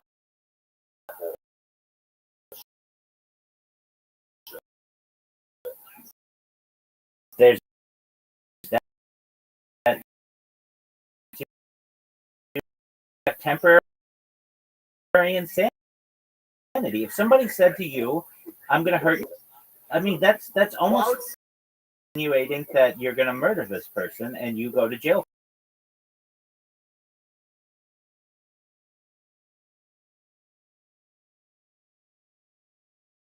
You should be able to say that. You should be able to say, what about a situation where someone says they're going to shoot up a school? Okay, so they go on Facebook. Their girlfriend broke up with them, and they say they're going to shoot up a school. In my opinion, I think that you should be able to say that. It's probably that's stuck in the line of reality there. I get that. Wait. I get what you're saying. Like you should have the right to say whatever you want, but at the same time, it's like there's been so many fucking like school shootings and shit. You don't know what to take seriously and what not to. Who's unhinged and who's just straight up plotting weird fucking terrorist shit. I get that. So you might have to treat everyone. Wait, I get that. But I'm a free speech absolutist, and if I'm going to be a free speech absolutist, I have to even defend the people who make like threats to people like that. I get that. What do you do in that case? I think you can probably find that person some psychological help and help them through whatever issue they're having. But that doesn't mean that I think that they're threatening the lives of 150 people or 1,500 people, however big their school is. They were just pissed off and they made a threat. I think that people should be allowed to do that, and that's protected by the First Amendment. It's my opinion. I'm a free speech absolutist. I know that isn't technically, like, courts have found that we don't have free speech absolutism in the United States, but I feel those courts are wrong, and I can have that. I'm allowed to have that belief. All about wording, I suppose. Like, for instance, say, in my opinion, to a police officer, say anything you want to at that. Like, in my opinion, I think you should just, like, drive off a cliff or something, But if you say,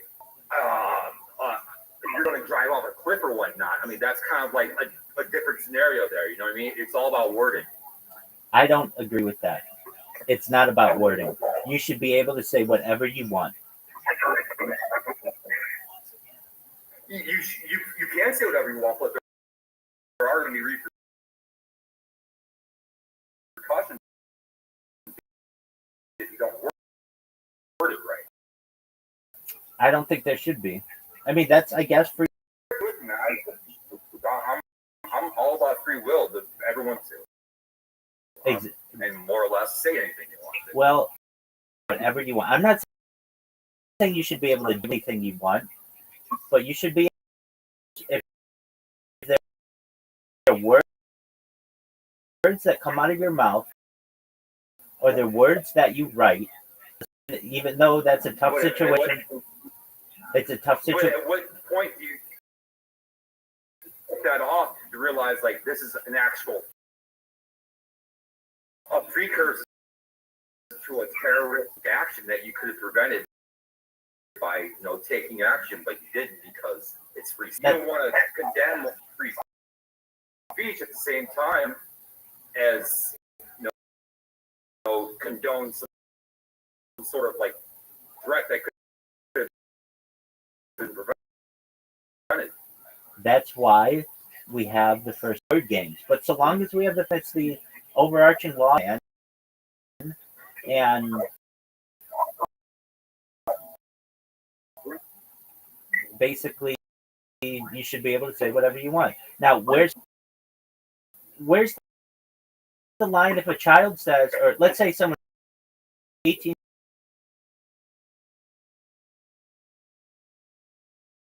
it's pretty much the same thing. Exactly.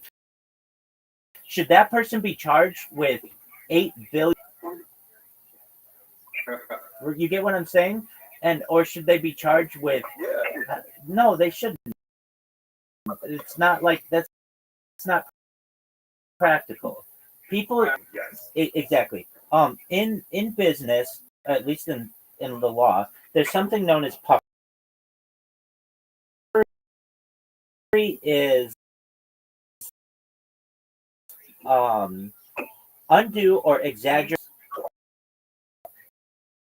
and just like you can have like oh, this car is so great, it's gonna run 1,000,000 miles for you. No, it's just somebody basically using puffery. It's exaggerated praise, and I feel that there's if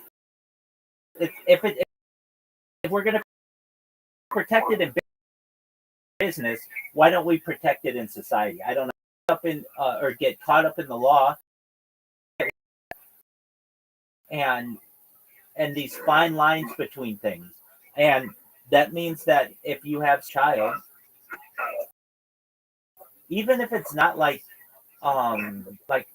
what would be a weird, I don't know, almost like let's say you have an adult daughter who's 25 years old, and she has some dude who says, your daughter broke my heart, and I'm gonna go and be in another relationship to hurt that girl, just to make her feel the hurt that I felt. And you as a father are like basically, if you hurt my daughter, I'm gonna fuck you up. Now you're in jail for attempted murder because you said I'm going to fuck you up. That's just not.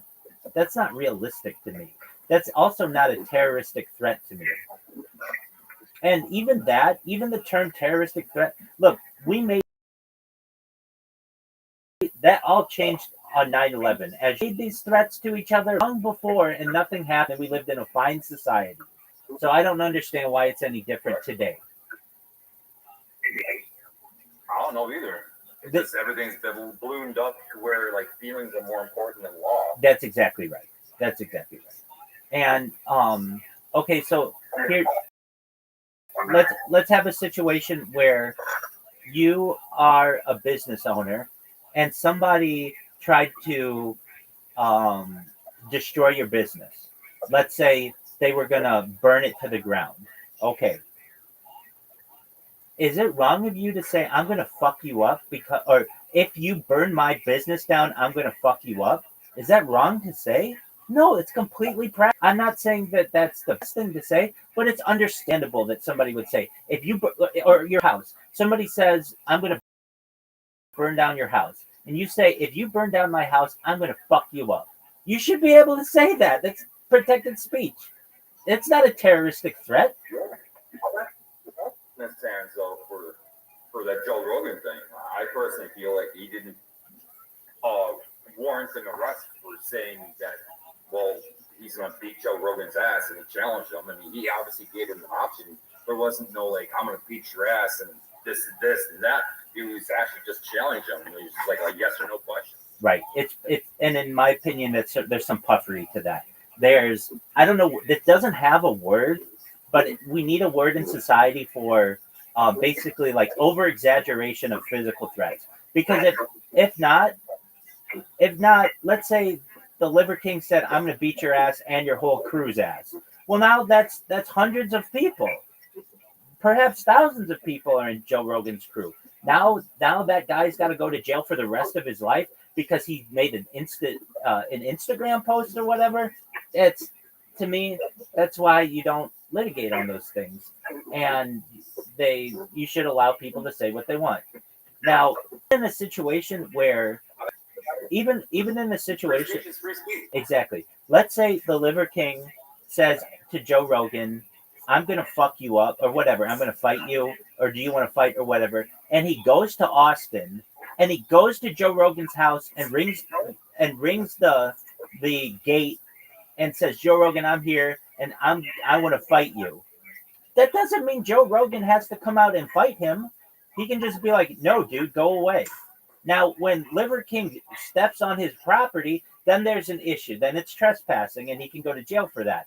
But that's a different story. That's a physical act. Joe Rogan doesn't own the whole city of Austin. And well, exactly. And so I was even watching a podcast on today, and the people were like, "You mean you can't do what the Liver King did, which is basically challenge someone to a fight? You're not allowed to do that?" And they're like, "Well, I guess not." Like, is an overarching of the law, and you shouldn't.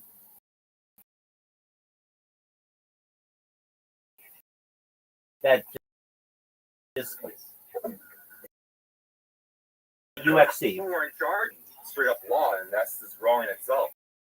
And unfortunately, that's not exactly an uncommon thing to happen. Exactly. I mean, it happens quite a bit. Exactly. And I think the city of Austin recognizes that Joe Rogan's a business owner and that they want to make sure that he feels safe in that city because he brought a lot of money there. And if he leaves, then they're going to receive the First Amendment. They're going to lose that money. You know, you see this all the time in the UFC, where two guys who have a sanctioned fight are like, "I'm better than you," and the other guy's like, "I'm better than you," and then the other guy says, "Find me in a dark alley." Say, is that a terroristic threat? Is that something that they should have to go to jail for to say that? That's protected free speech, and it's kind of what happened in this King situation. I understand it's a little different. I frankly think that Joe Rogan should have, I mean, I guess he just ignored him. That should have happened. Joe Rogan has a huge security team to the point um, some some some some flack essentially because how Joe Rogan goes to his club. He has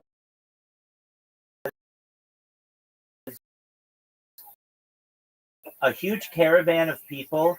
They the street. They allow him to walk in, and but the thing is, 6th Street of Austin is very. It's got homeless people and zombie-like people and people who are chasing you. This isn't what we had in store for Austin, where you have like the ultra rich who go down there and they can play their club and then leave. You know who Tim Dillon is a comedian. He's a very popular comedian in that Rogan's verse. Do you know who Shane Gillis is?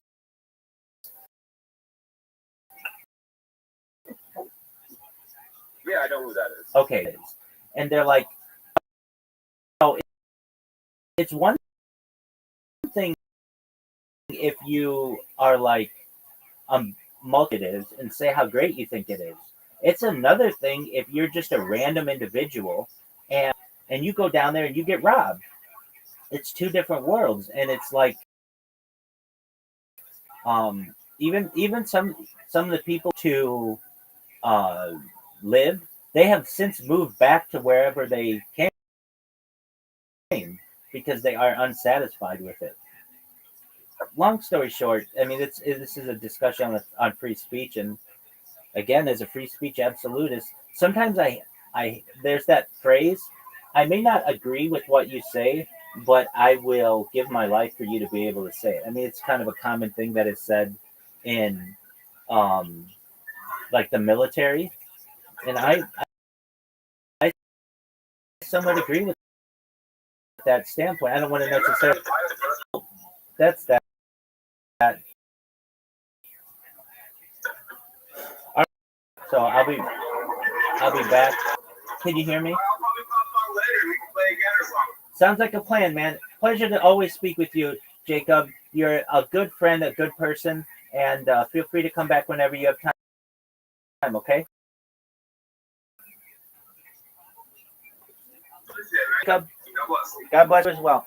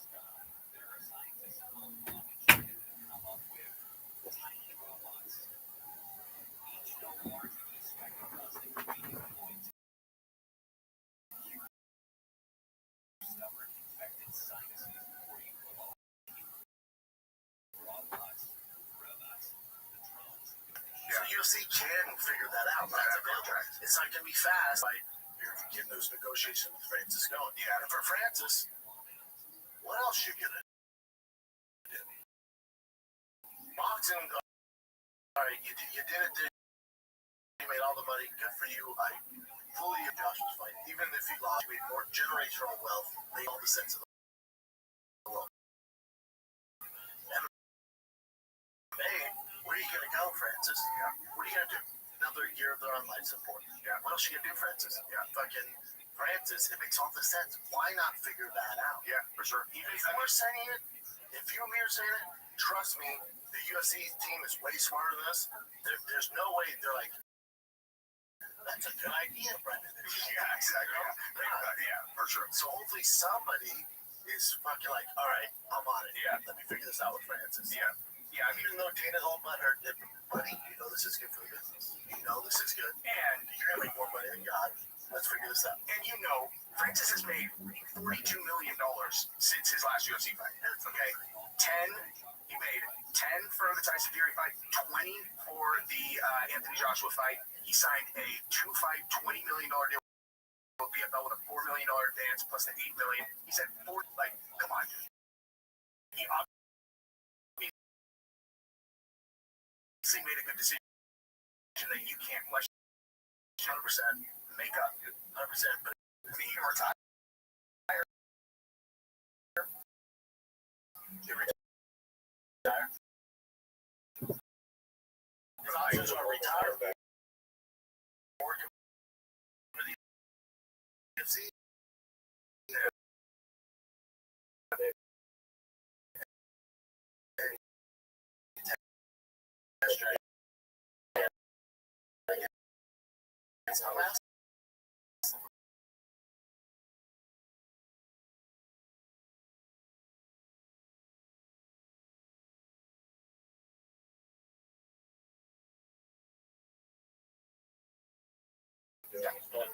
It's not really factoring into the decision. That's the only one that I was looking at. I was like, it's fine, but like I don't remember. Like for some reason, I don't sell 17 minutes. Yeah. So it was 22, and he won by straight on bar in the first. They probably won't Look at first. It's unbelievable. He destroyed every single fighter in the first, except for Andre Arlovsky, whose entire fight from that point was survive. Like just survive. And he survived one. And that's the thing we don't know about Tom. We don't know how. It's not Tom's fault. It's just the sin of the division. We don't know how Tom's going to react if he fought a John Jones. And in the first 3 rounds, he's down. John's dragging the deep waters. And he's fighting the 4th and 5th. He's ready to take them. We don't know how it's going to get. We really don't know much about them. He's super well rounded. Probably the most athletic heavyweight outside Cyril Gane. He's the most complete heavyweight. We've seen him all fucking time. Even during. We also know he does have a little bit of defensive issues. He's swinging both leads with his chin. And if Francis hits that, if Alex hits that, it could be lights out. So we know that. But we come. And it's written on the wall of the pyramid. I really don't fucking know. It's crazy. When him and Francis fought, and you took their records and put them side by side and just went like, Francis beat 4 top 6 heavyweights in a combined 3 minutes and 40 seconds. And you're like, yeah. And two of his last 3 won against top 6 heavyweights in a combined 3 minutes and 22 seconds. In fact, it's so bananas. The promos for that would be involved. Very hard. Please figure it out. Please figure it out. Give me that. So speaking of drama, seeing John Jones, obviously poor Aspinall, and then this man's been in the news for the wrong reasons, and it comes over to the MMA world during the started really with the first your boy and brother from another very hairy mother.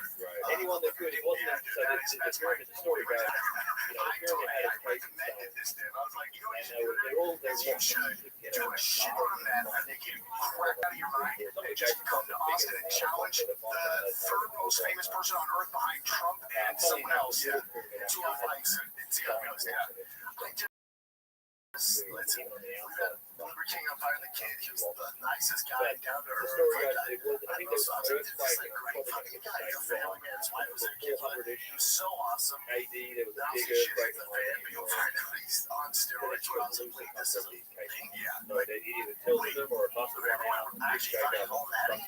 This is And then hilarious. that gave He calls me, come on, Fire, the kid. I'm like, no, I'm not scaffold the way up there, I like carry the up there, and I'm then going to stop feed to the fire also.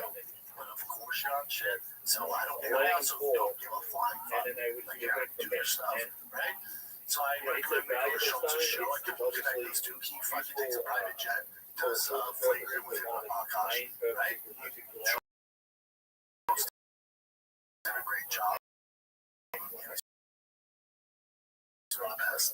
So me and Liberty and Kelly told him we have some other shit on there. And I see this, and just look at that one on the far right where he didn't sleep all night. I feel bad for him. I think what he's doing is so embarrassing. I feel bad for him. You should watch a guy fall from grace. But some of it's kind of on the public who gave this man the platform and doing all this. It's like, this is kind of how it goes, man. Not everyone's meant to be famous. Not everyone's meant to have that power. You know? So I think with him is, I just look at it and go, man, that dude has kids. What the fuck are we doing? Also, how is nobody in his corner? Every day there's just camel trains and people taking stuff all the time.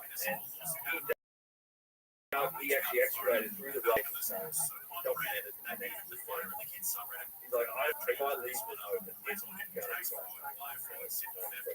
he reburied it. I'm not sure where it's getting. Yeah, I mean, it's just people like it. Most people just do the Everybody gather enriching around. themselves and not that worried about taking the stone. But it's Because Rogan won't let me on a show for whatever reason. He's like, I'm but going to you challenge get Joe to, Rogan to fight. the middle How does pyramid, somebody in his the corner? bottom Well, let's just go through this real quick. So we're going to gather Roman troops, right? Which is fine. I like all of Rogan. those cases, And you can free jerky. the bottom layers, like the bottom two layers, it's really Yeah, cool. that's coffee. I must have put up our ass. Let's fucking do it. Friday, Saturday. I'm so in. Let me just pull an idea. So we're going to drive however many hours it is, 5 hours to Rogan's personal house, like his home. You walk around Say we go to a studio, like, which part of this personal space are we invading? And he's like, yeah, okay, cool. And then he's just gonna like walk out and fight a lot.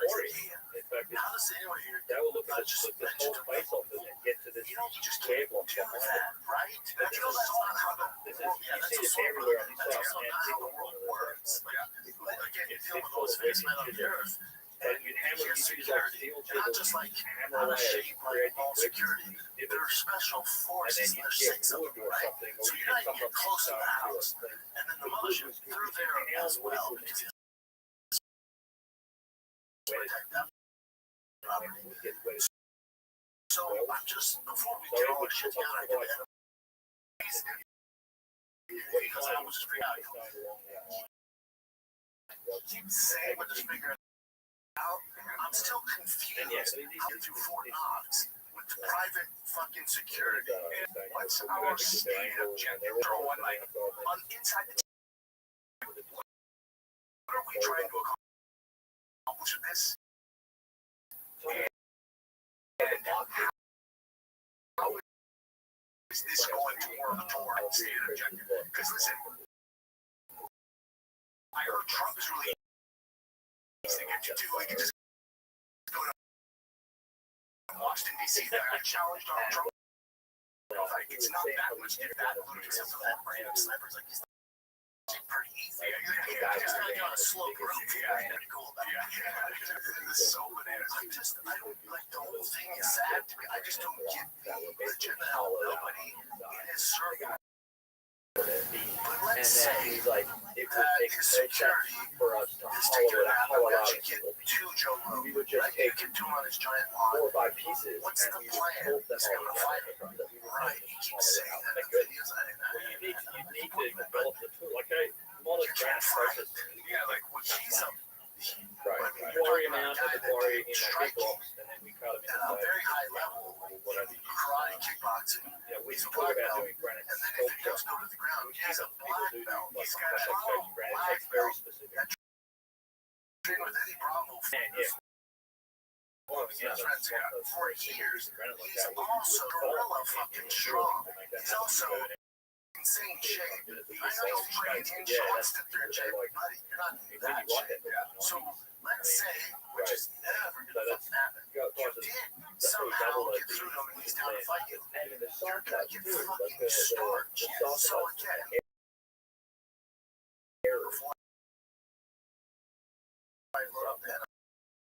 So you take a skin, what's the angle here? There's evidence. And then I'm asking,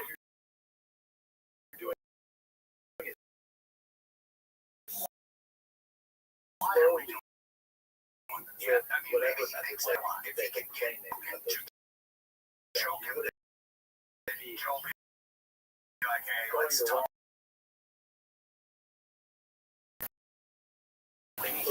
we're seeing evidence for It's just, none of it's normal. how And then,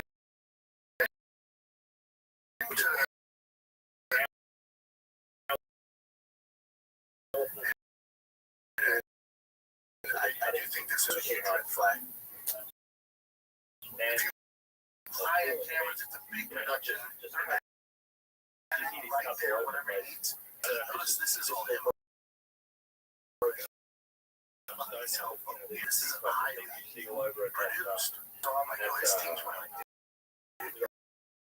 That's not paid.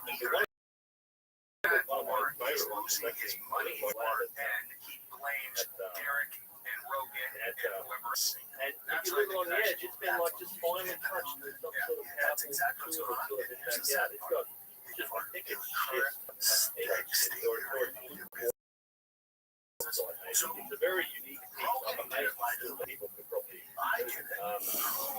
and it's just a remarkable these ideas in sort of business, seeing your daddy, which, to be honest, dude, he's in all the colors come out of it. done all this. The rock sells so much fucking shit. Right through here. So if from the jump, if he can redo it, he could sell this, sell supplements and this lifestyle, which is all healthy, which I support. That's the original reason I support it. And I do take all, all my supplements and Yeah, I mean, you have stuff like this, right? So this is a disconnect. Well, that's what I care, dude, because This is an involvement. like I run self-care, man. I'm faithful. Yeah, it's what it is. I'm going to level because I age like yeah, he's right there. Yeah, it was reset. Like the angle of the cut was reset. Yep. And it was some sort of giant circus. They start now. They start here and they penetrate and they get deeper. And then they figure out the profile fits on the big circus. And the thing is, too, And if he would have done that, if he would have gone down horror, like then when Derek goes out and goes, hey, it's not just for horror, he's spending $11,000 a month on gear, you're like, that's 20 years ago. You're like, dude, that is nothing to do with what I'm doing now. And why are you sharing like private messages with people anyway? That is like, and then he's going tried and true, buddy, and like everything you stand for, you tried and true. Yeah, like you're entire. I mean, it's hard to. They had straight source.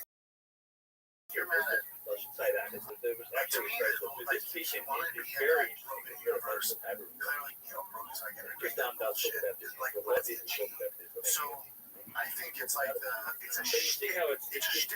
clearly Everyone gives can you the smell that. orientation of the source.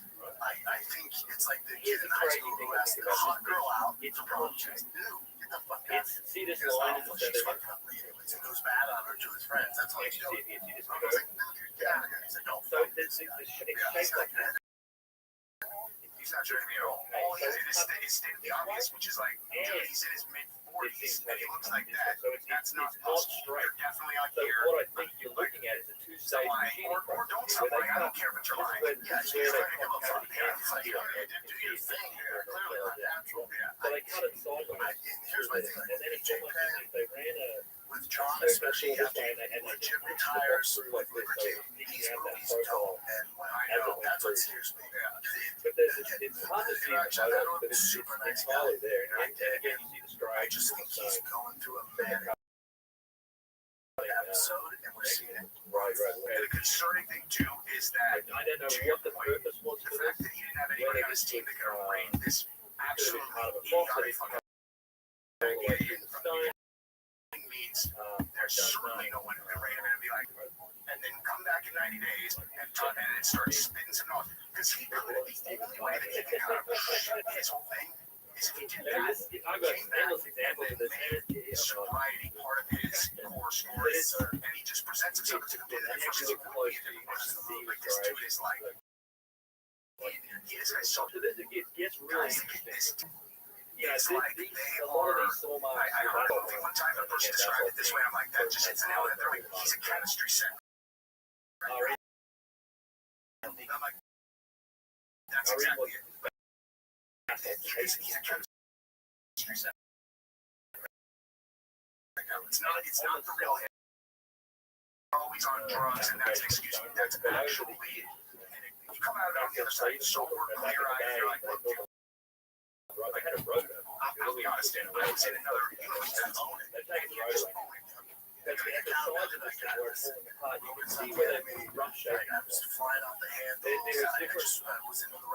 different types of tools. Frame of mind.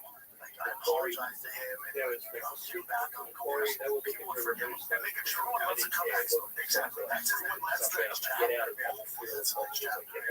It's just, it's a bummer to see. And then, not that it's making fun of, but he had one IP bigger than the other. Like, everybody's been bringing that up in the comments. I'm like, so I talked to a guy who knows him really well. I won't say who it is, but then there was the capability to just perfectly he was using like one of those elastic cords, and him and I attach it right in front of his people. I didn't know that necessarily. I didn't know that, but really, it was super fucking iPhone.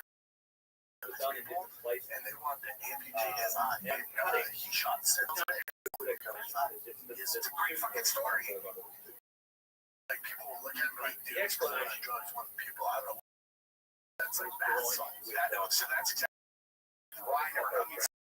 Some people were commenting that I know the answer, but the reason I've never heard of drugs doing that. One eye and up.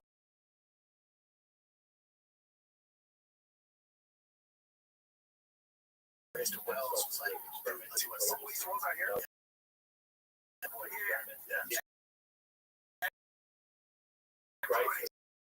Super close with him. Yeah, that's my guy. But there's a few problems.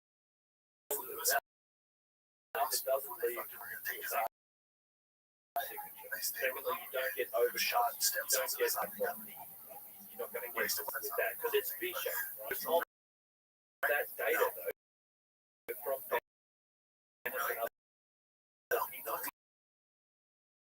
we have data on how long they monitor it, so to do this, it's know that it's like more stem cells in my knee. At the same time, it's really grinding with the like the other day. Maybe where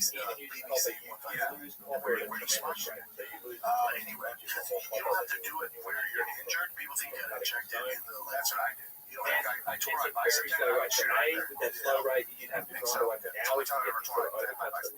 Dude, stem cells for me is and again, as you said, like my bicep. you're not going to make that mistake and sit there and keep doing that mistake for hours and hours. Like, all right, 10 days later, doing 600-pound deadlifts. And secondly, pull-ups. I had my push in.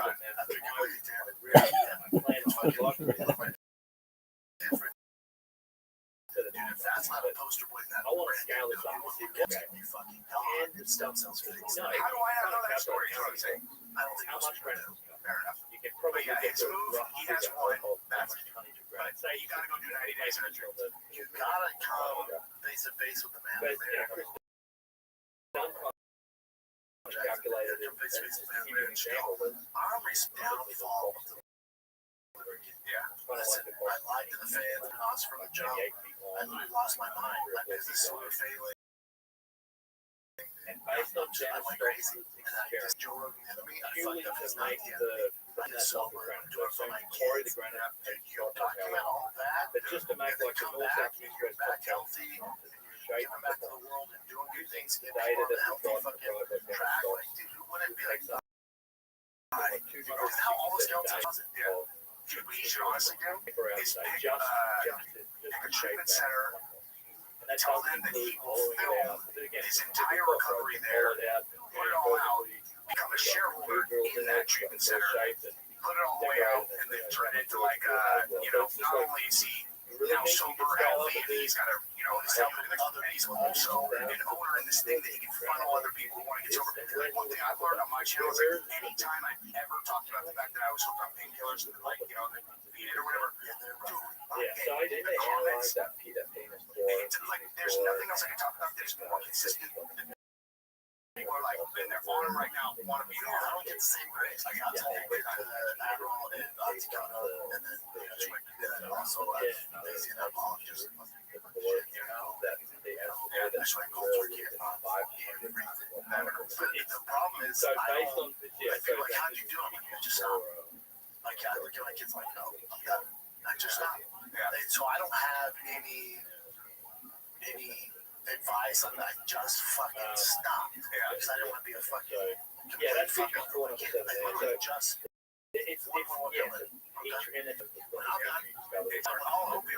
took myself out of this situation because doing stand up. So he calculated, he looked at it and be on the road nonstop. he determined that the spiral route that's on the side.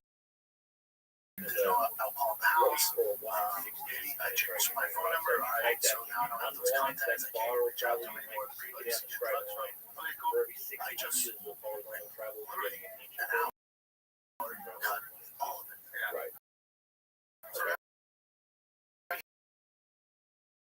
The only thing that's like a problem that I have to keep checking though, is like fuck around and take out a road. Sometimes I can fuck around and drink. Sometimes I can do whatever. You're like, that shit spins out. It's like my body was created.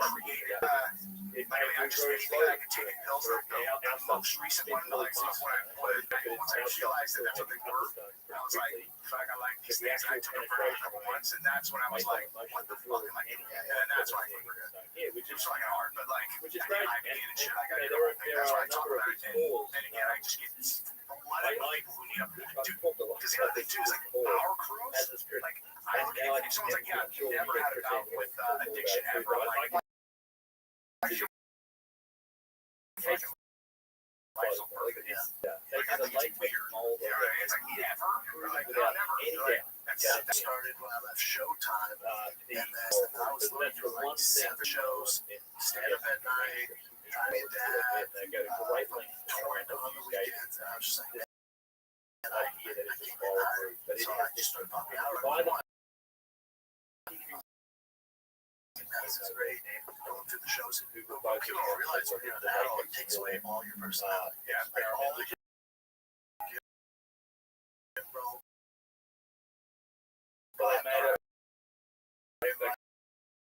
they made a like personality.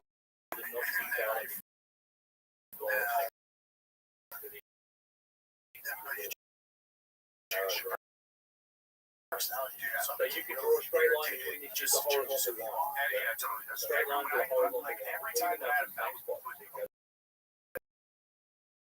it was the exact same experience every time where like 3.5 full days, and then it was like all at once it would be like, oh, it's over. And I'd be like, I literally felt like I had been in the movie Get Out, where it's like in the sunken exit, and then I was back, I was like, Jesus, how did I let myself do that again? And just start back up, and it's just go fuck, I had locked this out. Take away the back level, and then my thing, I was like, I would not like 6 shows a day because I have to, because I was getting back to everything, so I back out 6 shows. There are some crossovers. It seems to have been more than one kind of content. So it looks like it's not good. It's not good. So I went to the movie. You're spot. The other thing I know about this is that I hope he figures out. Hopefully, he doesn't get too much. He does so have a chance. narrows down. It just seems Better like chance taking out probably where it's better for politicians. politicians and stuff like that. That's not happening. That's not happening. And so It is what it is, man. Hopefully, he figures out. I wish him the best. Not a bad guy. Just and it's so some accountability. it tells us that these tools itself get out. But But which means that it's let's like get to so freaking educate international, man. I can't wait for this fight. cutting I did, my homework into here. and Just then ready so a to lot of break down this is where people say, well, you know, looking at my notes on Monday for the shop show. I'm like, God, I'm kind of excited for this fight. As it gets closer to one of those cards, like, it's kind of fucking dope, dude. So the tape We'll just kick kind off of the main performs event. the ground control to the shape of the floor. The second you move it up at all, Lightweight titles it on loses the line. contact with the stomach because it's tape, the angle changes, right? It's Thoughts on narrower this fight? at the top, I mean, it's it's wider at the bottom. the first time that Get I down and did, finish. like when I did was when I flew. It's on me. The wider, right at that point where Oh it's my like gosh, bro. Yeah. I know Mally fought fucking you and I were still here. Yeah, I mean, this is it's quite a lot of force.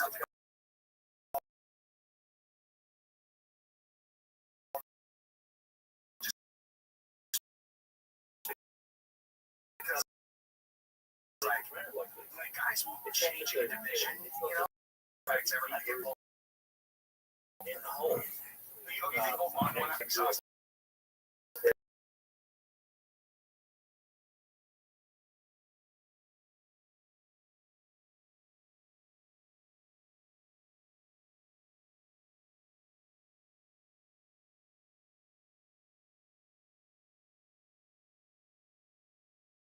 It's always a tough one to shake, for sure. Well, I But, think it's used to at least I think he'll eat it.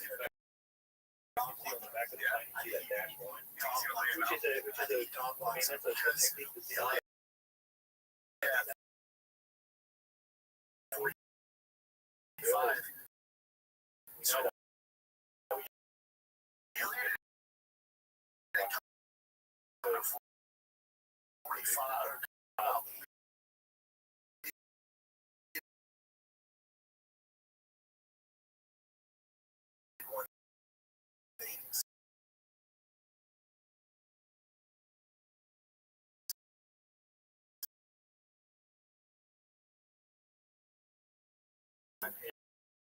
Watch around. and so I think they will look at for like, for example, here's a giant. You ready to watch around? You're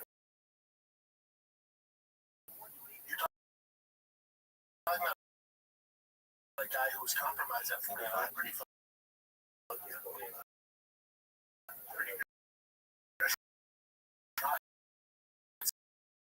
Out Max Holloway knocks out fucking Boca knocks out every. Nobody does that. He does that. And also, it's 45. Less maybe Was getting kind of beat up at 45 and had to go to 55. Yeah, y'all must have forgotten. Now,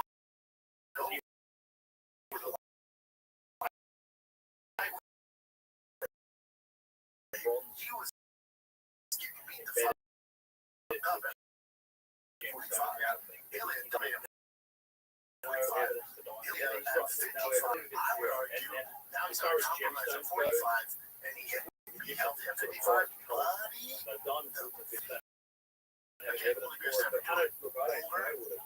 Also gets hit every single fight. Even the ones he wins, he gets hit. He's in trouble. I just feel like Haley's a guy where you can't get hit by him. You can't get hit by him. I just think Charles is just can't change can't change the leopard's colors. He likes to get in these, fucking back and forth fights. How many fights he likes to do that? It's the fight of the night because that means he's got both guys doing well. It's not just one of you. So whenever you say fight of the night, it usually means it was a fucking pretty good scrap. Yeah, he's been in the fight of the night, so I just feel like it's the perfect fight for Torpedo to showcase his skill set. And I don't think he goes past two. Yeah, I mean, the thing is, like, if you... The thing that makes it a handicap fight when a guy has not lost, like, Ilya is like, I don't know what his weakness is. Yeah, Charles, you're like, he gets touched. You're like, I've seen Charles get knocked down. His hurt, like, 55 got hurt, they got straight on, but like, he always gets touched. With Ilya, it's kind of like, dude, I don't even know. I don't know how to match a strength with a weakness because I haven't seen a weakness in it. Yeah, you look at the John Herbert fight, Brandon 3 years ago, that's at 55 power transfer there. allegedly. It hurts no pub. I like to think of it as like blood saver. Yeah, but then the kind of X factor would be this does go to the ground. John Oliver is pretty elite. I don't know. Especially in the transitions, that's what stuff like that. So I just don't know if he gets near like. Who's your favorite UFC fighter to watch do jiu-jitsu? You have a big fight this Harvey Charles.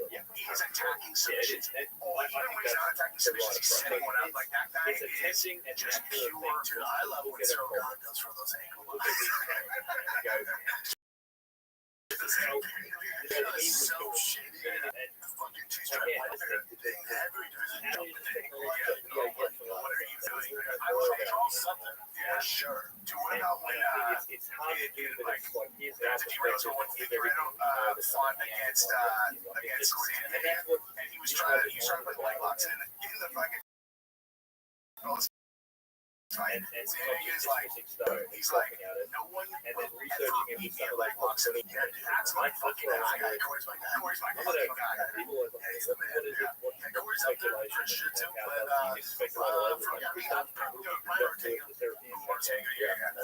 Charles, I meant Corey's my guy, like just in general, not like my jiu-jitsu guy. Oh god. Charles Oliveira is my guy. Probably Charles Send me the Serbian chapter because I helped him with stuff. That's my story writing, and I'm writing like just so a regular chapter because it comes out early next year. So they're going January 24th. that's probably his best chance to win. I don't think he knocks him out. I think his leg kicks could be an issue. But then also, it's like Tobias so he's great grappler. And he does. I love what he does. It's just such a perfect matchup for Tobias. And then Tobias talking about, let's say Tobias does his job and start dog watch Charles like you think he does. I haven't seen him mention specifically the Shannon. He's talking about more about a potential technological application. Huge fight. Yes, huge fight. Just kind of right? So here's another way to think of it. I mean, there's obviously an easy argument for why they should have to win another one, but like, he does talk about this, and this is so. She's like, I love you so much that I don't want to say anything. He's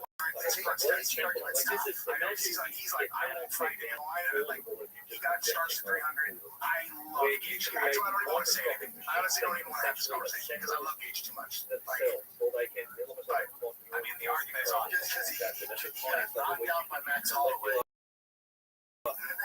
He beats Steve took that on a 5-day notice, 8-day notice. yeah, it's like Beat him before because he was a monster and he had a whole camp, but maybe that fight's a little different. And it was, fight of the night. So they were coming off a knockout away, which was started. Imagine you get to the point where we have these Black and white, and there's a short notice. But they even replicate themselves. To that end, So you can build Gage. It's being done with technology that's so small. Especially if Gage's like, I'm like, dude, that shot one more. I really have. What they definitely should not do is have Patty And it's like that's one scale of take things. one of those And guys the off other the table for scale a of title things shot. to think about is well, I mean, but you you say go about out Tobias think saying about go to 170. Dyson Spears and things like that. We get that super fight with Islam Tobias.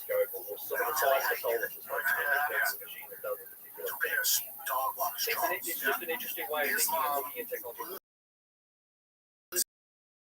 We look at it and go,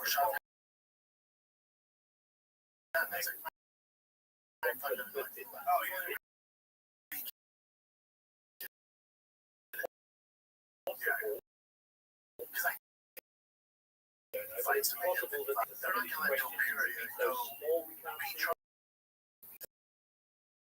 That's just a measure of technology. Two stars. Islam star. You think JDM's going to be or someone beats him at 70? If Islam's just fucking doing work up there, I do try to focus on that was a great episode. The best. Tobias never seen Islam in person. Joe goes, he's fucking huge. I can't believe he made 75. You should see this guy. He's like, oh, dude, he he's Because as soon as you take it out, just look, to be crazy. Oh yeah, the movie Spaceship. Oh yeah, we did a last podcast. We talked about it. all those guys out there. It's like Crazy reaction videos. they are a smart society. To like smart, scarring the fucking babies and spend your entire life training for combat. That's all they do. It's all they do. Really figured out some really clear shit on All Americans are written how some of this architecture might have been made. Yeah, these walls to go around. We're just different. Anything else? I mean, you got Torment Event, Pantoja, Kiker, France. Fun fact, Kiker, France is probably my favorite flyweight. Him or But they sort of worked out how that. But I love Joshua. And they have a I like that other kid, that little fast fucker. His name is escaping me right now, and it's embarrassing. But he's sick. They come with me next year. But Kiker, France, Pantoja. Yeah. You know, Pantoja's the favorite for a good reason here. He's beat everybody. He's beat Roy Val. He's beat fucking Brando twice. He's beat everyone sitting up the division. And Kiker, France, he's that guy. Again, my favorite, probably the hardest hitting one, flyweight, because he does get finishes on the feet. But with Kiker, France, he's that guy that's he reminds you of Joey Benavidez. Joey Benavidez, where he's so good, but he's just not like he's fucking so talented. Those guys, except for the depth. He's just Florian and his brother just the exact same thing. Yeah, so beating Steve Urson, cool, you know, TKO. But lost out, beat Valdez. People serious and maybe that conversation. That's on the long layout for a split. Then lost to Brad Moreno. Yeah, it was on his tier against not the elite guys, but then lost to Brad Moreno, elite guy. Lost to Brad Moreno. So his losses were only to the lead of the division. Outside that, he's something after sight did it. Pantoja, all those names I mentioned that he lost to, they're just like, and they fought before on the Ultimate Fighter. I just don't. As he clips him, I just don't see it happening. Dude, I turned one of Pantoja's fights on. I almost never. That's how bored I was with the fight. Where it was like he did same thing. He was doing, and I was like, I already know. Relation I make. I didn't do it exactly as I anticipated. I think that would be fun if France pulls it off. It's just it's not those high-end fights. He never pulls them off. Joshua Van, developing precision costs. Man, people like you. Here's Brandon Roy now. They do that all the time. Like when you were to Big Talbot, Big Talbot, you know, big up and cover, clearly struggles with wrestling. You know, I think that last fight was actually in this match.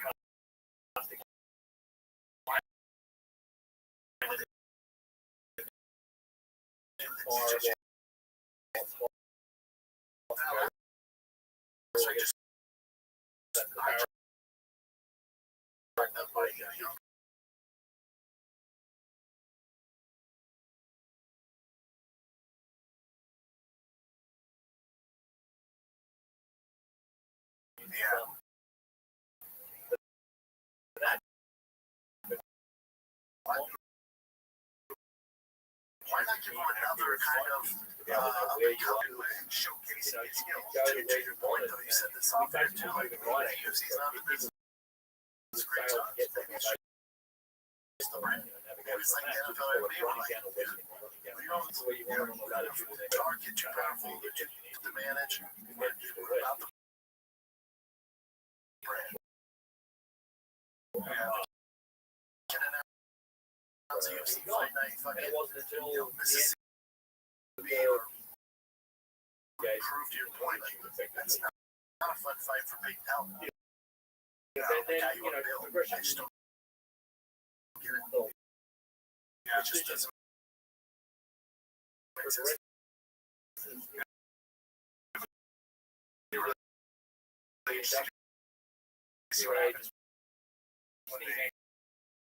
Because if they get off the pay-per-view model, then you're really, I don't know, I just can't see them ever giving up that power. Because they're the one sport, literally the one sport that develop precision in tracing a particular function. just gonna have to come back and if he's back, if they scramble, we have a expand their audience so that it'd be like, you know, you have this built-in subscriber audience, and then all of a sudden you sign this big deal with Spotify where you give it for free, and then for the reason that doesn't work out, they go back to the subscription model. Yeah, it doesn't make too much. I wonder, like, I can't see them doing that.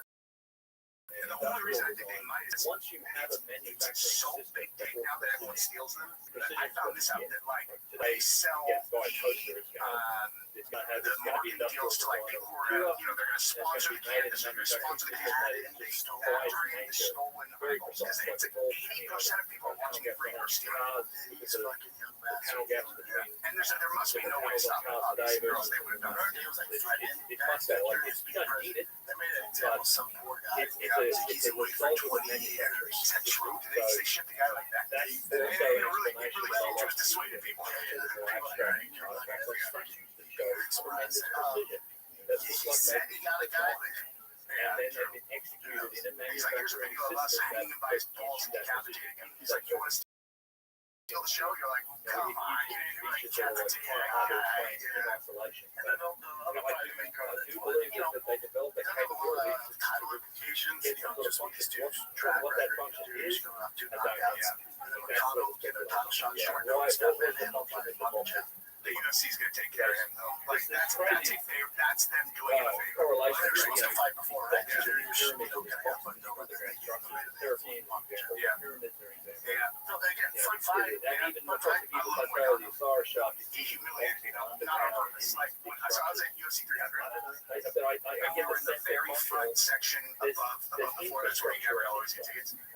And he just when he was going bananas, he's my boy. Abusia, So like I was on this side and the tunnel was over there, and I hate fucking putting people out. But I was like, I'm like, excuse me, all these people are trying to go like, hey, that's my guy. That's my guy. I pushed all these people out of the way. I'm like, shape blocks that are below the floor level. So you have these didn't hear me floor just that walk might back be a by. couple of feet thick. In some cases, they're even Yeah, patient. sure is loud. Just keep it down to the light. Essentially, like it. My friend It runs didn't hear all me. under I these went back sites. It's here. all I'm over the like, place. yeah, we're fucking calling for someone. I called the fucking off the front again. Yeah, that's my boy. Hey, Have these very strange and complex. sure is loud. Essentially, Yeah. either could have been housing Embarrassing, but piping, Restaurants are right. ways to where there would have been I'm just gonna be anxious. This is one of those cards that's like gonna be good, That'd be and serious. I'm just gonna be fucking itching for the man that the entire time. And then when the main event comes, I'm like, oh my god, I can't believe we're about to watch. Yeah, this is the first fight. a lot of those stones show I'll take first fight like a month or somewhere. machine alabaster I can't wait straight for that. channel Yeah, blocks. yeah. It's a real mystery. Ready to You know, go. it's like I'll watch it from you prelim to ask the main card. there's the explanation for how So let's this get out here. white house well, that's We'll what just do it's the main event. Let's keep our picks. Let's see if we can disagree on it. It's an Okay, expensive so let's start with Big stone Albert frame. and Alabaster I'm gonna give it to Talbot. calcite comes from, He's young. you know, He's like extinct he'll hit. and He'll hit.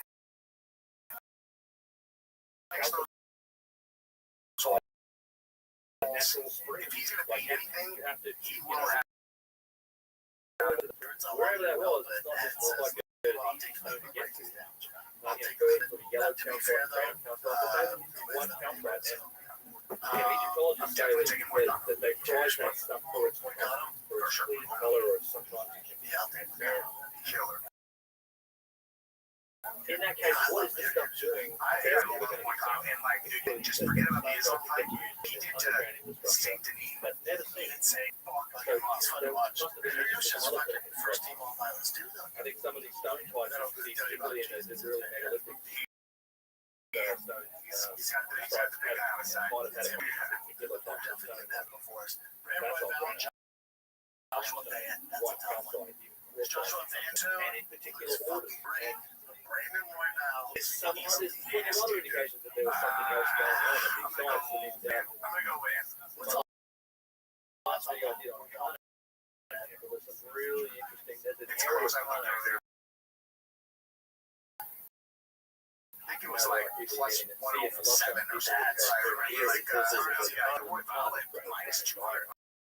Royval's big. It's something Oh, no, no, I just wanted to do inside minus 102 and minus 118. That's Wales. It's like Yeah, transformation. Chicago's basically too. And And it's like around the edge of the stone is like there's a couple of inches of where the We'll be stone taking Joshua Van again. but because the Hard. inside like I'd love to see Joshua Van. expanded, it's just Like a big pressure on that vision, but I'll take one all down. the outside. And some places Have you it's seen like one too? it's cracked it all off apart, and Go back the to inside of the blocks Pantoja Kaiker. yeah, inside out, and I'll take Kaiker. and then we see that also that there are other places where you have I'll take the dog here because you can have take the dog. like I'll take the dog. I'll take frontal the Kaiker, for instance. He's just, this you know, happens he's never been pulled off. but it takes literally The sword career. basalt is another igneous This stone one, with a I hope belt he of lands it. I'm hoping lava Pantoja and at 35, he flyweight pressure by the time finally in the touches earth. on the I mean, shoulder. maybe I'm like, okay, they're going to erode. Great. I'll They take we're talking Kaiker, about cut surfaces That main event, Topuria, Charles that are Oliveira. doing that. And Like, man, he's awesome to like, man, I like that. Yeah, it's, you know how it is. surrounded by limestone, but They they come up like it's a special time. It really is. Closest thing we got is special. I think I gotta tell you, for that reason, like he's like, going through he's it. got I mean, that it's moment like that these guys have. That it's like moment. Like everything is out. It's like he's like the leader. It's like that's all we call it. With fucking Bograzzi, Colorado. There's something special about him. Not only why I get it, interesting. I'll take they Billy. do have different properties. I think he knocks him out. I think Certainly knows a lot more about it Yeah, than I do. Again, I miss anything else. Anything else? there may be other, there may not Not really, but let's. for that topic to be with a We got possible everything. purpose. So it's like, why would you not Just research I that can't, but I don't want to. apply ourselves Like that's your thing. Yeah. Like I want to lose. and try and see is there anything here that possibly cancel I get it, the big dog. Oh, yes, there's one. There's that city. That's what I'm talking about. Yeah, that's a new one. Sterling. Oh, you got. Oh, yeah. Aljo. Dude, you know what? That actually, that meant to say about Charles Oliveira. You know, we were talking about his jiu-jitsu because Aljamain falls into this exact same thing. It's like, you know, when you think about like a people like fall into one of two categories generally. Like you have these like tank and you have these long fuckers that are triangle machines. And every once in a while you have these guys that are so right in the middle where they have long ass arms, but they're built like a tank also. Aljo's one of those guys that's so strong. Like those two guys are built to be incredible at top smash and at bottom attacks and like and they're great built. Oh yeah. Walker's eggs. I feel like that's a nightmare for one. Watching that last night, he was saying he's just everybody in the first round. It's like he didn't get the memo that was fucking Anthony's Yeah, you just great. I mean, I like this is your send off. Very cool. Call the scary Chinese man. Dude, honestly, I never talked to him about it because obviously I wasn't gonna be like, why would they fuck you with that? You know, but like, yeah, like Anthony's my guy. I fucking love that. And I was like, yeah, like, the only thing that I can think of is they were like, we love Anthony too. We want to make sure that he doesn't like have some incredible performance. Like they wanted him like they just wanted him to like put his lights out. Yeah, honestly, that's the only thing I can think of. Is like that guy doesn't have a name and he has first round KO'd everyone. Like look at that. First round knockout. Jesus, what are you doing? I got 1, 2, 3, 4, 5, 6, 7, 8, 9, 10, 11, 12 consecutive first round stops. pictures of Hakeem from all over the world. Just don't see Johnny Walker doing pictures. Me either. He gets got the two main one. Here's one As a guy, and Oh my God! Silva's really my interesting guy. fucking So guy. you should kind of follow in his father's footsteps. Silva's my guy. Awesome fight. But just so we're all aware, this is for UFC coaches. Don't you have two Brazilians headline? It's a little weird. I know he trained in Mexico, but he's still Brazilian. Yeah. But I guess the UFC is just like, yeah, but they fight like Mexicans. So wait, so this year's Milkshake is San Antonio. And he has a lot of interesting. They were saying the 2026 one got moved to San Antonio. That is fantastic news.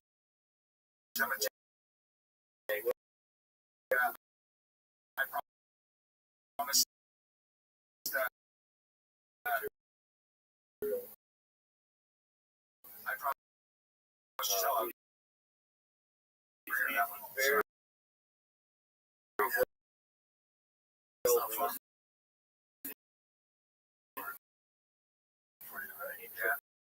traditional. So,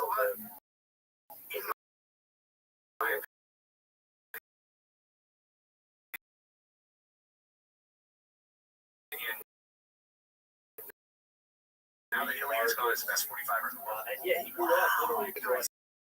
He's working all still.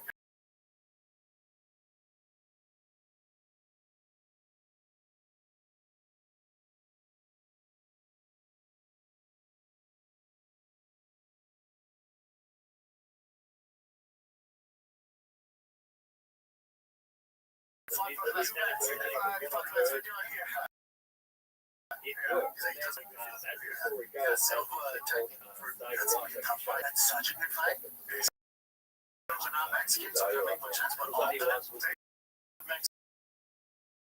bad. Yeah. That's why I said, you're like, oh, yeah, dude, I'll take my fucking mom, too. I forgot you, right? Didn't they? Yeah, like, O'Malley gave a splash of Mexican,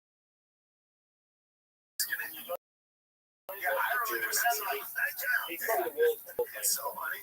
But yeah, they just give a great fight to tribute to I'll take it. Yeah, that's it. All right.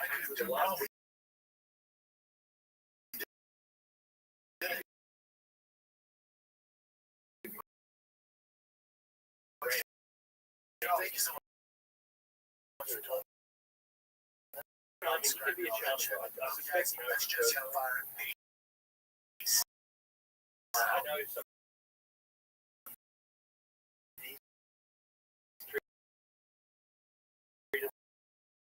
A lot of people very.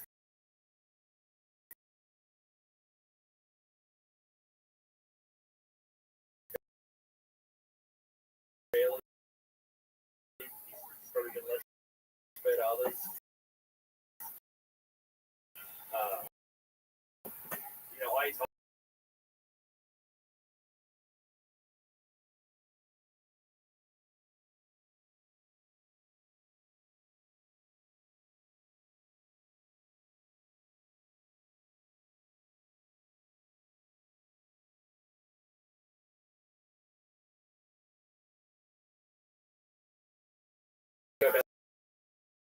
the Sphinx Temple that started to get into some of that with, you know, an interesting correlation, at least these allegations of connection between him and the education, who education is the American prophet. Okay, so there's the case, this is an interesting story. Was a prophet, and a lot of people based on his predictions for the stock market back in the day. One of his visions, yeah, so okay, so that comes, a lot of that comes from Casey. He talks about the fact that there's a whole record in one of the locations, and one of them, the location is one of them in London. And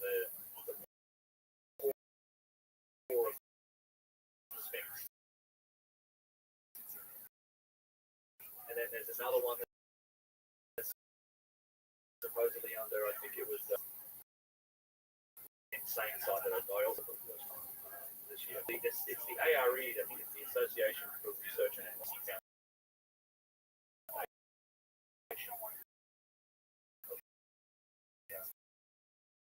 And they've kind of been involved in private prediction about the user in these other places since like the 1970s.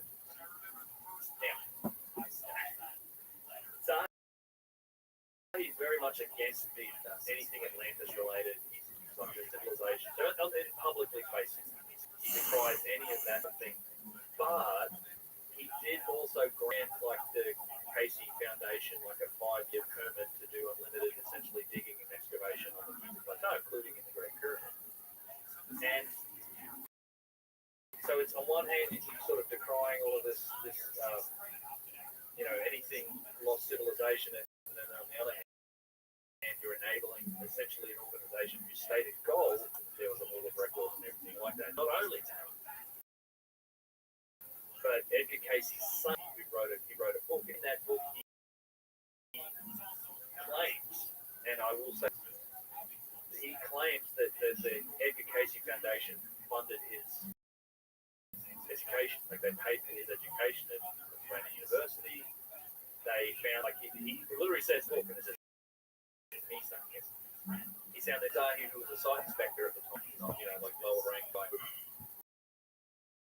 but he was pliable and agreeable, and so they funded his education, made him a long-term partner of who he was, and they went through the Pennsylvania University, they got his doctorate, and for sure, it's verified that Garvey has had engagement with the ARE plenty of times, spoken at their events, and part of it goes back there and lectures quite often, so, it's just strange to me that he's associated with an organization like the ARE, which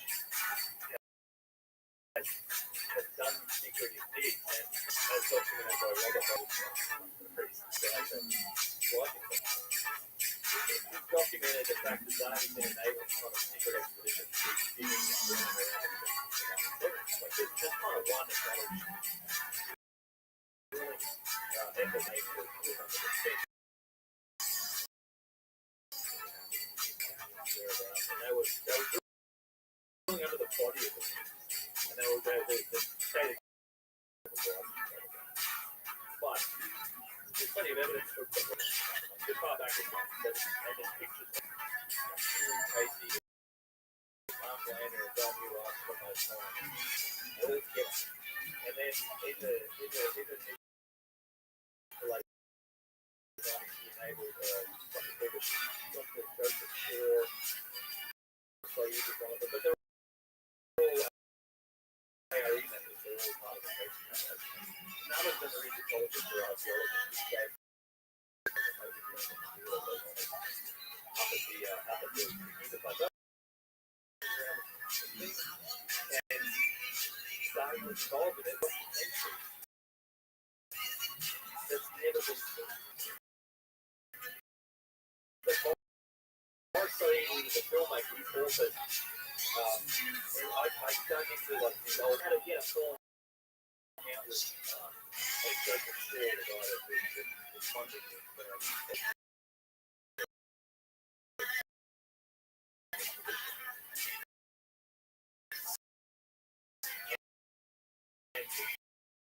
based on the fallout and Zani at the time took the same foundation.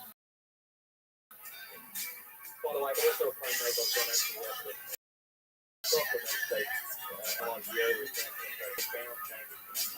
And at the time, when they were determined, Zani said, we've got this incredible announcement of discovery from we're going to change what we know about the sort of structure of the Giza Plateau.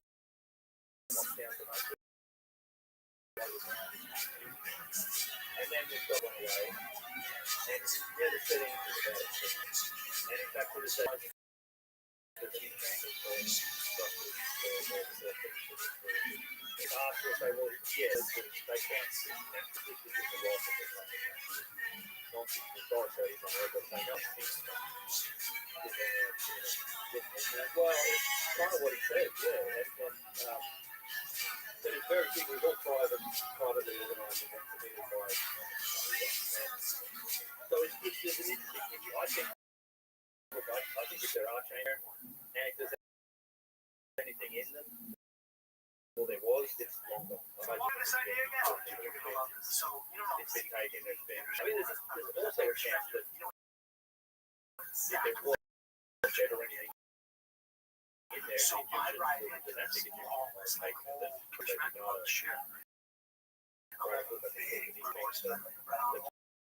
works about the idea that the whole of record may well have been there, but it wasn't discovered They circle around. Just all gather around, circle around. There's some evidence that They've got pulled something the in their guns, and they take you out of here. We'll go data, here.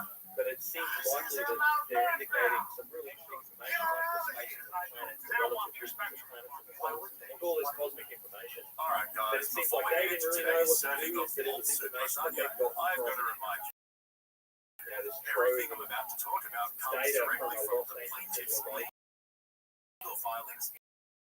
and it's This just they civil just case. replicating These are just reporting allegations. it down in None their of own this way. has been tested or There's proven in court yet, interpretations of the and numbers stuff Brendan that Schaub is still to the it kind of latest goes court in all records. different Brendan directions hasn't that even stuff goes. been I'd in love, the I've lawsuit. been meaning to So do a technically speaking, dedicated to he hasn't had his chance to respond, deny the claims, or put forward his side of the story. You know, There's a very real possibility Brendan's sitting in his storage unit studio right now, watching this video, finding out about these allegations. Crystal clear.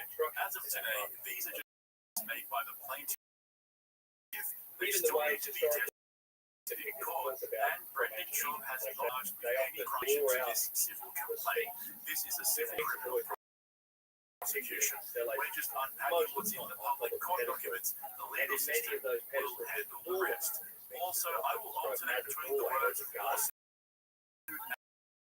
and lawsuit, Texas and Texas potential. It's just the price watching hours and hours of Brendan Schaub content.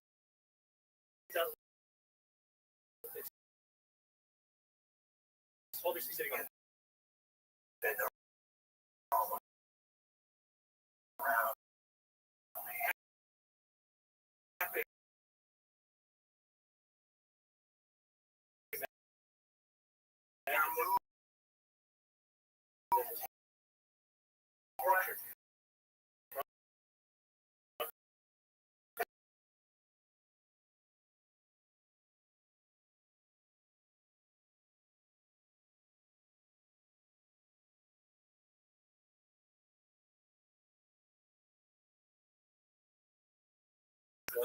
See, while most comedians move to Austin to chase stage time, network with your Brogans in a circle, or just sit in traffic near a Buc-ee's for 6 hours, you find Brendan's been busy racking up lawsuits like that. And this latest one isn't about the so-called Reddit trolls. It's not about podcasts.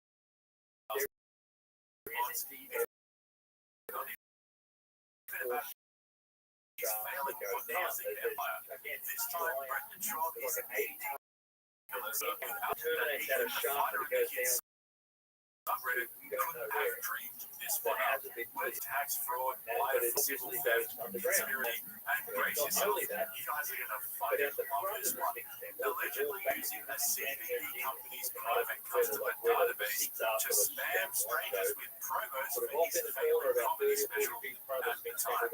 That's right, you buy CBD oil to help your anxiety, and next thing you know, Brendan Schaub's in your inbox begging you to watch Gringo that's Puppy. where Zahi That's not was just poor sold. marketing, that's psychological warfare. They drilled down Let me like back it up for 150 those of you feet new to this Bubba saga, because to really appreciate like how 150 epically feet Brendan or fumbled this one, something like that. we're going to start from the beginning. There's Before the drilled in lawsuits, granite and before returned the these storage shards unit and studio, flakes of red and before the from Botox. 130 feet below the ground. Jeez, And there's not natural granite there. So what you take, what was down there that deep, How does it cold? I got that all and it's right. made of granite. That thing's kind of a good luck charm. My son has it. I mean, it goes on and on. Like you go halfway up the causeway that connects the things to the valley temple to the middle pyramid complex. Right? It's a big causeway goes up to the pyramid. Halfway up it is what's known as the Osiris shop. And there's just 3 different levels that you can go to again as a special permission. There's water at the bottom, but there's 3 chambers that go down to about 150 feet, and there's big granite boxes that go down there. Like, and there's tunnels that literally lead off down the causeway that have never been explored at the bottom level. They're caved in and stuff, but they've never been explored. There's footage of This when they story did pump starts the water with out back in Brendan's the day when they were newfound love pouring of it. CBD oil around 6 years ago. He starts asking around, and eventually, Pure Spectrum CBD, a company founded by a guy named Brady Bell, enters the picture. Brady's a typical entrepreneur trying to build a legit CBD brand. He's making moves, sponsoring athletes, trying to get into the wellness space, and for some reason, someone, possibly under the influence of one too many modern supplements, suggests Brendan Schaub as a brand ambassador. Now, most rational people would look at Bubba's track record, fumbled MMA career, fumbled stand-up comedy, fumbled podcast after podcast, fumbled basic geography by moving his business to a storage unit in Texas, and think maybe he's not the ideal choice. But they roll the dice anyway, and in late 2018, Brandon Bill brings Brendan Schaub into Pure Spectrum as a partner, giving him 10% ownership of the company straight out of his own personal stake. All Bubba has to do is promote the brand, make a few social media posts, show up to an event or two, mention it on his podcast, the bare minimum for someone constantly bragging about being a business shark. But Brandon didn't just fumble the bag, he lit it on fire, shoved it in a Texas storage locker, and called it content. I had some stuff going on. I had some joint issues and some other stuff. So she told me you brought it. Charlotte's Web. It's Pure Spectrum. It's the best CBD on the planet. Is that what's the brand? Pure Spectrum is the name of the brand. And she told me to ask you for that. Yeah. Let me talk to one of the owners. Plenty of money. I mean, Talk to them. directly. One of the He's a owners. very powerful figure. Oh, you started He's your own also brand. done a lot for Did you buy into it or did you form this company with them?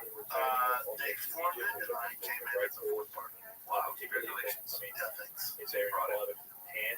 You brought it. I'm going to try it out. I'm going to bring it up. Stuff that I mean, Egypt's been But I got the best for you. I got the best for everybody you. for so long. We don't live far from each other. I'll let you go and come back. Okay. Oh, it's all over the place. Yeah, all over the place. There's Thanks, dude. Yeah, no yeah, I problem, mean, man. there's It's the least I stuff can that do. I mean, So here's where it you all don't have to go back starts to to just unravel. And drivers. honestly, You go back to it wouldn't be a the true American Brendan French, Schaub story English, without some world-class self-sabotage. After getting his 10% stake in Pure Spectrum, I mean, Brendan allegedly does what Brendan does best, absolutely fuck all. The lawsuit spells it out clear as day. Brendan missed every single required social media post. For those keeping score at home, that's 88 out of 88 missed posts. He skipped promotional events. He failed to honor his contractual obligations. Meanwhile, get this, he still managed to collect over $370,000 in commissions from Pure Spectrum. That's right, Brendan allegedly pocketed hundreds of thousands of dollars while doing less promo and cheap does research for the fighter and the kid. And honestly, that's impressive in its own way. Like every good Bubba scandal, things get dumber because as Gringo Puppy started tanking harder than his Spotify download numbers, Brendan allegedly decided to get creative, and by creative I mean desperate. This lawsuit contains possibly the funniest sentence I've ever read in a legal filing. On multiple occasions in 2019 and 2020, Mr. Schaub solicited plaintiffs to send mass emails using Pure Spectrum's customer database to promote defendants' unrelated comedy specials to help boost more ratings on Showtime and IMDb. Let that sink in for a second. People are signing up to Pure Spectrum's mailing list because they want CBD products. They're dealing with anxiety, pain, sleeplessness, and Brendan allegedly tries to hijack the database to spam them with ads for Gringo Puppy. Imagine buying CBD to help your anxiety, and next thing you know, Brendan's in your inbox saying, what else you got, Chad? While begging you to rate his comedy special higher than a Rotten Tomatoes disaster movie. But wait, it gets so much better, because apparently even Showtime and IMDb were so pissed off by Bubba's guerrilla marketing tactics that they allegedly threatened legal action.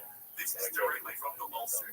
Defendants' misuse of company assets for personal gain resulted in negative consequences, including threats from Showtime and IMDb for improper promotional activities. After receiving threats from Showtime, Mr. Schaub acted like he didn't know about the promotional campaign, leaving plaintiff with Brendan's dirt on his hands.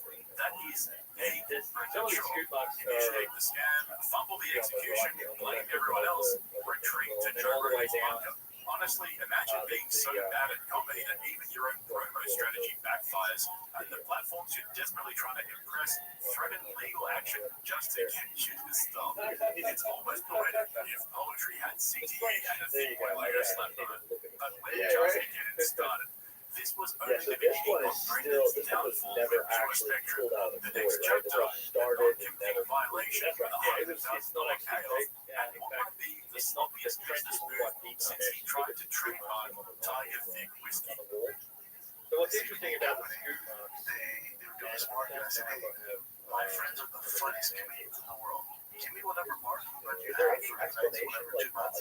Let me how do this my would thing happen with my guys. They go, okay, so I had It's not natural. It's definitely not Santino, natural. Andy Santino, Fahim. It's not everywhere. So the explanation of this is that this was a quarrying technique. You see this Great, I have them come in. I gave on the quarries. You see it around the artifacts where I they gave get them quarried. an outline of what I want to do, but we're just going to freestyle It's not a natural We're just going to do this with 3 commercials. 100%. So after Brendan's failed They say attempts it's to boost made his by comedy career by misusing a CBD company's customer list like his own personal email chain, out there. So they found at the top they found a lot of these by late 2020, Brendan's fact you will eventually find a way and I gave him an outline of what I want to then do. get studies We're just to going to done freestyle this. on Get paid.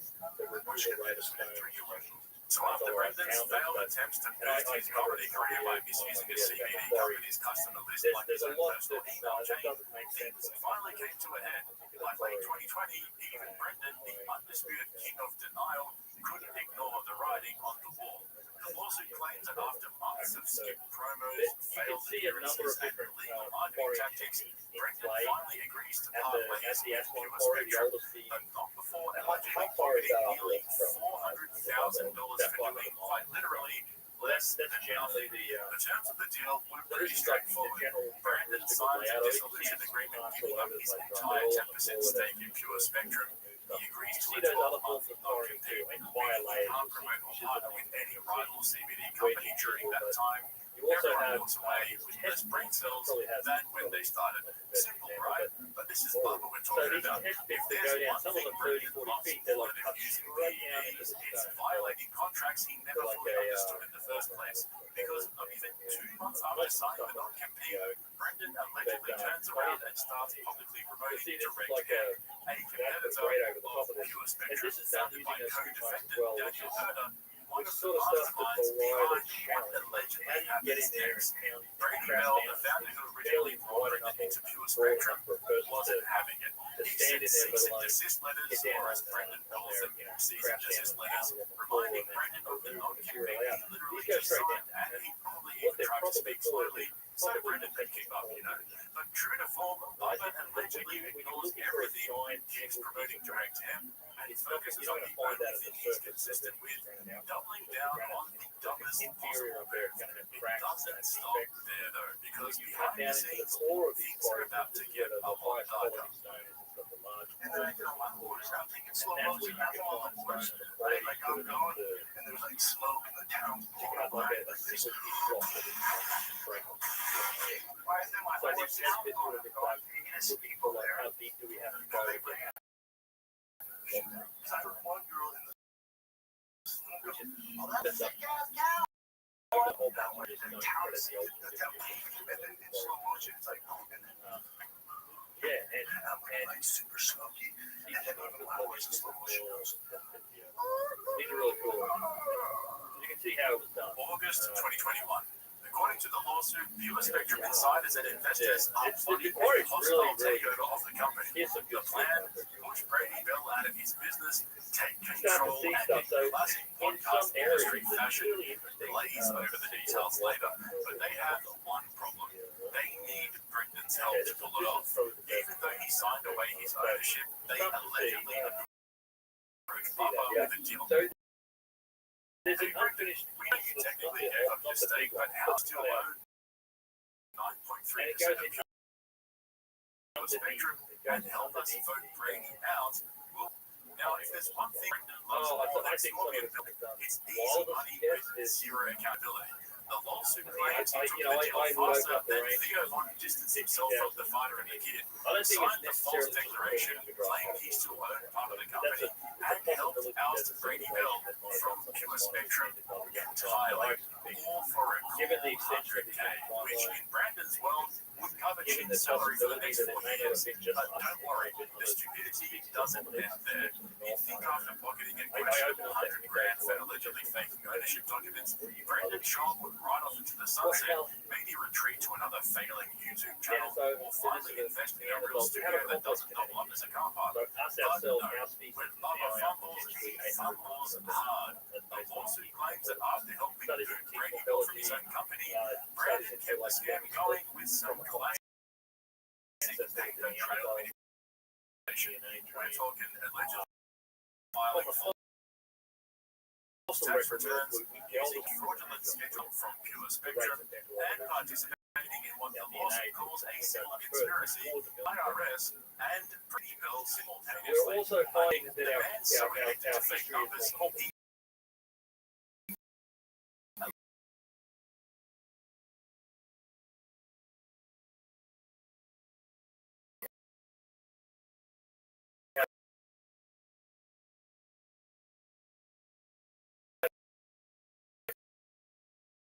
he allegedly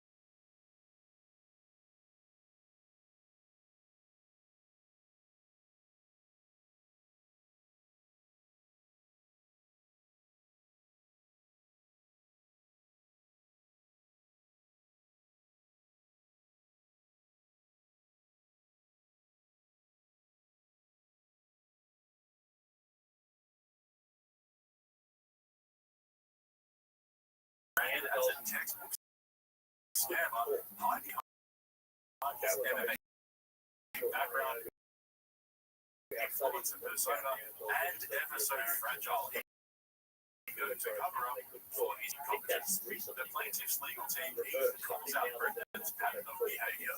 Defendant has consistently been an athlete and comedian to mislead business partners. The Thinkaway business model isn't built on hard work, it's built on smoking or double. Well, This lawsuit isn't a vacuum. It's part of a long, slow motion.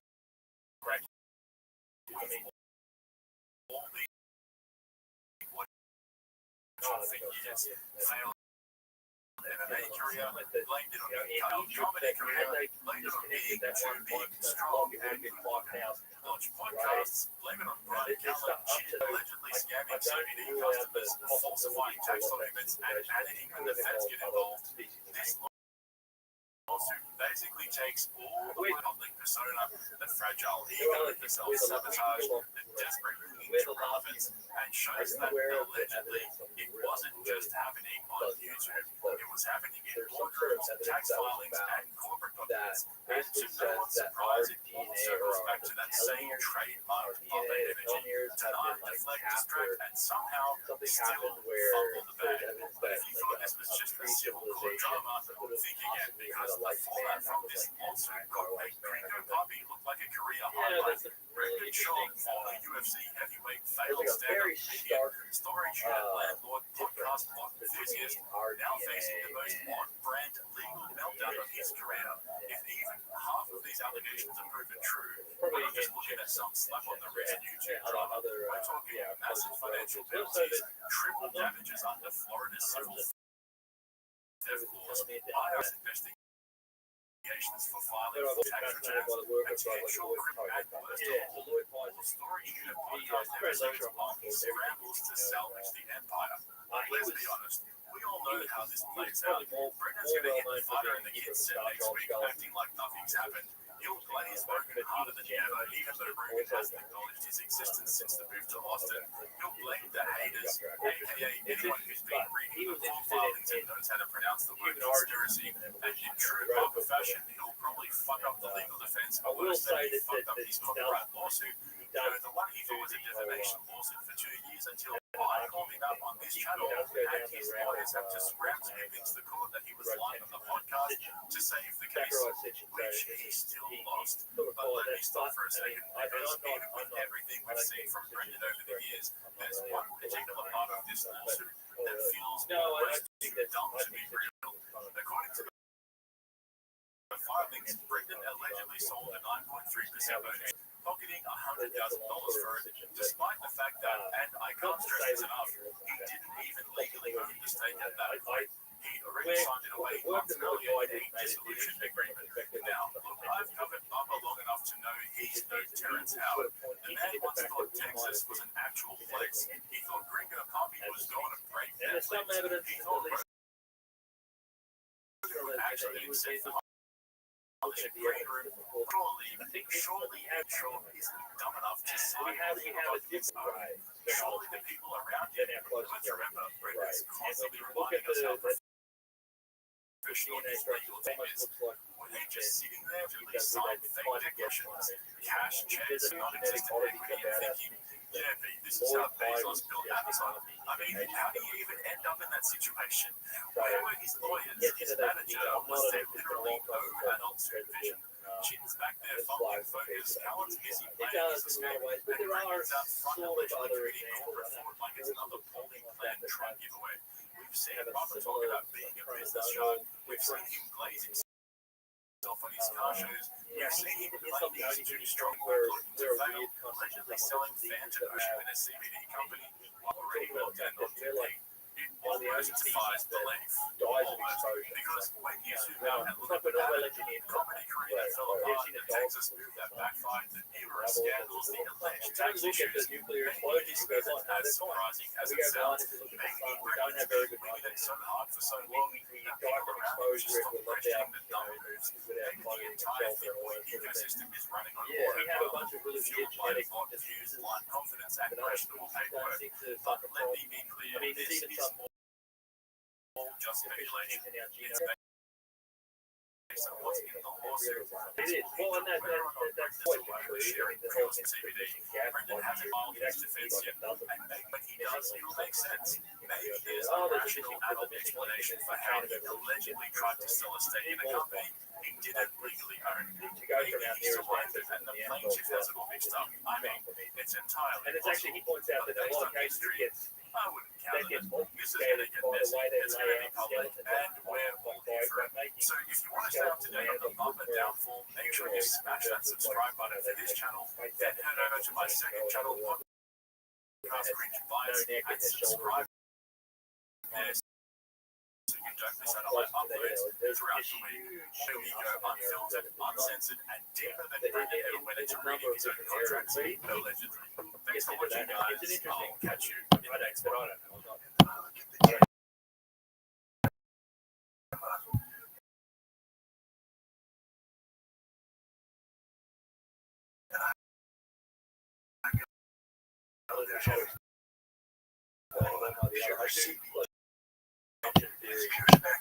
It's life itself and like DNA itself coming to this world by intervention or be the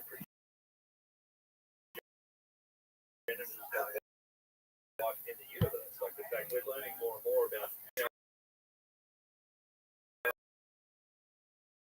as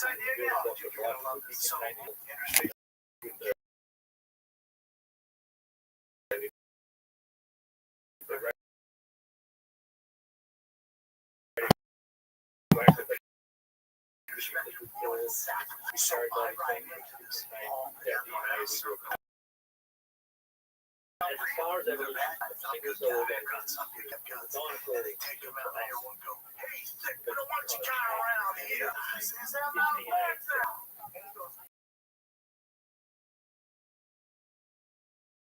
The way that life gets expressed, DNA.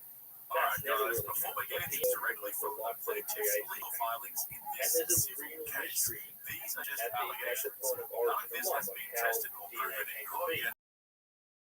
And Brendan Shaw is still fully entitled to it. In fact, according to the latest court records, Brendan hasn't even been officially served with the lawsuit. So, technically speaking, he hasn't had his chance to respond and deny the claims. It's a very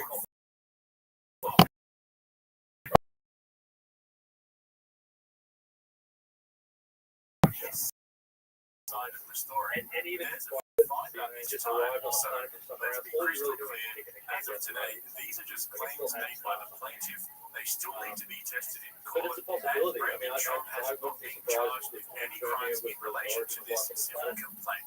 This is a civil business dispute, not any criminal prosecution. We're just unpacking what's in the public court documents. The legal system will handle the rest. Also, I will alternate between the words lawsuit and lawsuit, Texas and Texas throughout this video. No, it's not intentional.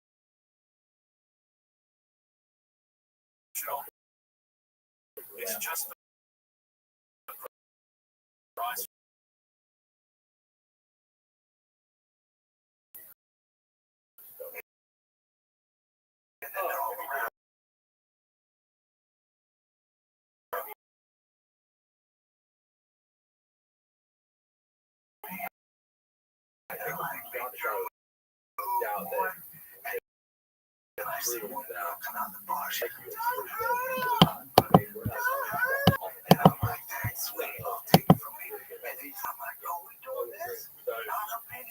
What I'm about to tell you.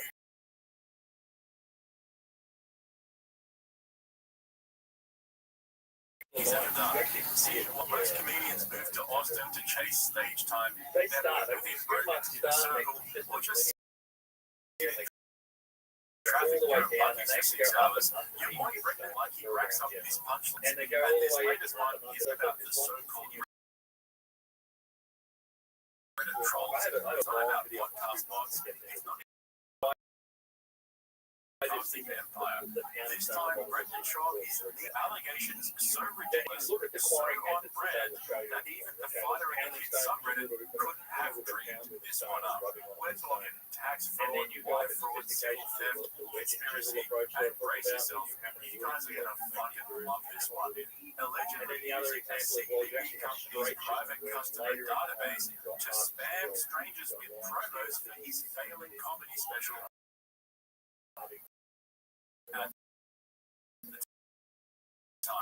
That's right. You buy CBD oils thinking to watch crypto pop. That's not just poor marketing, that's psychological warfare. But let me back it up for those of you new to this business saga, because to really appreciate how epically Brendan fumbled this one, we gotta start from the beginning. Before the lawsuits, before the storage unit studio, and before the Botox. technology is the one supposedly responsible for thousands of artifacts. And it's a good example of how just how old that is.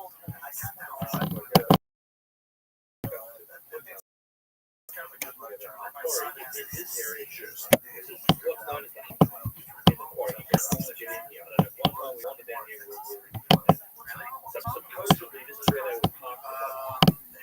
It's called the harbour. It's not a harbour. To me, and what you're looking at is the remnants of a trench for a giant object. And so look at this thing. So this is a piece of stone that was probably extracted. You see the two marks along the side. I think it's as big, if not bigger than the old one.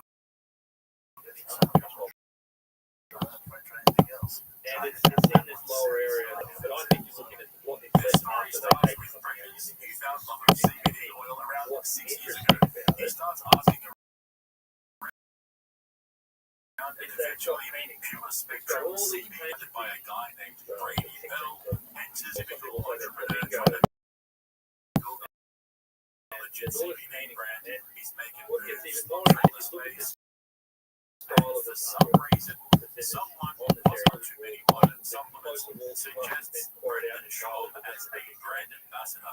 Now, Most rational people would look at Bubba's that track type record, of artwork. fumbled the I've got MMA many more career, examples of fumbled just this. stand-up It matches comedy, fumbled this podcast stuff. after podcast, Now, this stuff fumbled is a basic style geography of by painting moving and his artwork business that to a is storage unit in very Texas, much associated and with thinks pre-dynastic. maybe he's not the ideal So choice. But they before rolled the dice anyway, and in late the 2018, artwork that's on the wall Brady Bell brings matches Brendan Schaub the into the pottery spectrum as a and partner, diagram giving him that you see 10% on ownership of the company, straight out of his own personal stake. So what this infers to me is that artwork done in that quarry was probably done in pre-dynastic times. It was done using the same art style. They used a much different art style. There's other carvings in the quarry with Egyptians.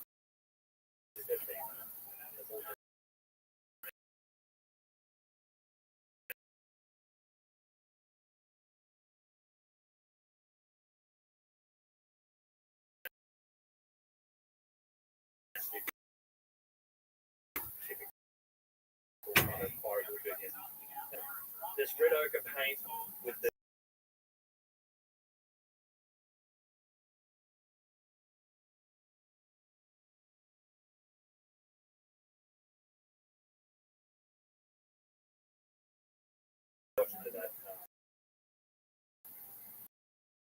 that giant block has been extracted there. Let's talk about the base. A lot of new shit going on with the base. There is what we talked a lot about the podcast we did and the incredible symmetry involved in making no bases and each street is thin, you can shine a light in them, you can see blue down there so goddamn thin, and they're made out of some of the hardest rocks. That's our honor. And they still say that these bases were made during those times with scissors, videos, and some of the stuff. No one's acknowledged it officially. Right? Yeah. I mean, nobody's looked at that. Nobody's really said that. Yeah. That there's. I mean, the hypothesis for how they were made, at least in the mainstream, is remained the same. It was people rubbing on like rocks. The main one. And again, to speed run the bases, it's like they existed. They go back to well and truly pre-dynastic times. In some cases, evidence of them going back to very old as far as 14,500 right through pre-dynastic times. And then they've been found basically during the old up to about the 4th and 5th dynasty, most of them. The majority of them were found beneath the step pyramid, like 40,000 to 50,000 of them. It's the 3rd dynasty structure. Peter, there's a few example bases that come later periods, but we identify them as coming from that period of origin. So we talked about that earlier. But the category of art made from all sorts of exotic types. So like I said, we talked about it before. Perfect symmetry, extremely thin. Petrie found one that went down to 1/40th of an inch, which is the quote that I got here from him. One of the other things I always like to point out is that they're often found. We talked about imitation earlier. This is where you would find them, and they're ascribed to the same person because they found them the same material. But you have a same base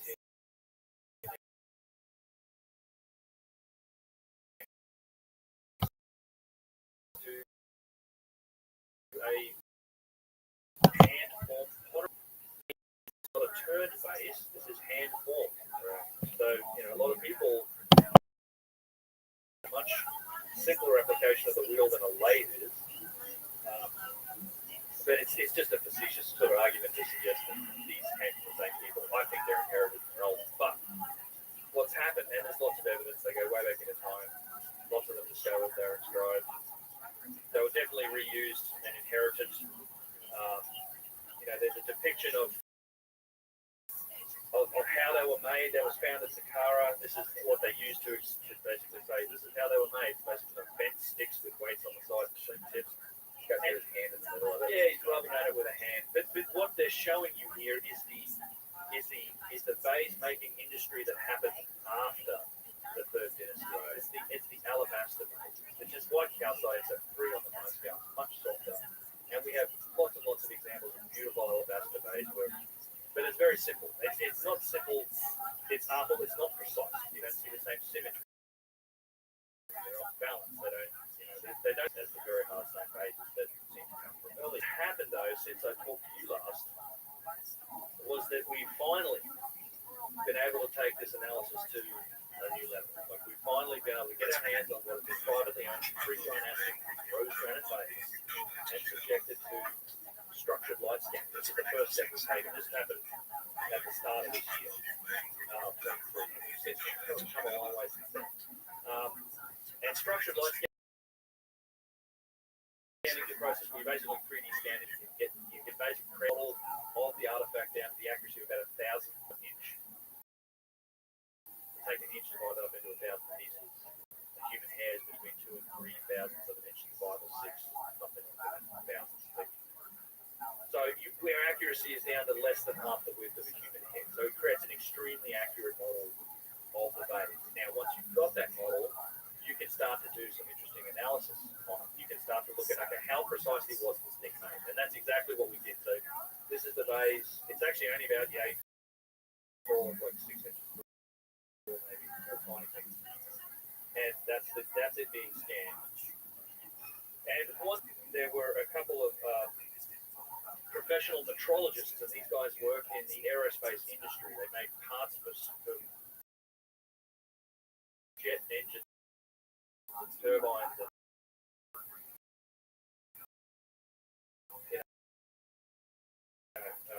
space rocket ship stuff.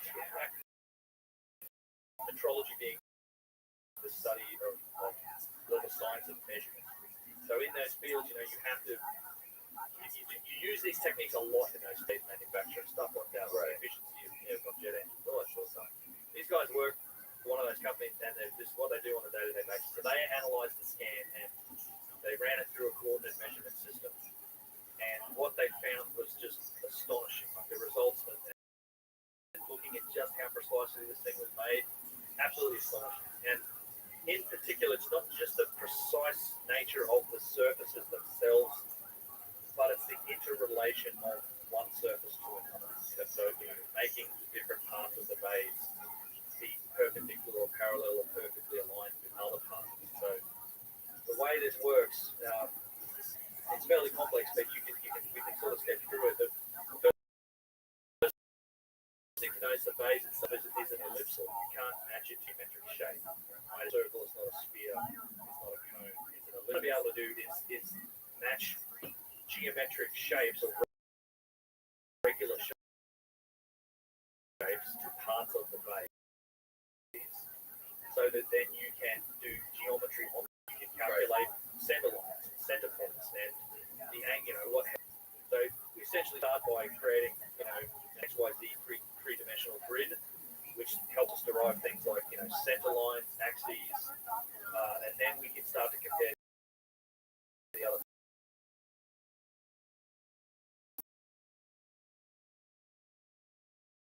parts of the base. So the way you do this in the CMM system is you match geometric shape. It's not going to be very accurate. It's not going to represent that surface very well. But if you do it with thousands and thousands of points, the more points you use as reference, the more accurately it's representing that surface. So you'll see in these slides the fact that we're using thousands and thousands of points. So in this example, there's nearly 4,000 points of reference that been used to match a flat plane to the top of to the base lip, to the top surface, and then the measurement we're doing is like how close to perfectly flat is this? It's within 3,000. Very flat. Like that the flatness of that surface is within 3,000 of an inch of being perfectly flat. So very flat, very very accurate. Around the width of a huge hair. Yeah, that's just the top. So then you can go further from that. Now we can look at, all right, let's look at the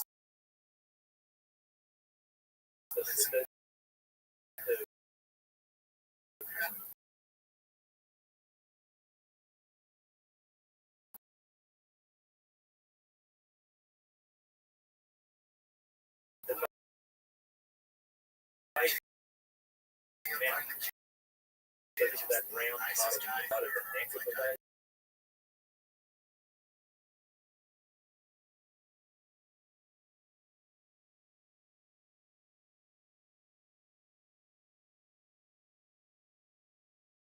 We've got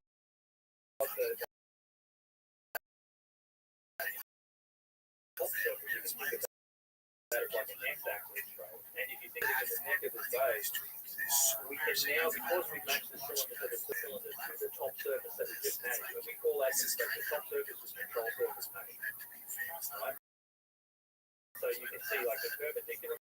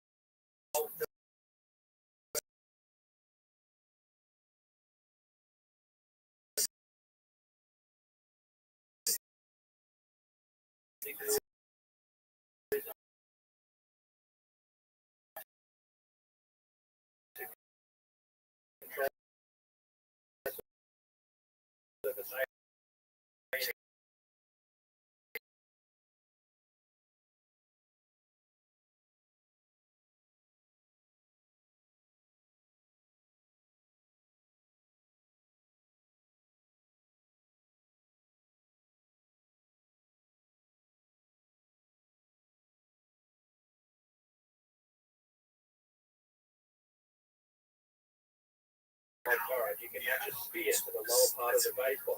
This is the highest number we saw in the whole court, 17,000. Seems like a big number relative to but what this is telling you a lot more than just mathematically, right?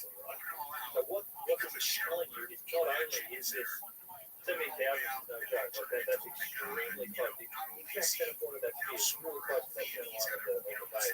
But it's also telling you how regular that shape is. Because if it wasn't regular and that's part of the base that matches the spear, if that was at all the forms, it would shift that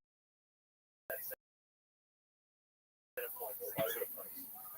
It's very perfectly spherical in section. So it's a section of a spear. Blue line, right? That's the matching of the spear. It's totally could possibly achieve it with handle by spreaders. The old people are certainly going to have time to use the light. But even if they have like, and even if you're using like a tool rep and you try and do it by hand.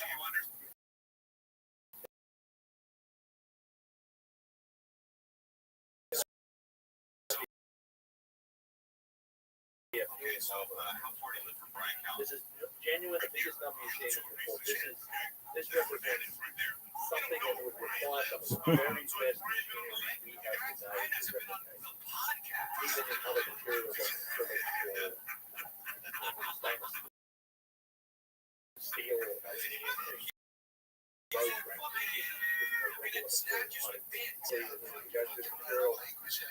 We get other results. Same thing. We're matching a cone at this point to the base bottom. This is the other end of the base from the top and the center line. And we're within 5,000 foot of being perfectly to the top. We're within 9,000 of being perfectly parallel with the center line.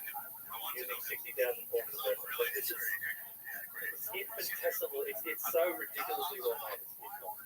It's what we're seeing.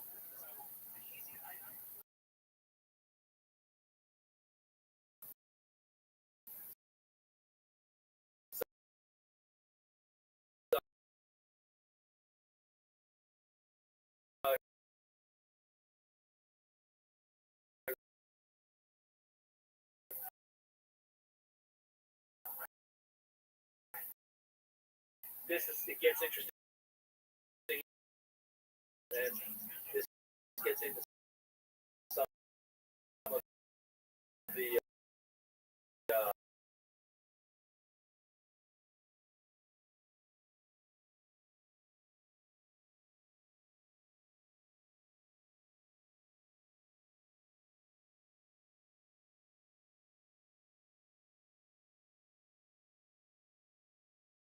you compare them to each other. We can create like, all right, we can make one of these called reference surface F, measure the other like handle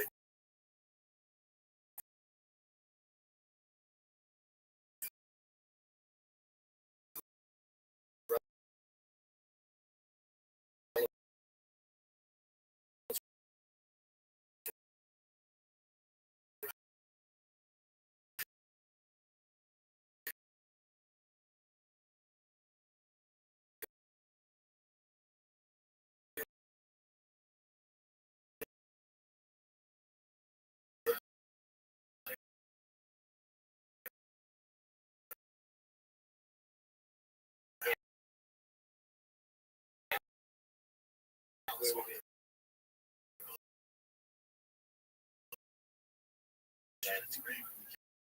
5 or 6 on a surface and having like 1,000 you're zeroed out on that long handle. That also speaks to the flatness of the bottom. You've left it full enough to create these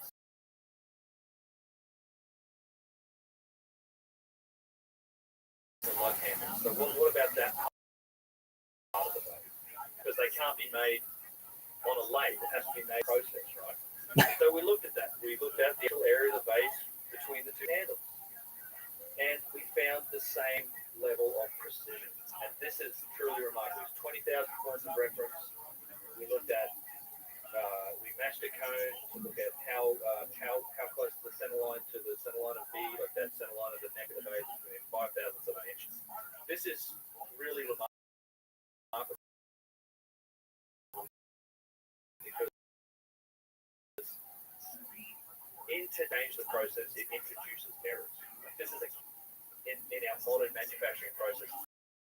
Things like making turbine blades and stuff like that. One or two conclusions. One, whoever made this was able to tool and process changes better than we did. So they could deal with changing the process of the tool and just not have the same degree of error that we see.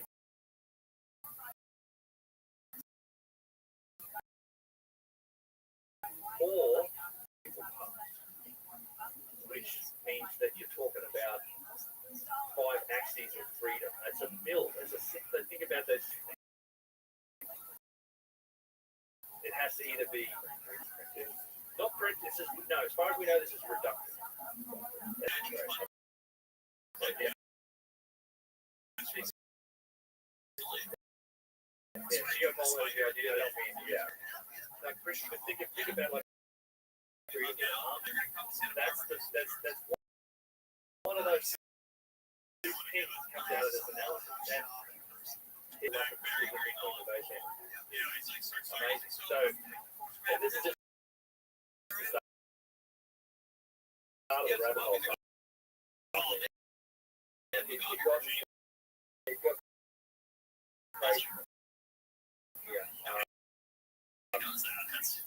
this is a lot of fun.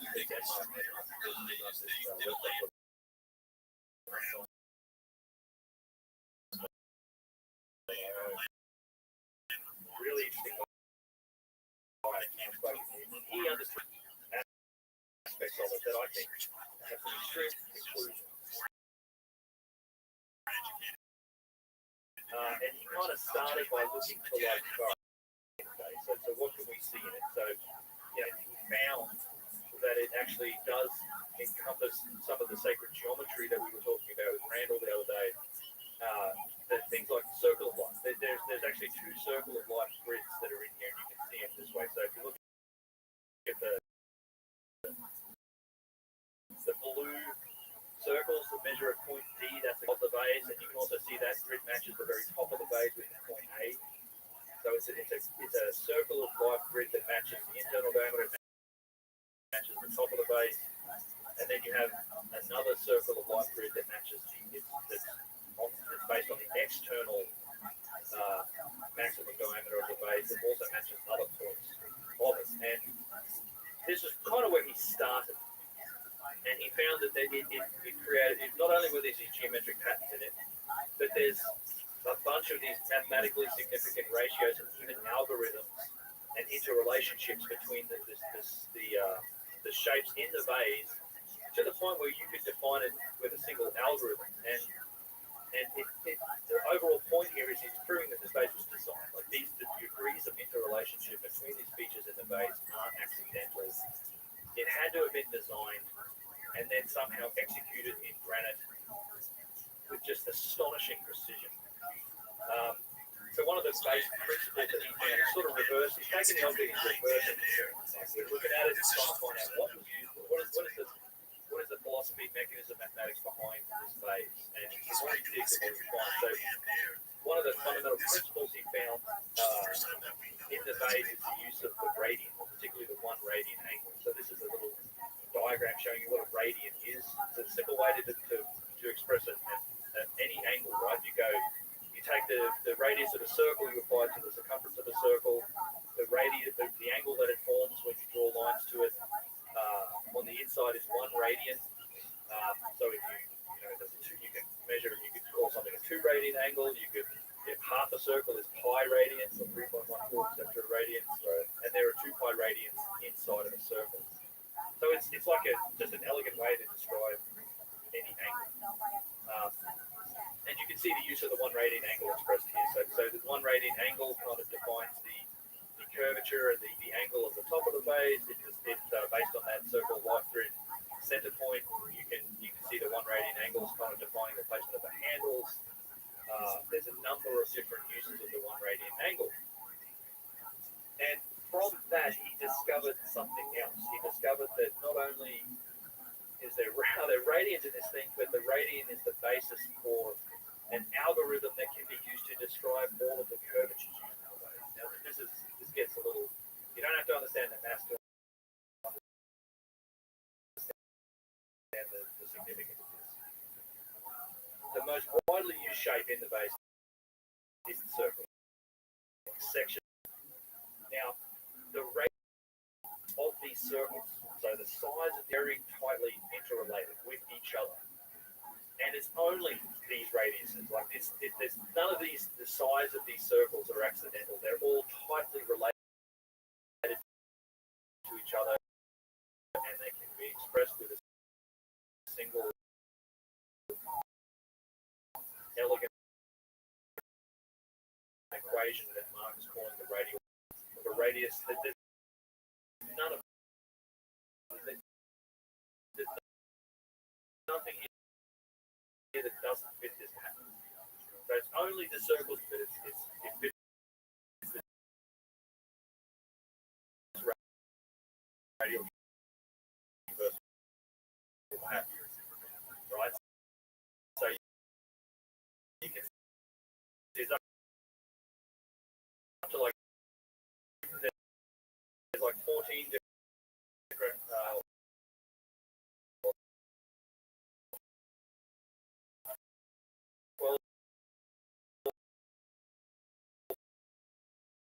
or 14 different circle radiuses that radii that he used.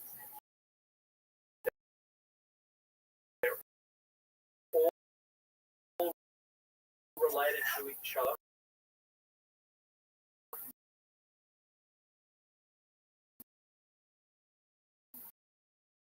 They're connected to each other through this. Now,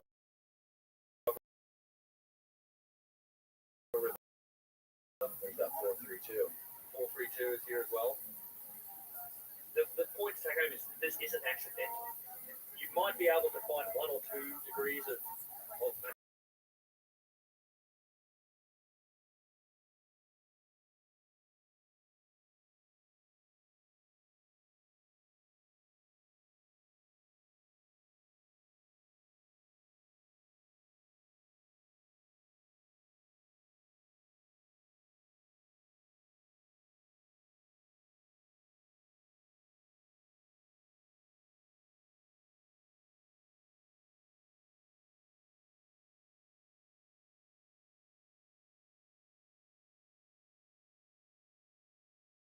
millimeters in size down to 1.1 millimeter. So you have circles, arcs of circles that fit this pattern that are 1.1 millimeters in radius, which is kind of crazy, right? Very small. What was Randall saying when he pulled this up the other day? He was like kind of freaking out. He was. I don't think he watched all of the videos. I'd love him to see how radiuses of these circles compared to some of this plasma.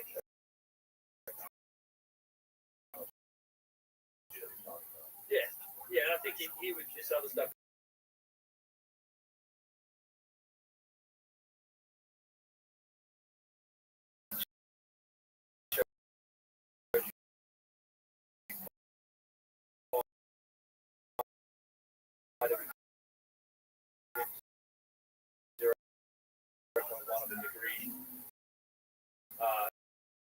0.1%. I'm sorry, not degree percent. Less than 0.01%. Actually, the golden ratio shows up in a number of places. I've just used a couple of examples.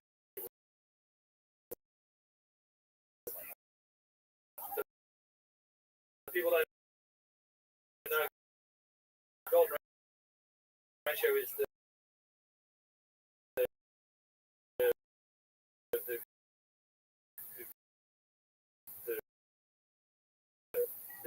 aspect or the ratio of the uniform ratio is a fundamental principle of also can be found by basic geometry. We went through with the random passing podcast and then how to define the ratio, but it can be expressed in the human body in terms of how it grows from the length of your hand down to the gap in in your wrist here. That's one part of the ratio. The other part of it is down to here. It's the ratio is a line that is dissected where the ratio of the small to the large is exactly the same as the dissect where the line of the small piece where you've dissected it, the ratio of that ratio of the larger piece to the whole. So it's like A and B, B to A is to A plus B. That's the equation for it. And it's expression, right? Everything that's material, human body, conch shell is the famous one. It's an Archie sequence is attached to it. You take a cross section of a DNA molecule on the golden ratio. It's in the spiral helix of the molecule. It's in the structure of galaxies. It seems to be a fundamental constant of the universe, and that's why I think the fact that it gets expressed in these artifacts, and in fact, this sort of geometry, even radiant themselves, is showing us that there's a language behind this. They're showing us their capability, something of almost like a time capsule. It's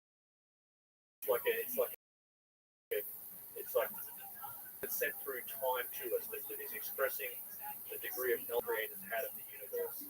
Even their system of mathematics, it's actually getting once I want to finish talking about the base because there's some interesting implications about the maths that we've been going through. I'm not doing it just for the sake of math.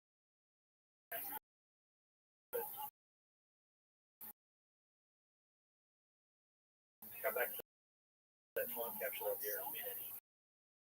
But so when you think about the design of the base and how it's been made very precisely in Rosecrans, and it was 100% design. And it's like, okay, so how can you remember that there are circles that have a radius of 1 millimeter? Imagine if you're trying to draw that at scale. I challenge anyone to try and draw a circle with a compass that's got a radius of 1 millimeter and see how you go, and then be able to execute that down to the thousandths of an inch. Remember, it's made extremely precisely. You might be able to draw it out on a piece of paper that's as big as the room, but then you still have to scale it down somehow. It's got to find its way to an output somehow. You've got to be able to carve this thing in granite somehow. I think the best way, and Mark proved that the best way to design this is mathematical. How are we going to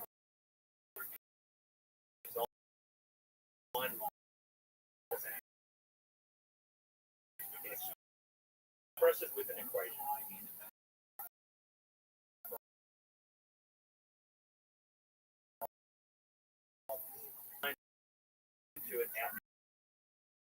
Into an output of a system that is extremely active. Like this,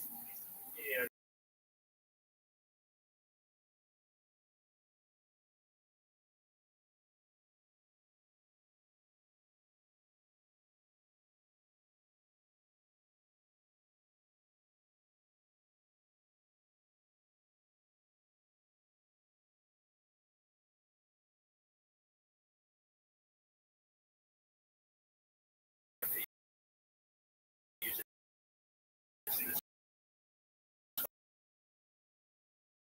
like to quote directly from Mark's article about this, and this is what he's quoting Mark. As far as we know, no human beings, trained animals, or naturally occurring one category of things capable of such behavior. The kind of thing that we refer to as a Turing machine, a device capable of taking input, holding state, performing operations on held states according to predetermined principles, and producing output. Now you can make Turing machines mechanically, pneumatically, electronically, by taking a computer. And no plausible way of representing, operating on, or manufacturing the design of this artifact exists without having access to it. He's saying that you cannot have made this without the use of a Turing machine, aka a computer, to be able to take that design and produce the output to get the result that we see. It's a very interesting statement. As a mind fuck, it's all they call mind fuck. Yeah, and it did fuck with the mind of one of these engineers that did the original. So Mark does this. He's like, Mark puts out his article. So it took me, you got to read this article a few times to figure out the math, trying to really digest it, see what it means. And for me, this is validation. I'm like, this is magic. This is confirming some of the things I've long suspected, and I've held this particular worldview for a while. But all right, there was technology in it. Nick, he was amazed by the metrology. He was like, this thing's incredibly precise, scratching his head. But it wasn't until he really sort of chewed on Mark's article that he's like, he calls me up one day and he's like, dude, I have to talk to you about this. This thing is keeping me up at night. Like, I wake up in this space because you can tell it's like change.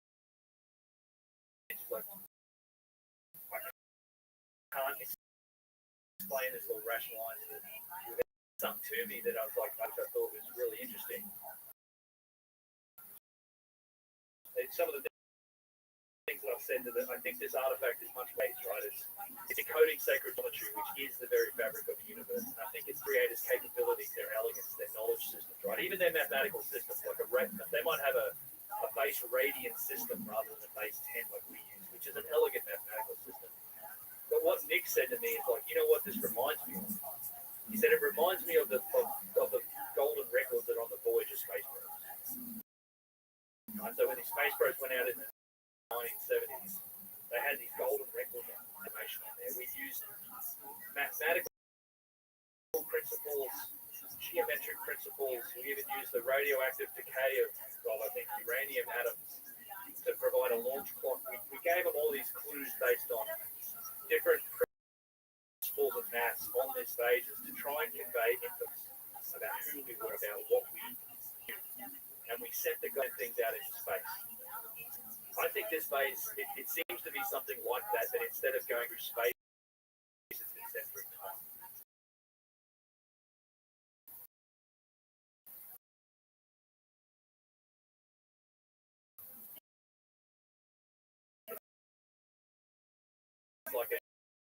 It's like one of these golden records has been sent through.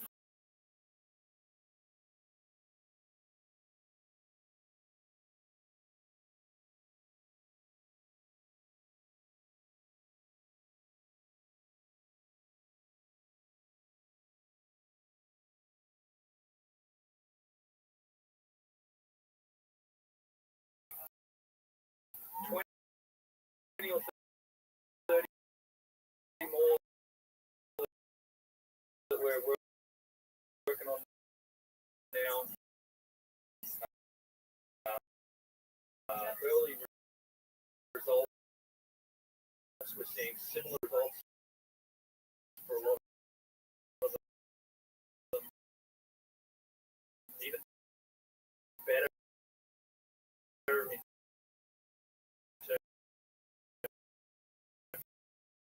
of the methodology and precision. Some of them are zeroing it out on machines now, which can go down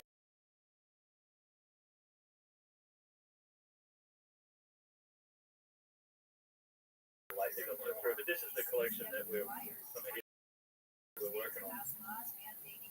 Extremely fortunate, and I do that. I'm not going to name names, but I'm very grateful for people that have been inspired by this space work, and they have the means and the ability to go out and collect these things like this, because these are artifacts that can be bought on the antiquities market and across the board. Obviously, I can't do it, but I'm extremely grateful. Well, some of them, you up to like $70,000, $80,000, $100,000. The more provenance, the better usually.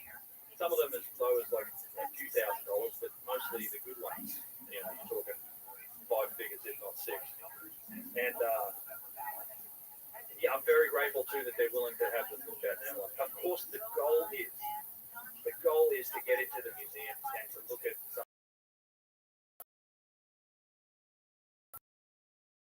of those artifacts.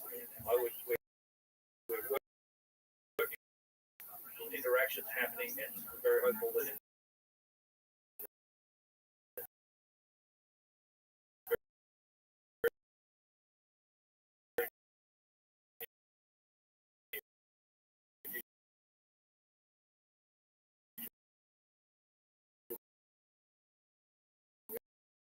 to get into some museums that do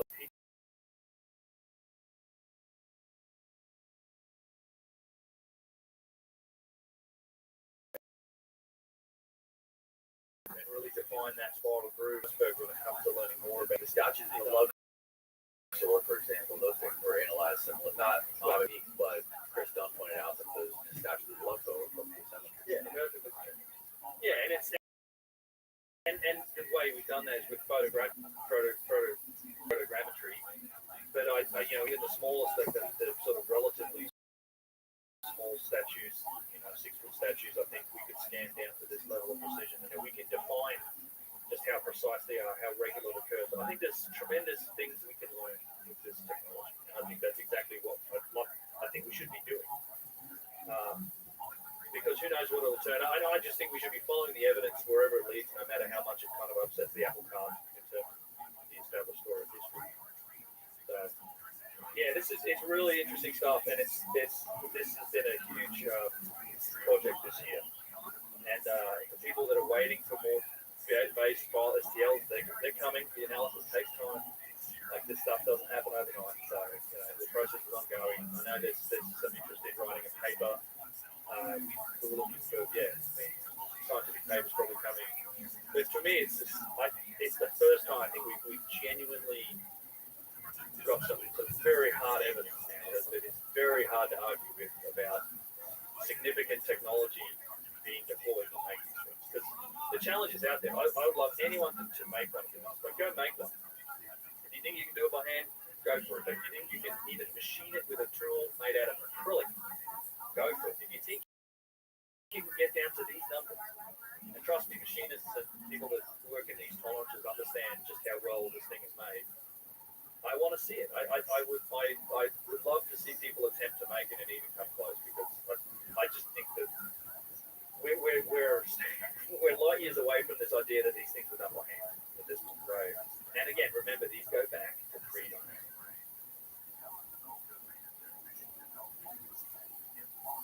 Do you think there will be any sort of attempts to suppress the kind of stuff that you guys are looking at, or dismiss it, or no? Yeah, there's already people. What are they saying? Well, mostly it's been the base is fake. It's a fake base, which is Alex done. So one of the engineers says in my video about this, but he to me the design of the base is fake. It's like the base on the provenance on this particular base goes back to the 1980s. Some of these bases provenance goes back to where they in terms of they have known history. Go back to the 1800s. I'd be challenged to make something that precise out of rose granite. Precise with that much of all of that maths behind it and everything else. Try and make it, and try and see how much make it, and then try and justify that by the cost of whatever you think you can sell it for on the antiquities market. It's actually damaged. It's the thing. It matches almost perfectly, in fact, to the eye exactly lots of pre-dynastic bases you can find in the Cairo Museum. In my video, I show it. Like it's like it is the same shape and size as any pre-dynastic base. Obviously, there's a variety of shapes and sizes when it comes to these artifacts, but I mean, just calling it fake is about the best argument anybody's been able to come up with, because they can't handle it. Well, somebody manufactured it. Things do happen. Like people make and sell fake artifacts. But it's like it's ridiculous to think that you could do that cheaply, or it's not. Look, this is not something that's made in some like backyard workshop in China or India and then produced and sold on the market. It's ridiculous. If you think it's fake, and how much it costs, I just think it's a facetious argument with nothing behind it more than the desire to dismiss this because it doesn't match their worldview. No one's arguing with the metrology. Like nobody can challenge the metrology. The scans out there available. The public. You want to do it, you want to figure it out yourself. The scans out there. You can make the same calculation Mark made. You can measure it for yourself. You can stick it in a CMM and work out the data yourself. So it's all repeatable. But the best people come up with is fake or sacred geometry is woo is the other thing I've heard, which we talk about. Randall, like sacred geometry is not woo. Sacred geometry is the universe. It is the fabric of the universe. And knowledge of that is what essentially comprised the mystery schools. And this is like the way you see the world. Like the idea that sacred geometry is woo. That's the only other thing I've heard. Like, I think you should see the flower of life. Forget about it. It's completely nonsense. Like, it's just people that don't like what it means, right? And they just are seeking any way to try and discredit it, appreciate it, me, because the crazy ideas that guy has or whatever. It's like, I don't care. And I'm gonna. I think all these other bases are that nonsense too. Like there's bases that are being scanned that have provenance going back to the 1800s. In fact, funnily enough, one of these bases that happens to be on this table and is owned by this collector and is being scanned and analyzed happens to have been brought up in one of the videos that were made just like debunking this work as an example of a real base. So we'll see what this real base actually looks like because for the example, it turns out that I owns that base. Its provenance goes back to the 1800s, and we are going to scan it because it looks to me like it's going to show something similar. Which one is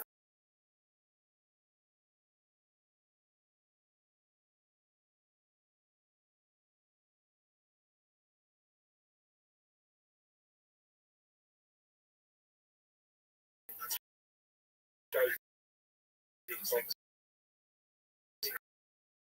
there are hands to make they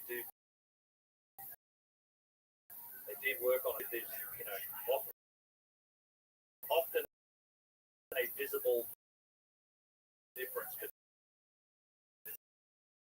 the ones that show these sort of precision properties versus the ones that don't. Most of the handmade stuff is alabaster, but they're made hard stone bases as well. Usually pretty clearly shown. It's a fascinating space. Right? I mean, are they all found in Egypt? There's not a lot of hard stone artifacts like this that seem to display those levels of precision that come from cultures, and obviously the technologies that they were using. Like, even primitive made stuff, I don't think is going to come anywhere near the precision of these. The best, I don't know of any particular examples outside of these things in Egypt. This seems to be a pretty common thing. But yeah, I think this technology is applicable for lots of different things. Yeah, like time capsules from a previous sort of landing. Trying to teach us something. They're telling us that they knew, man. I think a lot of it is an expression of. I mean, we're not trying to teach whoever the hell reads science the Voyager probes, anything. We're just trying to let them know that we were here. We're here. Yeah, we had it figured out. Yeah. Well, bro, you got to catch a flight. I do at some point, yes. So in about 5 minutes, you got to get out of here. So thanks for coming, dude. We fucking killed it. We did a whole flurry of podcasts this weekend.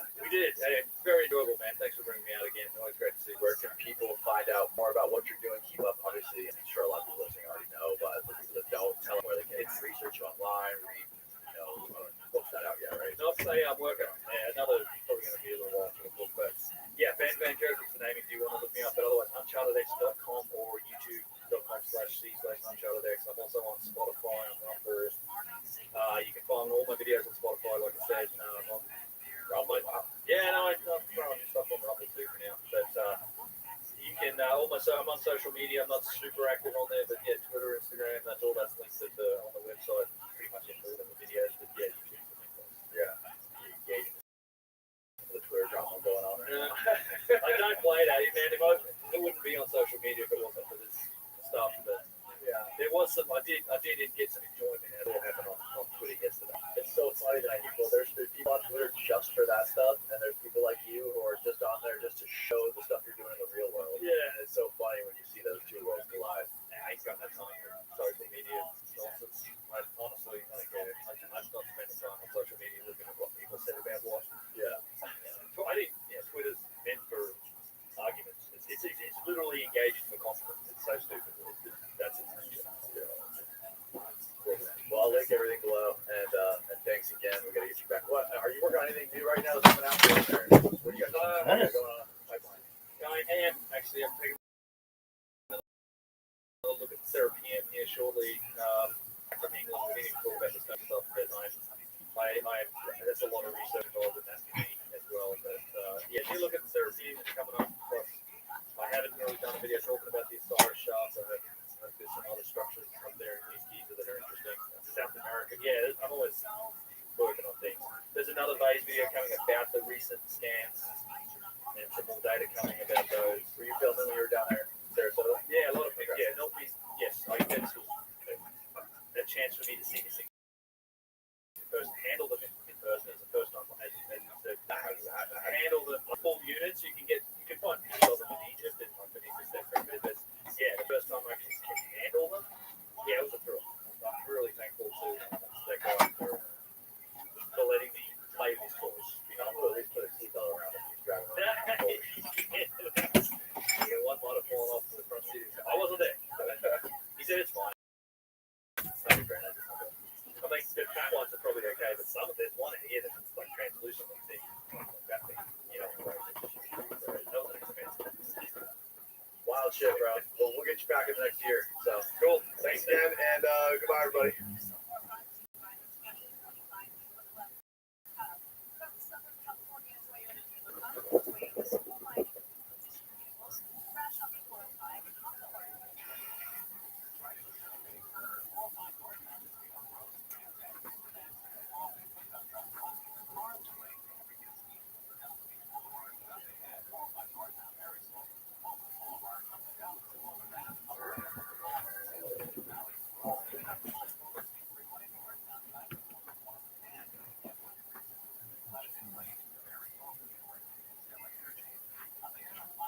One of the hottest topics right now that I want to talk to you about was this new earth-shattering technology with these with Malcolm Mendel. Everyone really got out this when you did that episode with when you ran on show, right?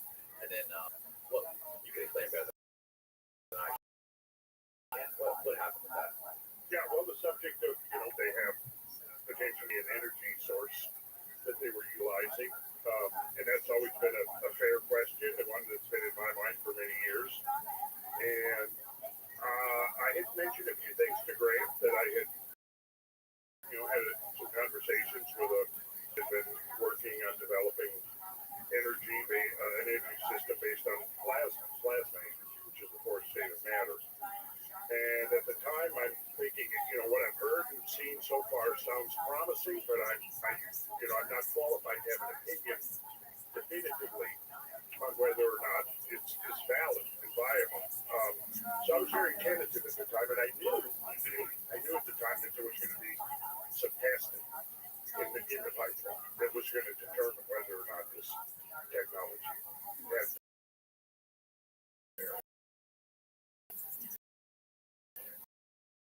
So kind of was kind of disclosed some information, maybe more than I should have at the time. As a result of that, it kind of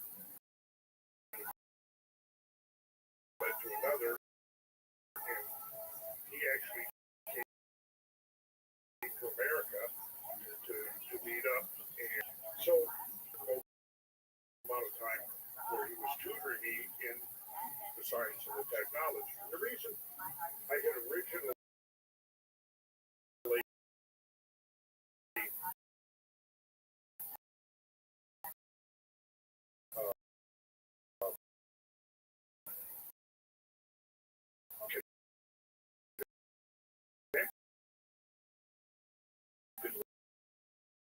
because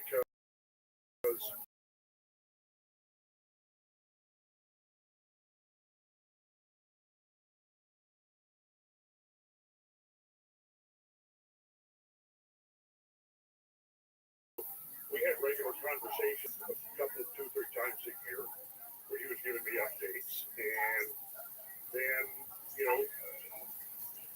at the end of that is kind of so that was sort of what led up to the comments on Joe Rogan's. Now, in the interim, I had an opportunity to talk to an Australian author by the name of Roland Perry. He is one of Australia's leading authors and investigative reporters. So Malcolm said I should read a book he had written. That was a fiction book, but a lot of it was actually drawn from Roland's investigations of Malcolm. So, and it turned out that Roland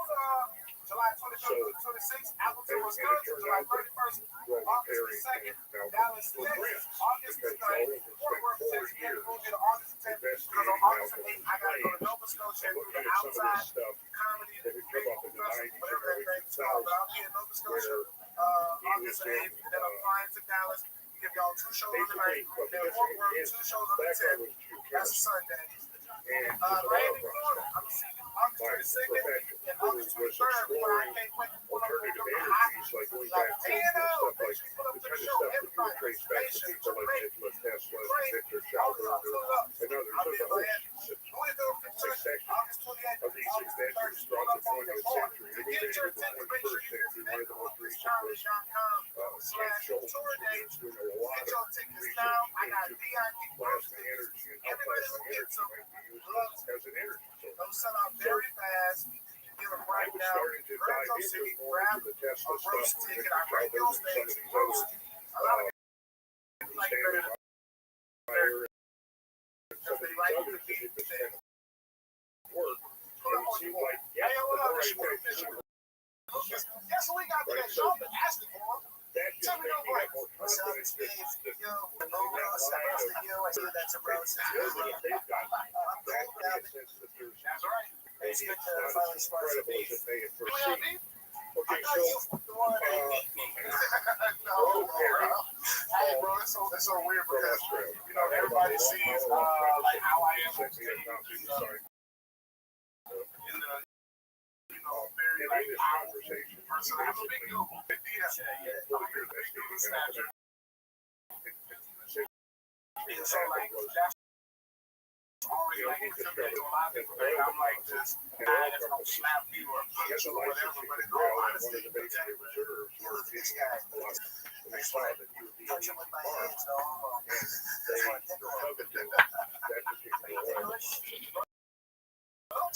what they did, I'm gonna let the jacket the lake. This is a they were driving, I want you to get up and reach the leather jacket. primarily where the oil was discovered. And as a result of that, the whole smear campaign launched against him and discredited him with the objective in mind of painting it as a nut job and scaring away investors.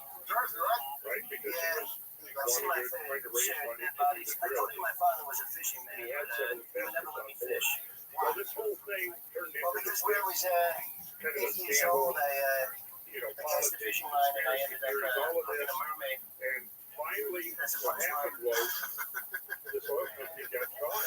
Oh They my got God, I exposed, enjoy and you, bro. I all enjoy the you. directors resigned. Tell me about your tattoos. Where'd you get those? Prison or black guy? I would prefer not to, but I could. I just don't feel like going any sexual things. There were so many Out there, chicks. I can't maybe believe they'll it. find out. Believe it or not, I've never been to prison, dog. Very well known oil company.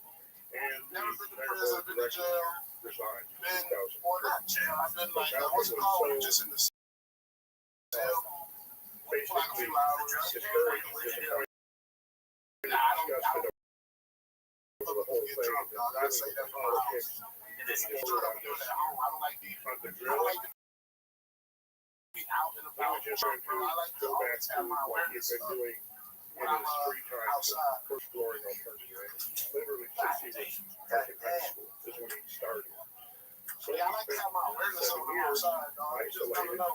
writing up his So when notes, and building some prototypes. And then the prototype, I get real principles silly. turned out to be valid. The prototypes did what they Yeah, I just go to sleep, bro.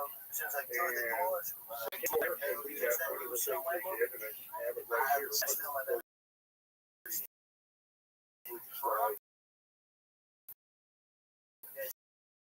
Slide show. I love watching it. All of the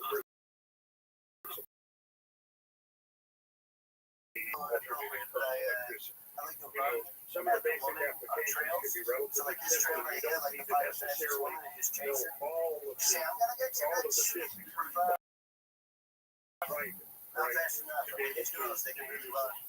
I'll do anything if I For catch them, example, but you know, rebuild the I engine like to of do a that. car Just make without them a little necessarily scary. knowing Just like all smoke of the them, you physics know? of an internal Every day for me is combustion like a Halloween, celebration. Yeah. Well, especially here. I like to, I do like going where to was that? Was, hot you know, after places, the putting on my after the jacket, road meditating. It's like a little bit of like a vapor yoga type thing. I really like doing this on with your jacket and not sweat.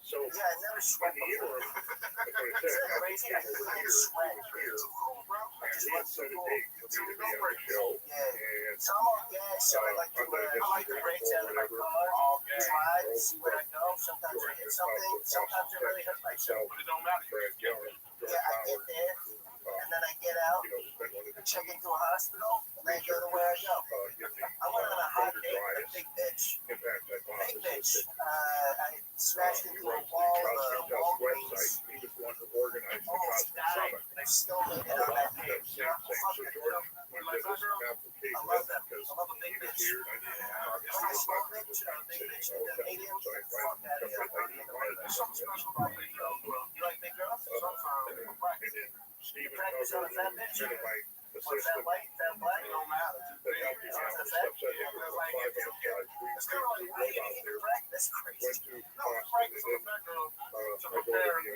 for the girl show who was walking. the I mean, if next you day. get really Yeah, I big called girls, him up and I said, George, just so happens, we want to talk about the Senate. Well, it just so happens that okay. the adventure is here with When me. you say hit I him, can bring him on. hit him right from the back. He could probably explain You ever hit him from the elucidate front? some of this stuff You ever hit better him? than I could because I'm still No, kind of like, like, I'll slap at this stage You slap him on the forehead? I'm not So gonna he lie. said, sure, bring him I on. could use some advice in that. Okay, so Yeah, I mean, like, I was, you know, I was struggling to pay my bills studio. a week ago. Now I gotta go slide into my DM, I'm gonna slide into their DMs, you know what I mean? That message is, I think I Smear campaign. And the point that now I'm doing that. So basically what happened was well, I substance was abuse. selling weed, before that I was selling coke, before that I was working for my dad at his fish store. I would basically have you do it. So I did start comedy a couple months ago, as you guys know. But I was always doing crowd work. So I'm doing my dad's, you know, fishing place, you know, just grabbing the fish. Hey, I'm a fish, you know, just like crowd working with people. And that's why I like first found out that I was raised at a town for this.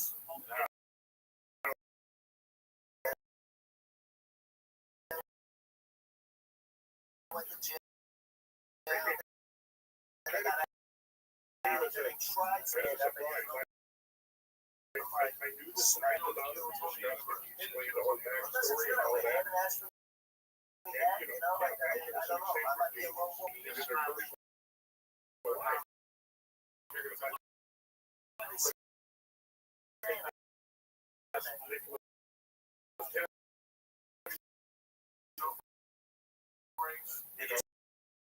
he was very antisocial. You gotta be honest. So, in this industry, how I had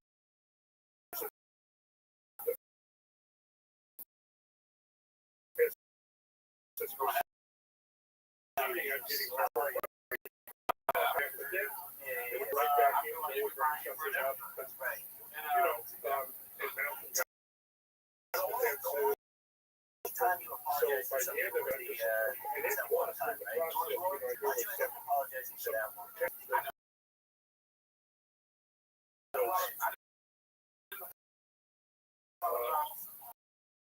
Going to be basically kept under the results of the test.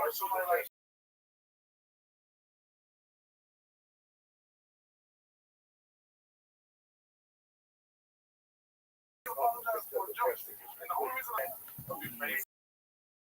Get into the deep dive into the technology at all.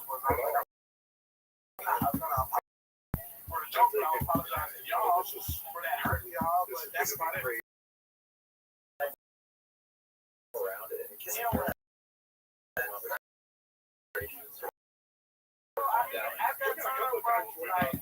You know, I just want that shit to be over. I really didn't care what I had. Wavered and so release. You know, there was a couple of points there. My address goes dots. They created the season and stuff, but it just the way it turned out. Address for my kids. After my interview was over, we're back up the lane. So I am, but I'm a different black man. We get here right away, so I did that. So they released my address. They released this, and I did. Well, there's better about my house, bro. The one you're talking about. It's central, like 6 days. So in order to get to my house, you gotta drive a quarter mile down a private road. And I have cameras. So if you come on that road, nobody's supposed to come on that road. That testing was going on. So if you come on that road over this summer, you get shot. So we have some test results in hand. And the test results are coming out pretty unanimous that the technology does what I live there, but like it's for my mom. It reduces an enormous amount for any and now she has more range on the face.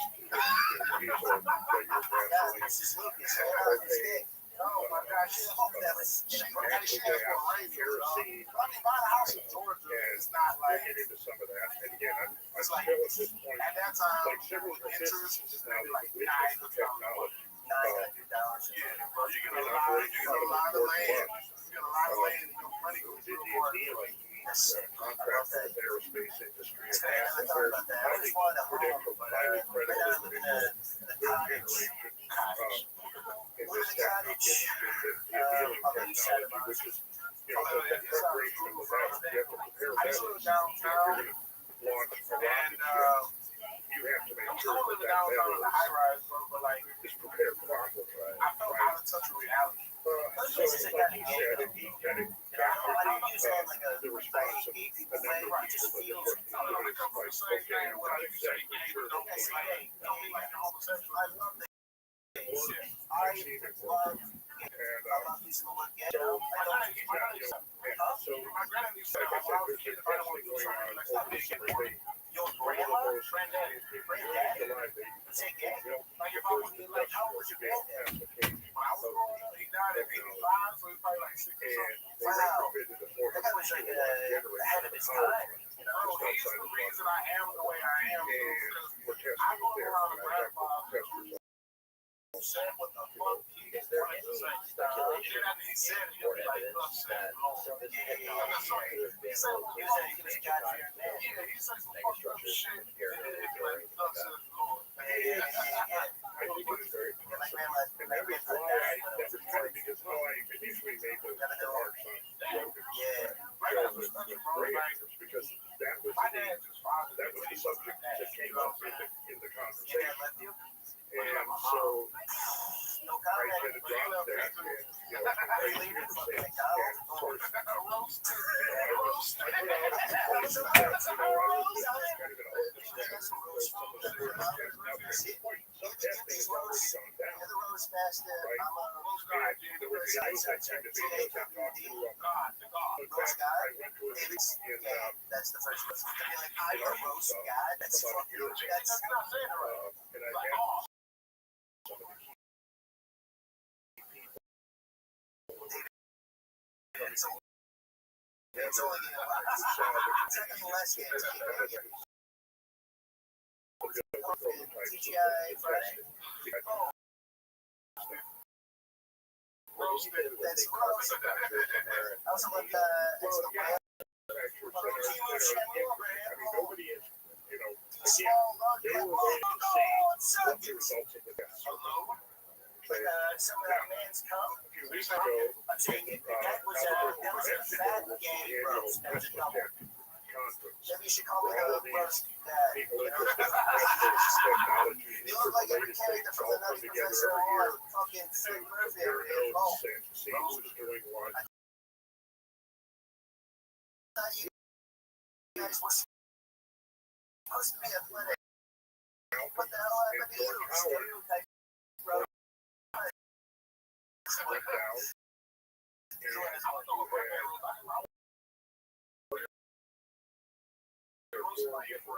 my god, I'm looking to an hour of daily. I was thinking about you folks give an hour of roast. Give it up for Harriet Tubby.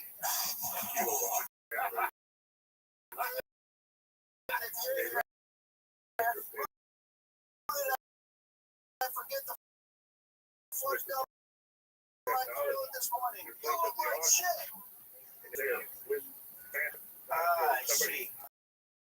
one of the scientists that came here, I don't remember who he was. He brought a mass spectrometer. How do you find that porn?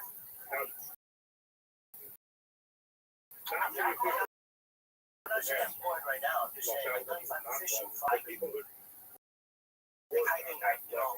Part of it is it does get hot. People bringing I in have their a own sweat. gas Sometimes I analyzers do get a heat to stroke and I went to the analyze bathroom. the fluids coming out of the Like, generator. To determine medication. In other words, so they have the technology.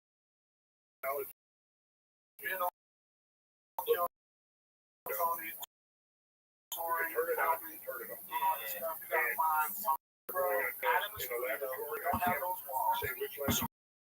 I should be able to get hopefully the near future. They've got 2 generators. They've got a generator and one that they hooked up to the technology so they can run both simultaneously. you hear the birds? And again, it's fair.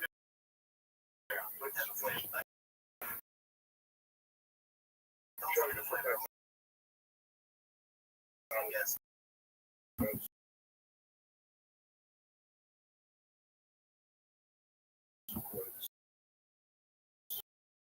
Supposed to.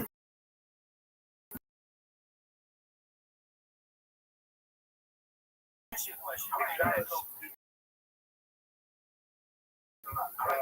don't know. Diet Coke is incredible. Again, it's my level of understanding of the technology is still, you know, it's still, yeah, back 6 months from now, and I feel like it's not more about the date and because of people that have research that are also highly qualified in the scientific world who are now making their first step. We're kind of all simultaneously kind of like signing up.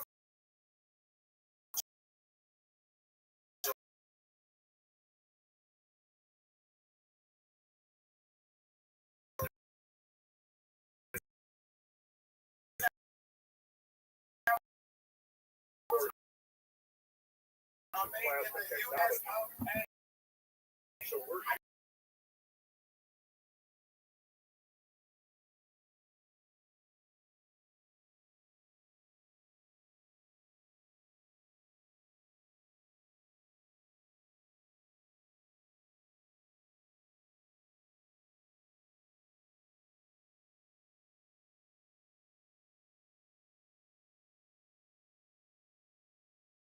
ubiquitous energy from probably 90% of all the things you have. All that. Right?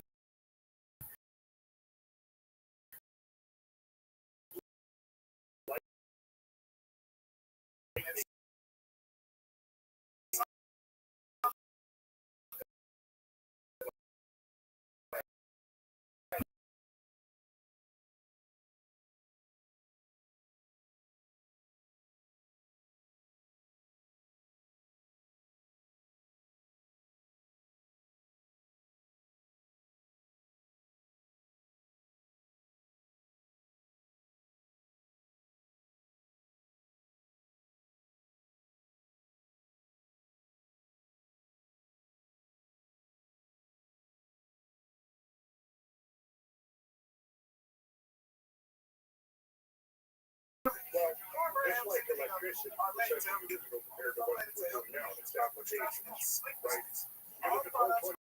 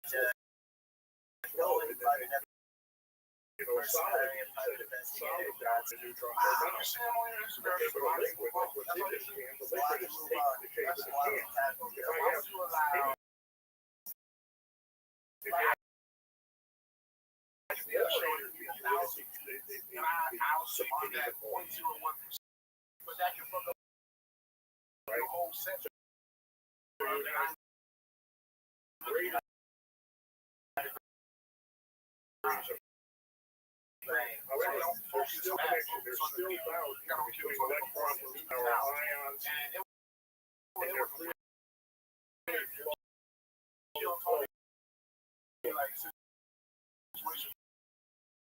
The interesting thing about a plasma is it can be the one form most objects out of the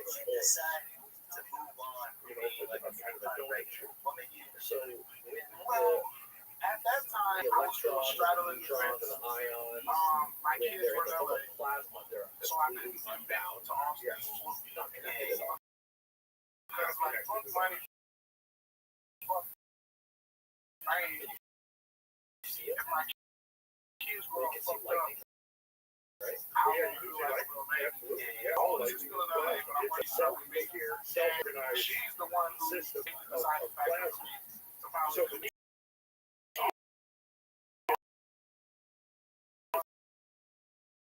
So, like that, the tech, I was here just being able to create electrons and in her mouth. Here, self-organized, so she calls me jumbo time. That's fucked up. You know, do you ever roast your back? Be like, no, bro, because they don't affect. I don't know if I got the everything you know. But that's kind of the basic concept. And so what Malcolm learned how to do, number one, he learned how to this is just like, you know, like as somebody who's been doing it for a while. Plasma If you say what you just did after you do it, it becomes way better. So every single punchline I do, I usually say, that's a punchline, or like, you know, if I do a roast, I say, roasted. If I do crowd work, I say, I just crowd work. So you can take that advice if you want, I don't know. It's the same way. That's crazy. It's admitted. That's crazy. Well, I'm doing all right. No one's ever been like, that's not good advice. Flash Like, points oh, are being created I think what I'm doing is working people come to my show. what's your favorite joke you ever did? Bubbles that are large bubbles you can see, Well, that's a but really very tough small micro bubbles, so you can't see. They're microscopic Probably bubbles. something dark. The microscopic I bubbles love dark people. were a necessity because only the My buddy, microscopic he bubbles finally are told me perfectly when I, clear. he was like, you're So the that's most the hysterical. uncomfortable comedian there So is. I what love, happens is, I love and I chaos, and I can play a love video over here uncomfortability. in a minute, what we call the I bubble. like being uncomfortable. I like to make the audience uncomfortable and then And spin what it back this around. does is it takes this pre-ionized air and it mixes it with water and it injects it into the bubbler. And there, the bubbler It's a is dumb question. subjected I to can't believe I alternating understand vacuum that. compression, vacuum So compression. what's The the vacuum right? creates I don't know if I'm interviewing you right now. I don't know what's compression fucking going causes on. the collapse I just of the got so bubble. curious. Like, And when you do it's a show, cavitation how bubbles. long So are you there up is a, at? yes, What's the anybody breakdown? listening You wants go to set learn that. to Yeah, so I look do up about an cavitation hour, like my first show, Okay, so because I do two when a the night. vacuum is applied, the cavitation bubbles I do picture like an hour a to sphere Yeah. that's And then on the rotating second that show, has depending an on how I'm axis. feeling or how I engage the crowd, Now I will, imagine if you I take did that 2 sphere hours and on you stage. collapse it I along was that I did axis like 2 hours, 30 minutes. so So that what do you do? You were because pressing it's the bar, or were going you to doing I most of the mean, material? imagine What were you doing? in so a my cross first section, it 45 actually minutes looks was as if what it's doing is it's a and then after I series of complete waves 45 within minutes, infinity I'm like, all right, seconds. now I can Right? get a And little so closer. You know what I'm saying? the So I'll riff, what do we got here? and then if they're like not going with the riff, because Yeah, there we go, right there. There we I've go. been headlining out for 2 And years, these bro, are, so and this like representation would be nobody all tells the me like little anything about shit. microscopic You bubbles know, I are. can figure it out. Yes. Like every show, The difference is, what this is showing is a like collapse along sometimes one 7 o'clock axis, show and then on a you've got Friday this vortex. might be your Yeah, worst show. far right, you got this vortex. People just getting off Yeah. work, What's happening you know what I'm saying? in They this get too system much. They haven't really got a the time to collapse like is coming decompress. from both the So north it's kind and of like south tight. So pole you gotta like, you and gotta learn how to meeting maneuver the the crowd. equatorial Because some plane. crowds, So now you just so especially you like have some this crowds, if vortex they saw me from YouTube, coming on this crowd, that's all they want. I can always tell now some picture crowds, both they want crowd, but they don't give a fuck about the show. bottom and the They top want to of do their what meeting they at saw the equatorial plane. viral clips of. So And you what's gotta happening is that the know how to plasmas engage every crowd, bro. are Like, accelerating I down think that it takes like, vortex to high rates of speed, I but think in it takes like opposite 5 direction. years to So become a good the rapper. northern hemisphere I is can only imagine. counter, Yeah. it's And I did. I started having in the southern hemisphere it's counter.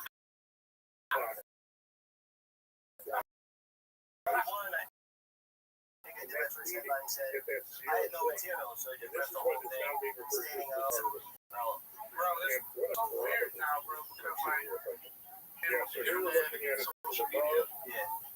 a lot of And if you people follow put the it to path, headlining spots this thing is before like the spiraling whole around. like Cam, bro, Cam Patterson, bro, like I love watching this Spiraling into the vortex, but the same thing happening in the opposite direction for I southern think it was hemisphere. 24. That's what it 24, something like That's that. what I guess.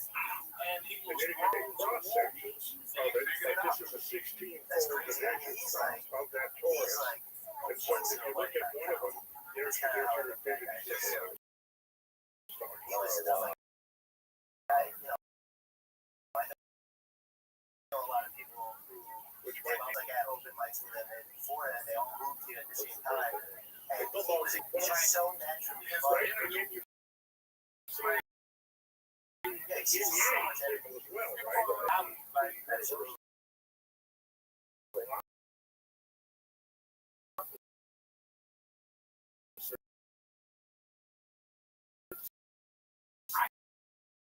Can't tell your jokes.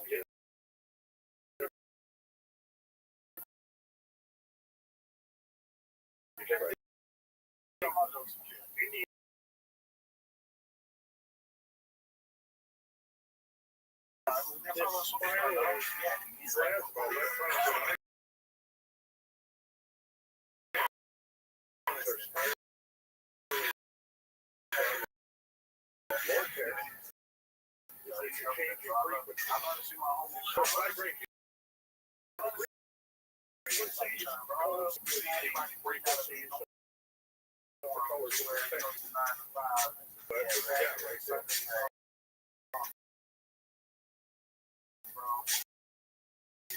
right there. The that was realized elements create along this vortex.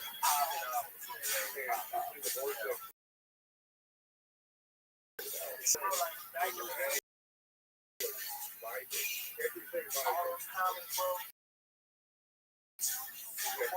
the vortex. Everything vibrates. Everything vibrates before it's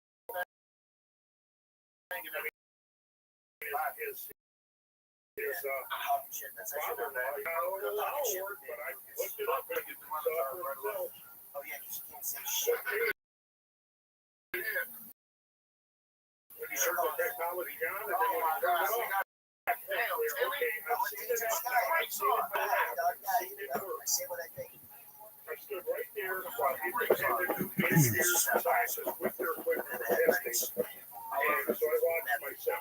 And I was already convinced because I've seen probably half a dozen videos. Because every time it's been tested, there have been videos recorded. So I'd seen the videos from Albuquerque at the test of that car. And St. George Howard was a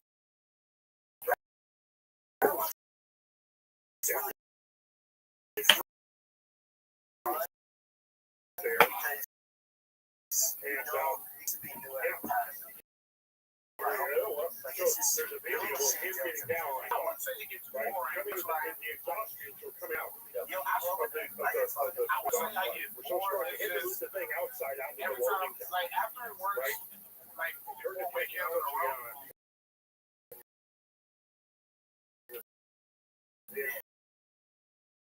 About the vehicle. And loses that like couple of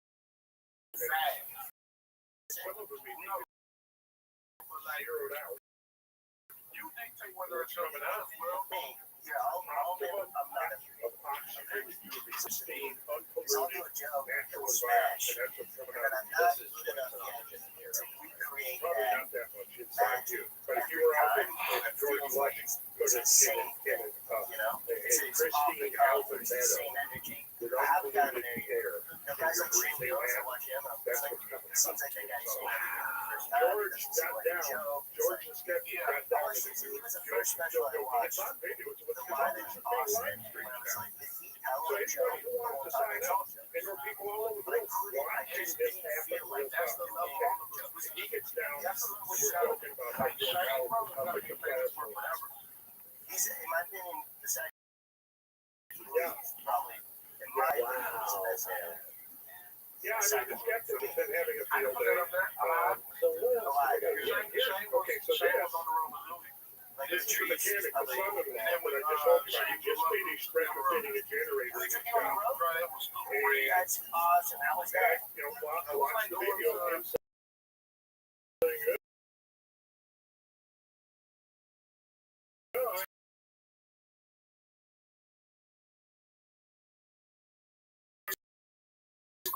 I don't know what. Before the slabs was being generated, there's three ionized in the air in this chamber. That was the upper storm generator.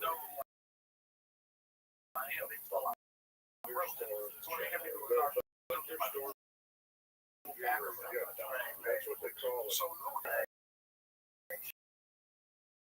Shapes are being created. That's right. And then there's just one toroid.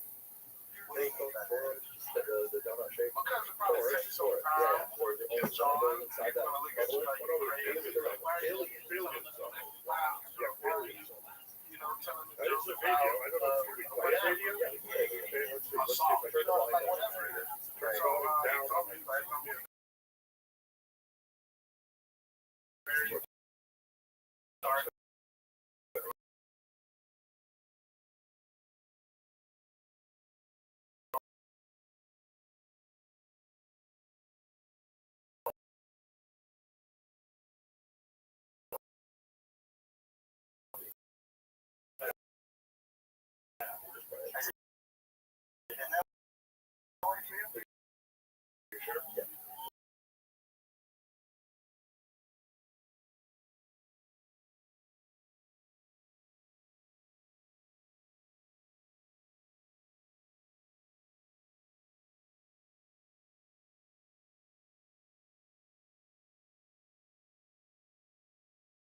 I think when you pass down here, the British company, into the I excitation. would watch him Yeah, so now we're gonna uncover, so you see the 12, generator 30, there. 1 a.m. And, in the okay, main so room. yeah, we're gonna pause it right here. 20.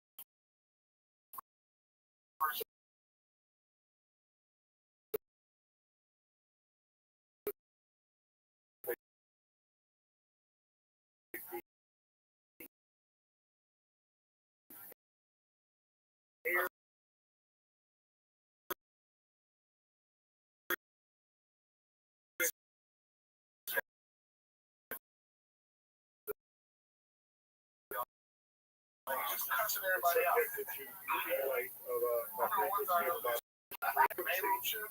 And I was UV looking light on the door. will cause that disassociation between, Imagine how you know, it'll be or 40 years from now. that you land It's in I would be retired. that's where the energy's You want to retire from this? You know what I'm saying? You'll be on the road all the time. Nobody knows the Grandpa, bro, I've been getting up. Now, that UV light, perhaps, yeah, again, my understanding of this Yeah, I like is to still in the over here.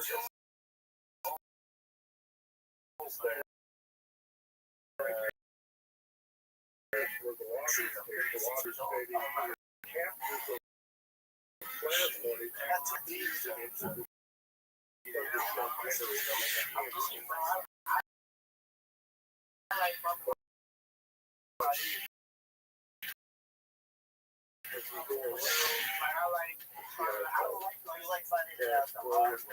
go around,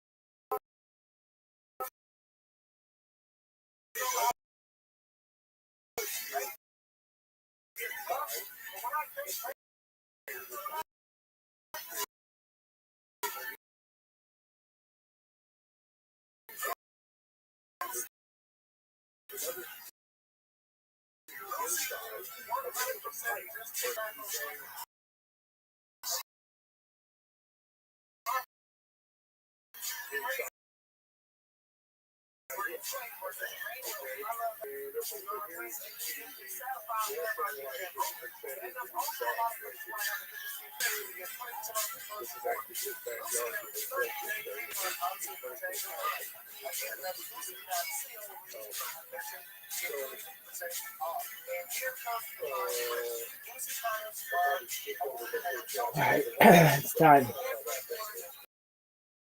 You ready, folks? I'm sure the bitches will want more friends.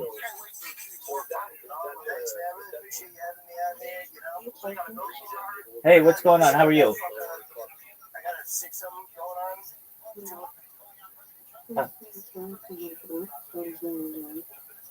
Okay, well, I'm gonna do that thing that I do on Instagram, so if you want to watch that, feel free.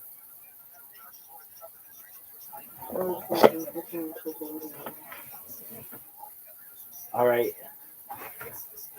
I can't hear you very well. Not that you're not coming in clearly, it's just I don't know if you're enunciating.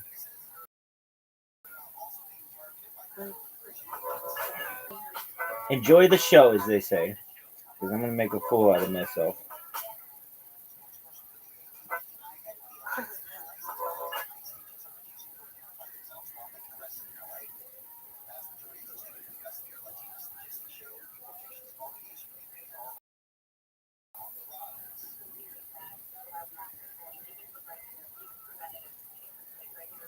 Would you be more listener than I?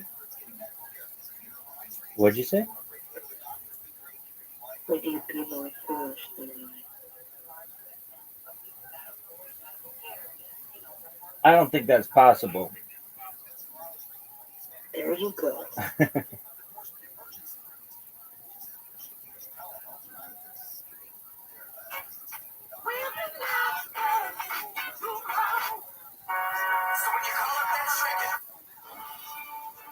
In a world where darkness threatens,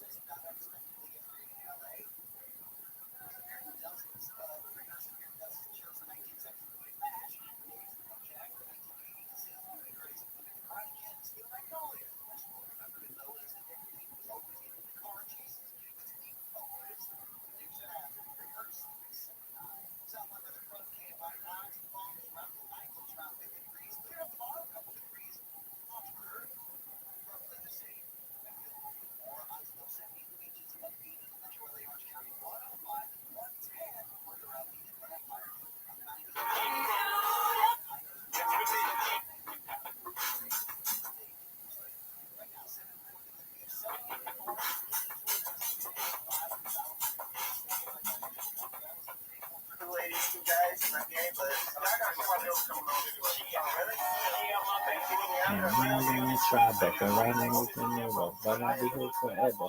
I'm used to master. I ain't gonna live here. I ain't live anywhere. Nigga with me everywhere. I'm tomorrow. I'm making it come up from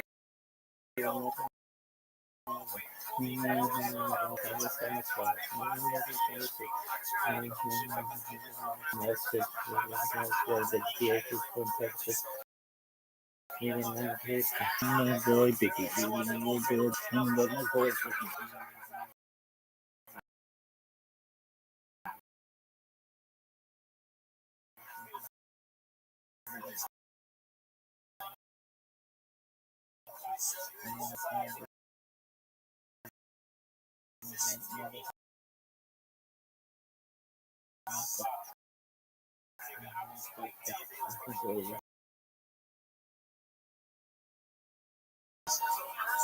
things that make me feel brand new. Why you here for me?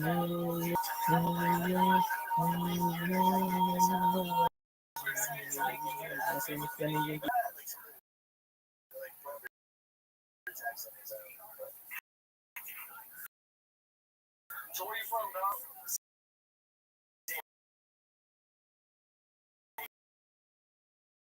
San Diego, hell yeah. Moved here like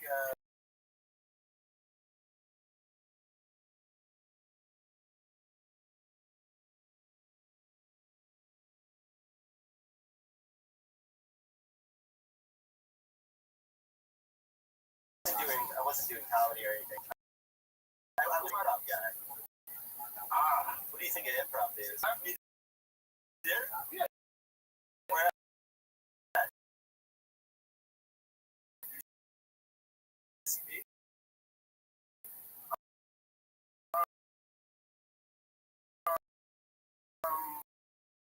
Groundlings? Maybe the Groundlings. I can't remember. That was so long ago. Improv, right? Thinking on your feet. You know what I mean?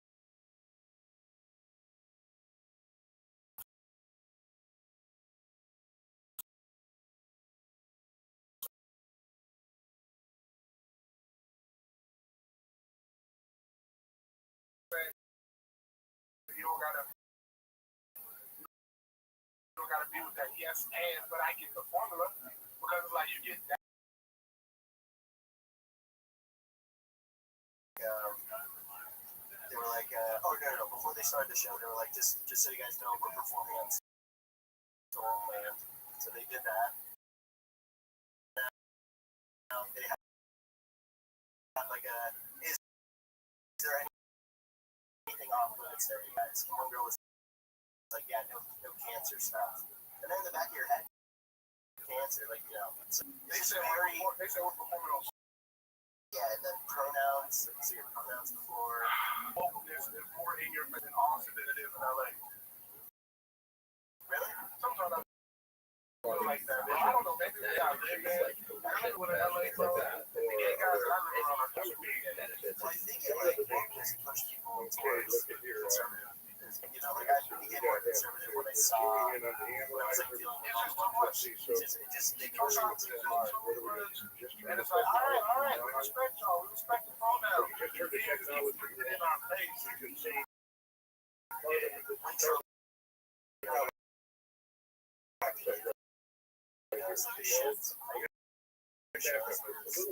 Pushback or stop a little bit. Okay, yeah. I mean, we're calculated with Tony. That's what the technology is. So, these are the things.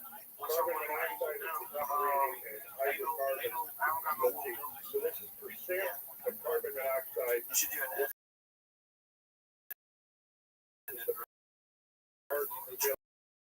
of hydrocarbons in edited version.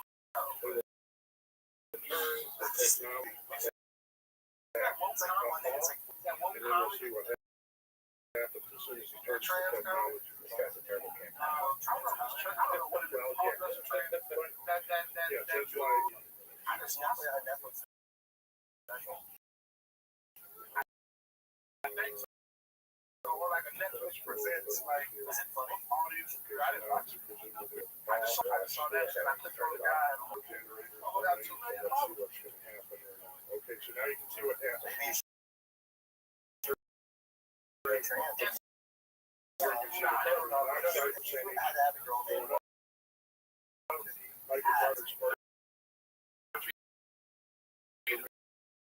Yeah, that makes a lot of sense. Okay, so he turned it off. I'm sorry. So now you turn the technology back. I guess I skipped a little bit. We're seeing is that those numbers go down. A lot of it end up with addiction because oops. My back. As it goes here. Very huge comment. Invited me to a Netflix. On the Netflix. What's up? Netflix festival. Cross section of the sphere. So this is diagram of what's going on inside of the inside of those spheres. Exhaust gases are introduced at an angle. First expand anti-clockwise and then contract clockwise as they pass through the cavity between two spheres. This creates explosive tornadoes within the outer atmosphere. So again, this is available. You can download this. This is themselves and several people are now. This is what I'm talking about. This is your rainfield vortex tool. Using the compressed air supply with a room temperature of plus 20 degrees centigrade. Let's see, what does that convert to? Fahrenheit? So right, almost room temperature. All right, so check this out now. Okay, so introduced at So now you got you said 73. Okay, so what is happening is there's no moving parts. Whoever else you care about, no matter where my The city money is is. based upon vortex Now geometry, you know whirling these motherfuckers vortex. get on So you. what comes in That's this a chamber huge burden to bear. I don't want to do where this no more. Now 15 people ain't pressurized able to gas take is care of it. injected tangentially into a swirl chamber. Like, bro, I So remember this is the early on swirl in my chamber career, in a dog, I vortex was doing tube. risky In material, the thunderstorm generator, the spheres are the weird shit, swirl older chamber. houses So like that that. is the first Back part then, that's it was introduced to is the just sphere. like, That begins the you know, one of those late sphere. night settings. Yeah. No such thing as a There? TikTok Yes. comedian or Instagram comedian. And they were like, oh man, you Right on, yes. never And make then it begins to travel through the tubes. And there's two tubes. There's an inner tube and an outer tube. The inner tube is that cold air, and the outer tube is like And look at the cold air coming out at minus 15. So the minimum recorded temperature minus 50. Steve, what is minus 50? I just feel a lot of trauma in my life. I